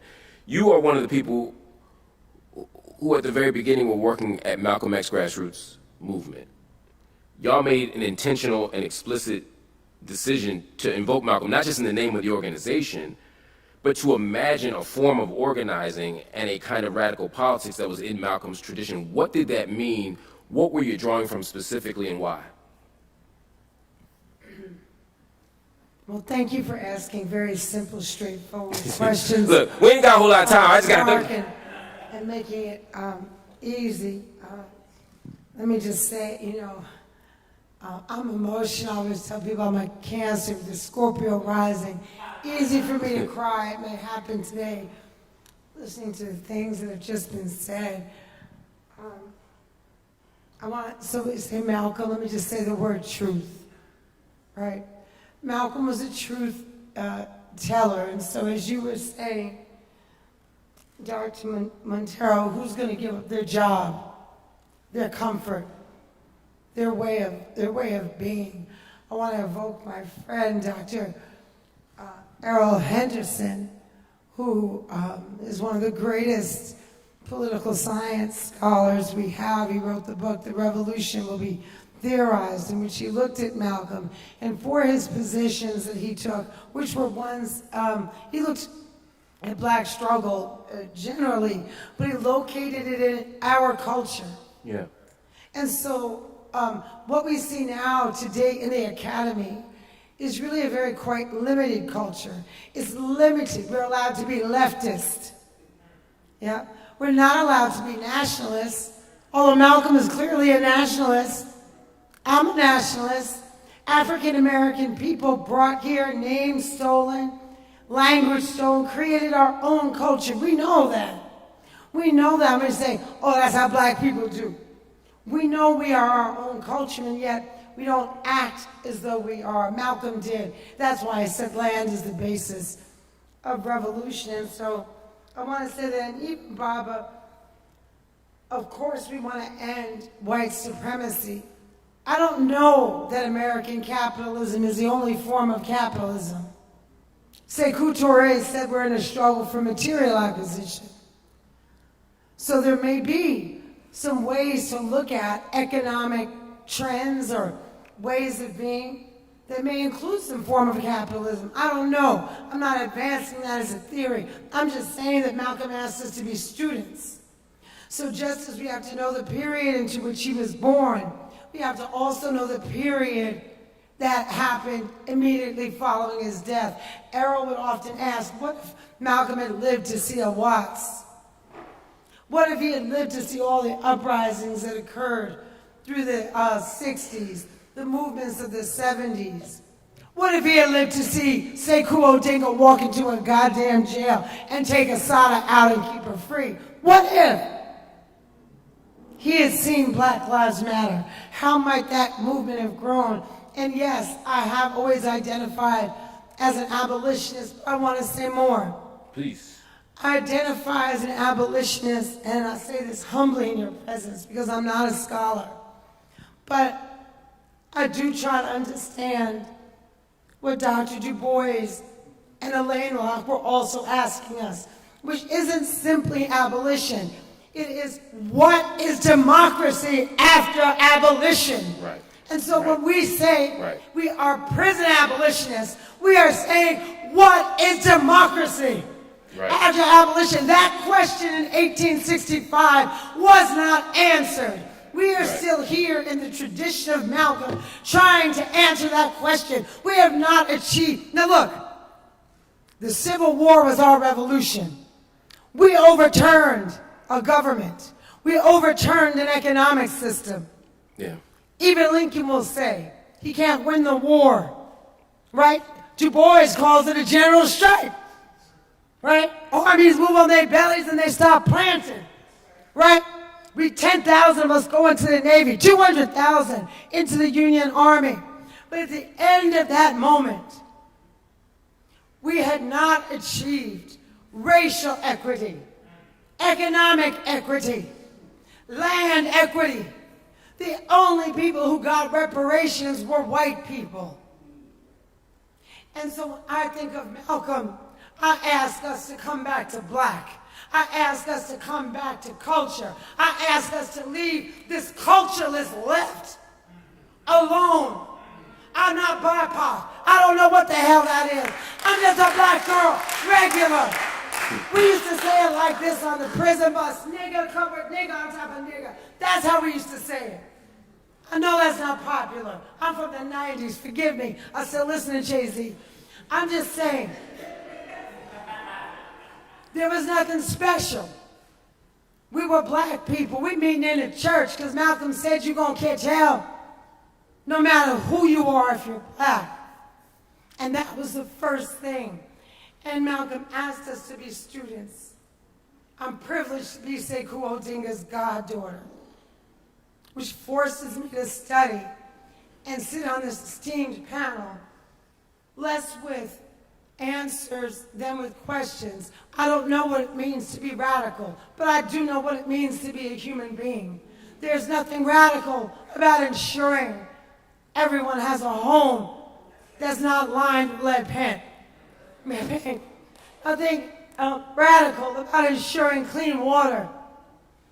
Nothing radical about not shooting children in the head. Nothing radical about good education. This is just common decency, and it's that which moves nations forward. If we're not clear about that, go to Finland, go to New Zealand, Go to all these places where they've decided all their people are citizens. Sekou telling me to shut up. Yes, he did. He pulled my hair. Here. I do want to go to Sekou because I'm thinking about, again, I'm thinking about you joined the OAAU. Two things happened before Malcolm was assassinated. There's the formation of the OAU, and there's also the formation of Muslim Mosque Incorporated. I'm thinking about that. I'm also thinking about Ballad of the Bullet. Right? We're going to get the message to the grassroots in a minute. But what I'm thinking about is this moment where Malcolm makes this distinction between his faith and the political project he was a part of, saying, look, you can be Muslim, you can be Christian, whatever, over there. But together, we got the bond here. Politically, do you think about that moment where Malcolm formed the OAAU as him moving away from Islam, or as him, or from him thinking about Islam as being outside of radical politics? Was he just a Muslim who happened to be engaged in radical politics, or did he see those things as separate? Did he see those as together? Did they shape each other? And how do you see it? Yeah, that would be easier for me. That's fair. Look, that's fair. I can't speak for how he felt. But I don't separate them. I mean, I think that with Malcolm, when I think of Malcolm, I think of him as a nationalist. He said he was a black nationalist. That's what he said he was. So I think a lot of us felt that we were black nationalists. What did that mean? That didn't mean that we were racist. That didn't mean that we were opposed to all white folks. Those who know me know I've been working with them. We've had white folks working with us all the way through. So I think, though, that in separating, what was being separated was the nationalism when he built the OAU, I think. Really? That's how I see it. No, that makes sense to me. So, what y'all want to do with the OAU? What was the goal then? What was the goal? I can't tell you what the goal was. I would be truthful. That means a lot. No, yeah. For me, the goal was black people coming together to fight against their oppressors. When I was a very young man, obviously, when I joined the OAU, and what I wanted from it, what I thought I was doing when I joined the OAU was joining somewhere where I could fight for the liberation of my people, of black people, to be a new African people, as I call them. So that's what I was thinking. Now, is that what he meant there? I think he was separating his nationalism from his religion at that point. I think he was specifically trying to build an organization for new African people, and Islam obviously is open to all people, from everywhere. So I think that's what he was trying to do, is separate the two. Yeah, that's interesting. But do I want to ask you this too, both as Muslim, but also as someone who thinks around internationalist lines? How do we make sense of that? I mean, Sekou just said something really interesting, right? And we know OAU, Malcolm said white people can support, but they can't join.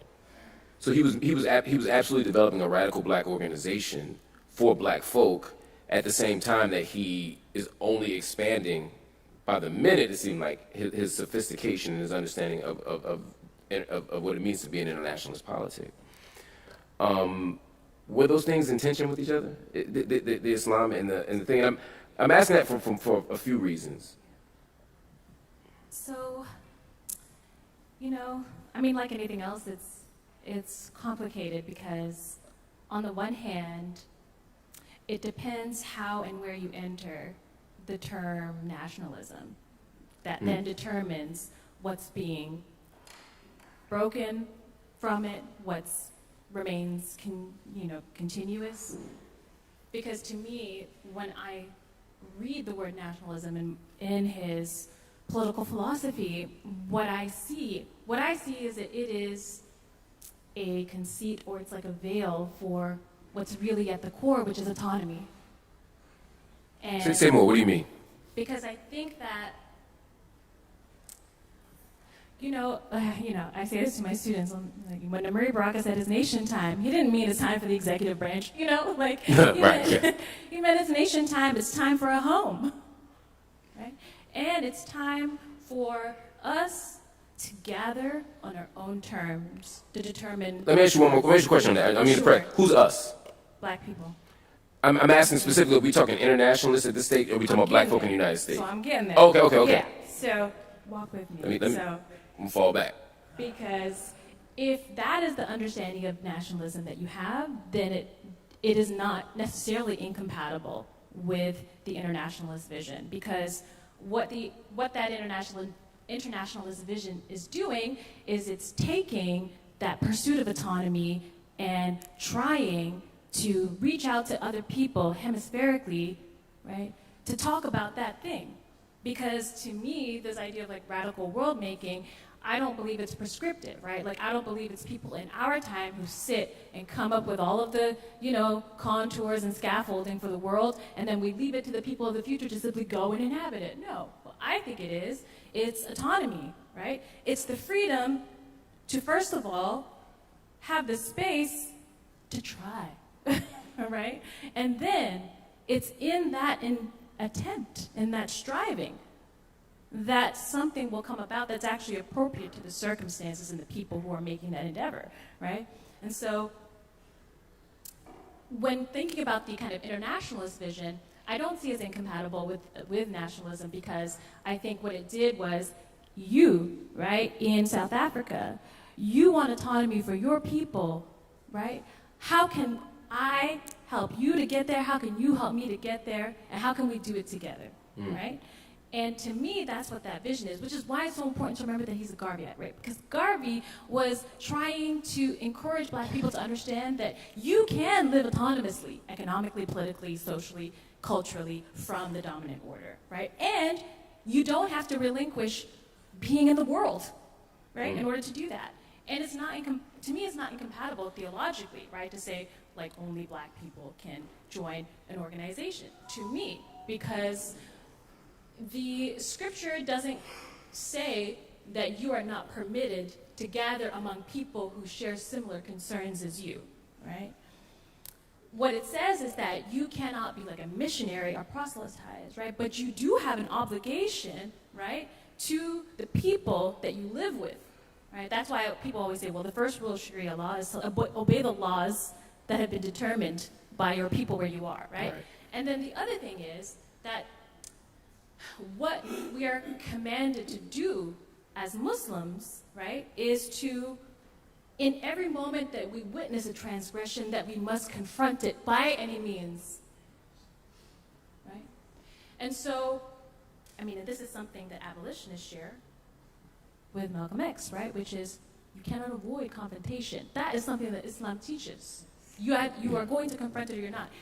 And on top of that, right, one of my favorite surahs, right, from the Quran, Surah Al-Balad, right? And what does it say? It says, what is commanded of us? The people of the right are required what? To free a slave, to clothe people, right? To provide shelter to an orphan in need, right? He says those are and to seek, right, compassion and encourage others onto that righteous path where you might meet them. He says, Allah says, those are the people of the right. He said, the people who deny this are the people of the left, and the fire will be sealed over them, right? And so it's very clear, right, that if you are doing that, if you are engaging in something that is attempting to clothe those who are clothed, shelter those who don't have shelter, right, and to urge others onto a righteous path by your own example, you are doing what is required of you as Muslim. Yeah. There is nothing that says that if you belong to a group that you gotta it's got to be open season for everybody. There's nothing that says that in the scripture, right? So there is a relationship, a positive one, between his nationalism and this internationalist project. That was long, but I had to go. No. It was quite helpful. Tony, you said something earlier about democracy that I want to return to. And I also think about Malcolm talking about the victims of democracy. Because when Malcolm speaks of the victims of democracy, he is saying with some sort of irony, some sort of what's at stake with an American essentially democratic project. Why is democracy the wrong framework, the wrong language, why, or at least an insufficient one for radical world making? Depends on what kind of democracy you're talking about. There we go. Can I just say something about Malcolm in Philadelphia? Yes, please. To answer the question about democracy. You know, Malcolm lived here. He was here helping to organize Mosque Number 12. And while he was in Philadelphia, he worked on the waterfront. And I think he was a member of Local 1291 of the International Longshoremen's Association. Maybe Brother Wesley can help me with this. But I raised that, you know, and I'm very proud of the fact that he was a longshoreman because my family comes out of that industry. My father worked there, and I worked for a while on the waterfront. The reason I raise that is because the waterfront and the city that Malcolm came to in the 1950s doesn't exist anymore. We have been deindustrialized. Deindustrialization changed everything. At one time, and I think people in the audience that know Philadelphia, at one time almost everybody worked. And almost everybody that worked belonged to a union. And there were certain jobs, for instance, if you worked on the waterfront as a longshoreman, that was a good job. And you had high prestige in the community. You were like a celebrity. If you worked at the Navy Yard, that was even a step up. But they deindustrialized this economy. You know, whether we like to admit it or not, the American manufacturing and industrial system was prized in the world. It was not organized by capitalists. It was organized in large measure by workers. And Brother Herb Boyd he's from Detroit. He was talking about the auto industry. Yeah. And the UAW. And how the working class organized that. The reason I bring this up, a lot of people say, we're going to talk about class now. But I say, well, let's talk about it. Let's talk about what happened to the working class and the black proletariat in the first place. Because the struggle for democracy is a concrete struggle. It's not an abstract struggle. You don't have to read John Stuart Mill or Thomas Jefferson to understand the struggle for democracy.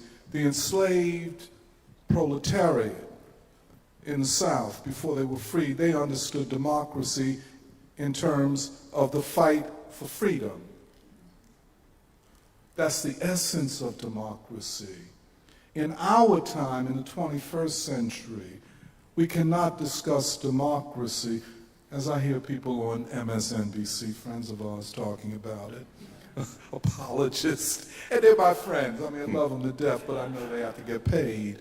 But, you know, the point is, the democracy is a struggle for freedom. It is a struggle against a ruling elite of this country that are prepared to take humanity to nuclear war, or the brink of nuclear war with Russia and China at the same time, and then say this is for democracy. So democracy is the essence of freedom, the organization of freedom. And I just want to end on this. If the black working class ain't in the conversation, there is no conversation.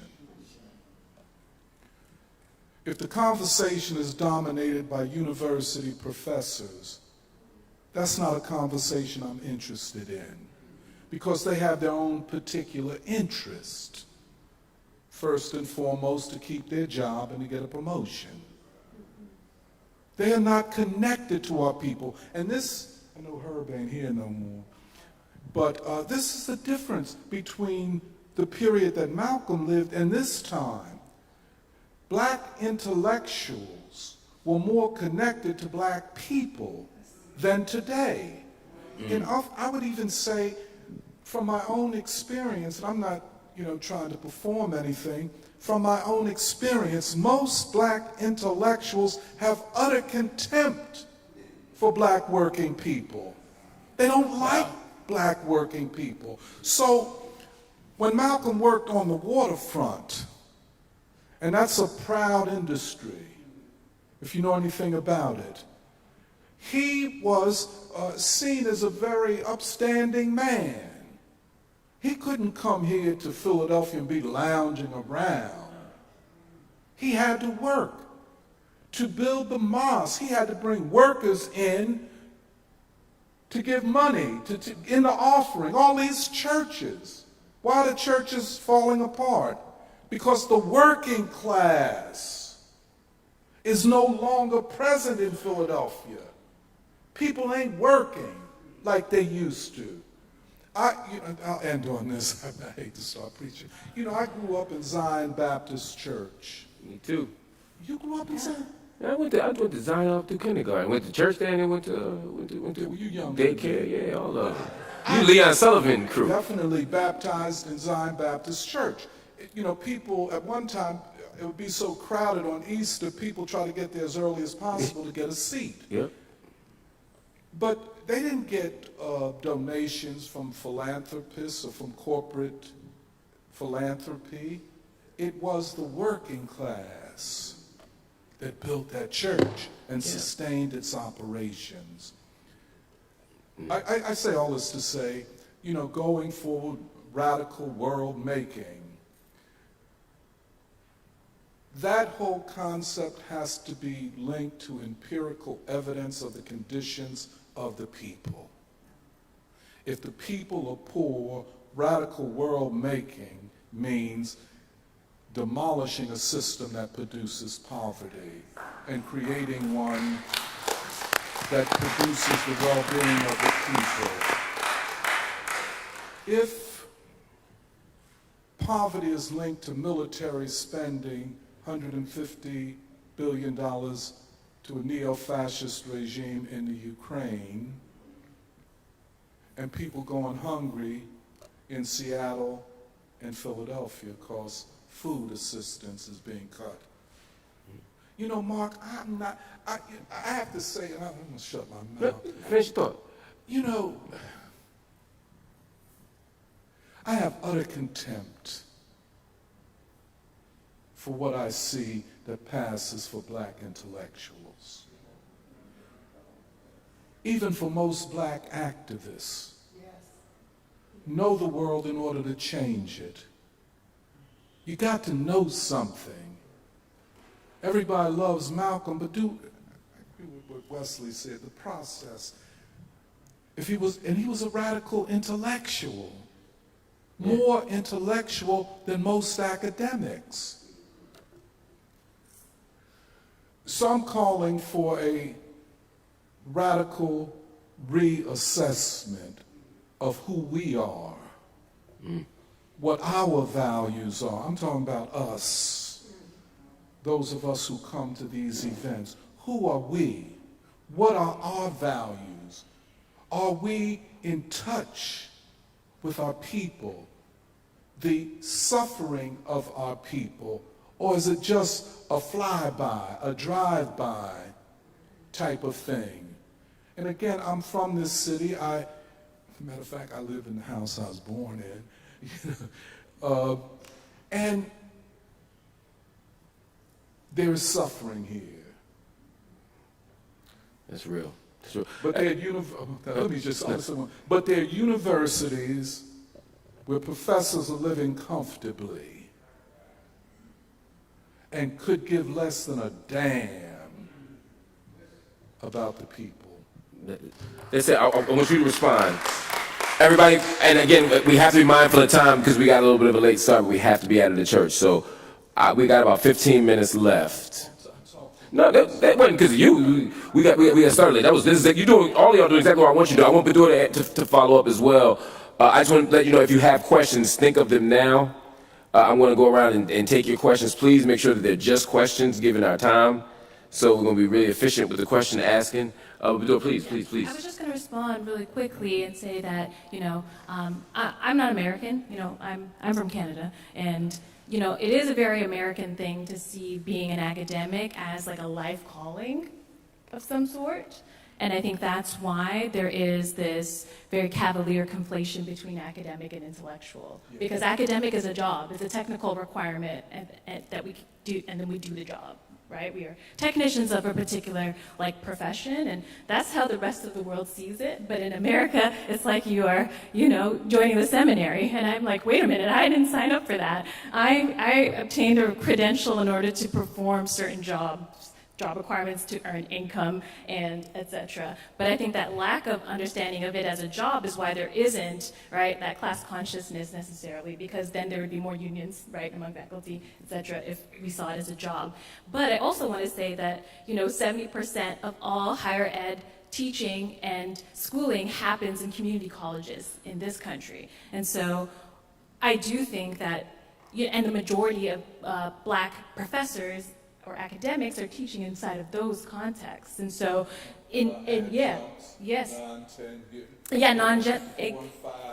exactly.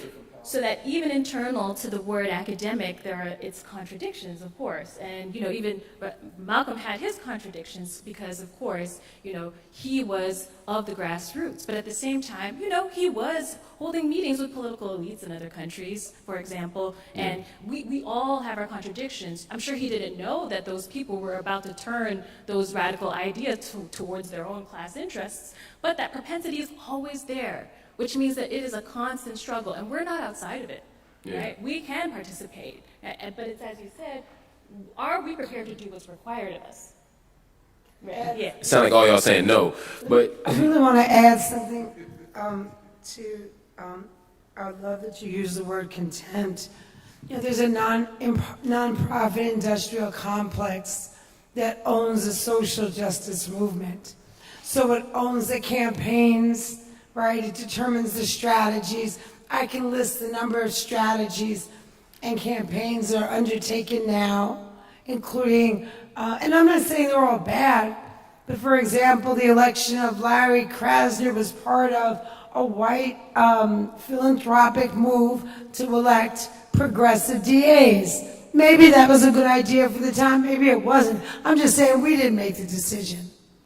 And the people who are at the very top of the nonprofit industrial complex sign non-disclosure agreements, just like they do in business, right? Which only keeps power in the hands of those who already have power, disallows us from telling the truth, truly cancels people through rumor, innuendo, and whispering campaigns, which is in part what killed Malcolm.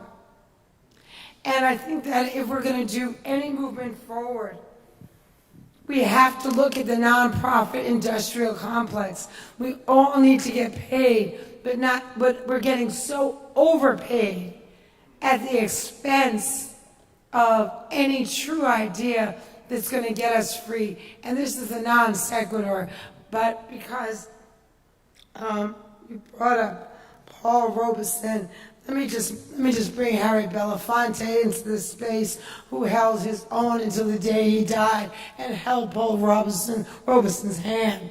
And he died alone and impoverished because he refused to give up his politics. Billie Holiday did not die of a heroin overdose. First of all, she had cirrhosis of the liver. But she died from lack of opportunity to be an opportunist, from taking, as you say in Islam, out of your station in life. It is forbidden in Islam to take people out of their stations in life. And so I just wanted to mention that that's how we lose people. They lie. We own those lives. We call ourselves activists, and we've lost some of the greatest minds of ever. I think Paul Robeson is one of the greatest minds ever. Without question. We're going to, questions from the audience. I'll go to my brother right here. Phil Donahue. Peace, family. Brother John from Wilmington, Delaware. Question to the panel. Malcolm is revered, and as Brother Lamont talked about our shining black prince and manhood. How would you think Brother Malcolm would view today's attack on black manhood with the movement of this gay and lesbianism that's in our youth? And as black people are now, we don't know whether we want to be Republican because they're racist, but if we Democrat, that's an immoral agenda. How do you think Malcolm would deal with this movement that's emasculating and feminizing our black men?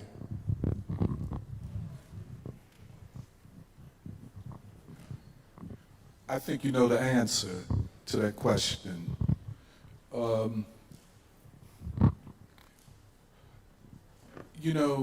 The attack upon black men is as old as our time in this country, and there's nothing new about it. It might take different forms. And black manhood can express itself in multiple forms of sexual preference, as we saw with the great James Baldwin. You know what I'm saying? So it's not a question of gay or straight, or on the down low for that matter. It is a question of how you exercise your obligation to stand up for freedom. You know what I'm saying? And I think what you were calling the feminization of black men is reducing black men to bootlickers for the white establishment. In fact, I see a lot of very masculine black men who, to me, seem, quote, feminized because they don't stand for anything and all they do is serve the white establishment. So, yeah, that's the way I would approach it. And we all have gay and lesbian and bisexual people in our families. They're throughout our community. And we grew up, and some of the best community activists turned out to be gay. But that didn't, change much about their activism because they were men, because they acted like men, and they assumed the obligation of being a black man in an oppressive society. Yes, I was just going to add that, like initially when I hear, this idea of like feminization of black men as a problem, I'm like, what's wrong with femininity? I think I'm doing pretty okay, all things considered. So I think that the question itself betrays an understanding of femininity as one that is coeval with weakness, and that's not something I believe personally. And yes, but also, yes. No, I know, it's the feminization of black men, and so I just wanted to say that on the term feminine itself. But the other thing is that the Democrats are not harmful to black people because they have decided, right, to focus in on a particular experience and then manipulate it for political gain, right? Because we know that these experiences have always already been there, right? I once asked my father, like, oh yeah, homosexuality in Islam, what's that about? He said, I'm not a theologian, but I'll tell you something. People don't talk about something if it's not already there, right? They're not going to talk about something that's not there already, right? And so the question is that Democrats, right, are blocking our progress in terms of our political objectives. Right? And those political objectives, right, cannot just include some black people and leave others out. Either all of us get free or we do not. Those are the options. right? And so if it's the case that those are the two options, right, you would actually be conceding to the Democrats' framing of politics by saying we actually have to evacuate some parts of our group in order to gain political freedom, as it were. And that's not true. And so we risk re-inscribing that assumption that there's room only for some of us and not for everybody. And actually, right, it was Fannie Lou Hamer that says, I don't want to know what your movement is doing for the middle class. I want to know what it's doing for the town drunk.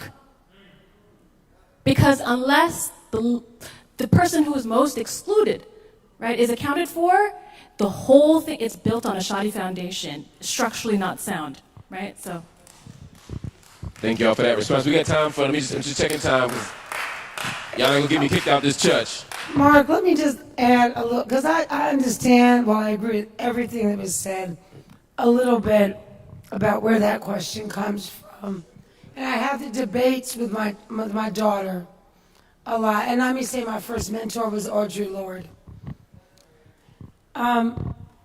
What happens in the current movement is an absenting of black people, right? And we are the large group. To be lesbian, gay, transgender, bisexual, intersex, queer, plus is a subset of being black. And that's what we have to stay with, that we are black people first, and that first, last, and always, and we're for all of our freedom. But I understand the impulse, but we have to keep pushing that so that we don't exclude, as the brother said, our very own family members. It's space for some dialogue here, because I want a rejoinder, and maybe y'all can have a conversation. Real fast. This is going to be our last exchange. There wasn't no other question anyway, so we don't. So, no. So I'd rather thoroughly engage one question than to superficially engage three. So I want Brother Wesley to respond, and then we can go, yeah. No, a great conversation. I think it must be pointed out, though, that the question was specific. And the answers given, while I appreciate and in fact am in total agreement with, they don't address the specific question. We in the Nation of Islam, as you have often heard the Honorable Brother Minister Farrakhan say, every element of the black family is our interest. The LGBTQ portion of our family, the lower class, middle class, every spectrum, not excluding the LGBTQ portion of our family, is our interest. So what you said is in total agreement with our position, but brother asked something specific that I think is worthy to be considered in terms of Malcolm X. It's one thing to love my family member who is gay. It's another thing to see a concerted effort, an organized effort to feminize men. Dear sister, femininity in a woman is divine. And men have a feminine side as women have a masculine side. We want to make sure that our proportions are appropriate. What he's saying is when there is a clear effort to unman men, black men, Mark Twain said, this is the point, Mark Twain said, we, American society, ground manhood out of the black man. Ground it out. See, that's a process of unmanning men and feminizing black men. And so the question speaks to that, not to will we mistreat or exclude our gay family. We will not. That clarification is important. I want you a chance to respond. Or I want somebody to, because now I'm going to. So no, Brother West. No. And due to time, y'all, I think we got clarity on the question, but I want to give y'all. And just one thing, Brother Wesley. I'm in overtime now, so I want to give y'all a chance to respond. Beloved, you know, it is an abstract question in a lot of ways because it is below feminization to say to a young man, you'll never work in your life. You know, it is below feminization to say to a man or a woman, you're going to spend 20, 30, 40 years in the penitentiary. You see what I'm saying? And the only thing, I know it's a specific... But Tony, let me pause you for a second. Because even as we frame it as below feminization, we're still suggesting that the identity of being woman or feminine in that framework is somehow something... No, it's not. That's not what you're saying, but I just want you to... Yeah, you know, let me just continue. What I'm trying to address, again, is the specificity of Brother Wesley's response to our response to the specific question. And I know what he's talking about, but I would like to add or make it a part of a discourse that I started about deindustrialization, mass unemployment, mass imprisonment, mass poverty, and then, you know, these exaggerated forms of manhood. You know what I'm saying? That's all. You know, that's all I was saying. But I think it's and I'm not, frankly, and I will say this, that I don't approach this question from the standpoint of an LGBTQ plus constructed narrative.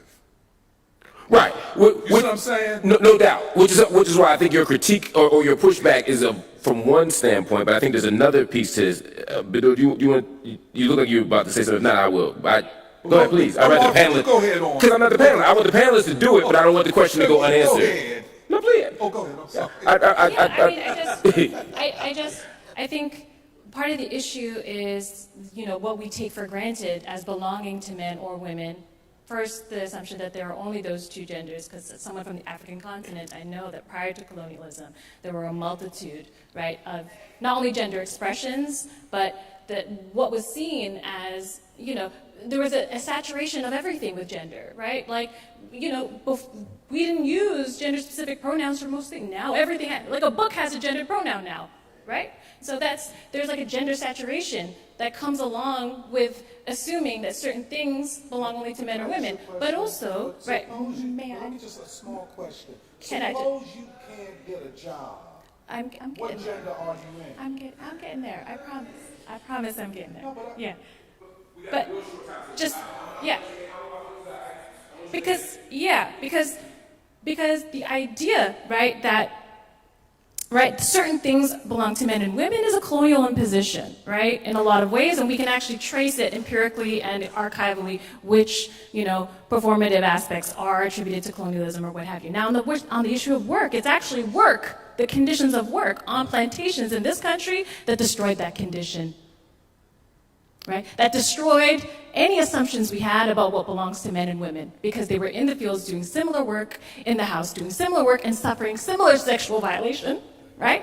Regardless of gender. And so what possessive investment do we have in these categories in any case, right? Because they're not going to get to the issue, which is under what conditions are we forced to work that do not serve us, right? Mark,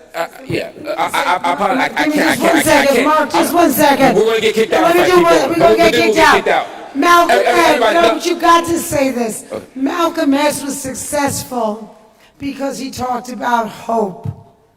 There's hardly a more beautiful man with a more dazzling smile. He talked about what was possible. He didn't let them control the conversation, right? And so I wouldn't allow that to control the conversation. What are we building is the conversation that I think Malcolm X asked us to have. Family, I can't tell you how much I wish we'd had this exchange 20 minutes ago or started 20 minutes sooner so that we could have unpacked these. It is absolutely my fault. I didn't know the brothers would ask such a provocative question at 5:58. You could have asked that at 4:58. And we could have spent the whole time, because this is what we're here for. But everybody, this just means, right, you're right. You're right. But we had a time, family, and we have volunteers from this church who not only donate the space to us, but also have been working for 6 hours. So I have to get them home on time. Can we thank the panelists here, please? Can we thank Tony and Badura and Asha and Sekou? I also want to thank my staff at Uncle Bobbie's, particularly Justin and Visa. The two sisters already left who are working the desk as well. Princess, both from the Griot and a Fumkak fam over here working as a production. I know, but I have to do this. Everybody, thank you for coming and supporting Uncle Bobbie's. This means a great deal to us. We have the Bell Hook Symposium in September. We have the MLK Symposium in January. And in the meantime, we have author events, children's book time. Come support the Black Bookstore. If you're not from here, go to UncleBobbies.com and support us online. We don't charge for events, but we do ask that you support Black bookstores. And if you don't want to support us, support a different Black bookstore. But please support Black, buy Black, organize Black, so we can get free. I love y'all. See y'all again for the next one.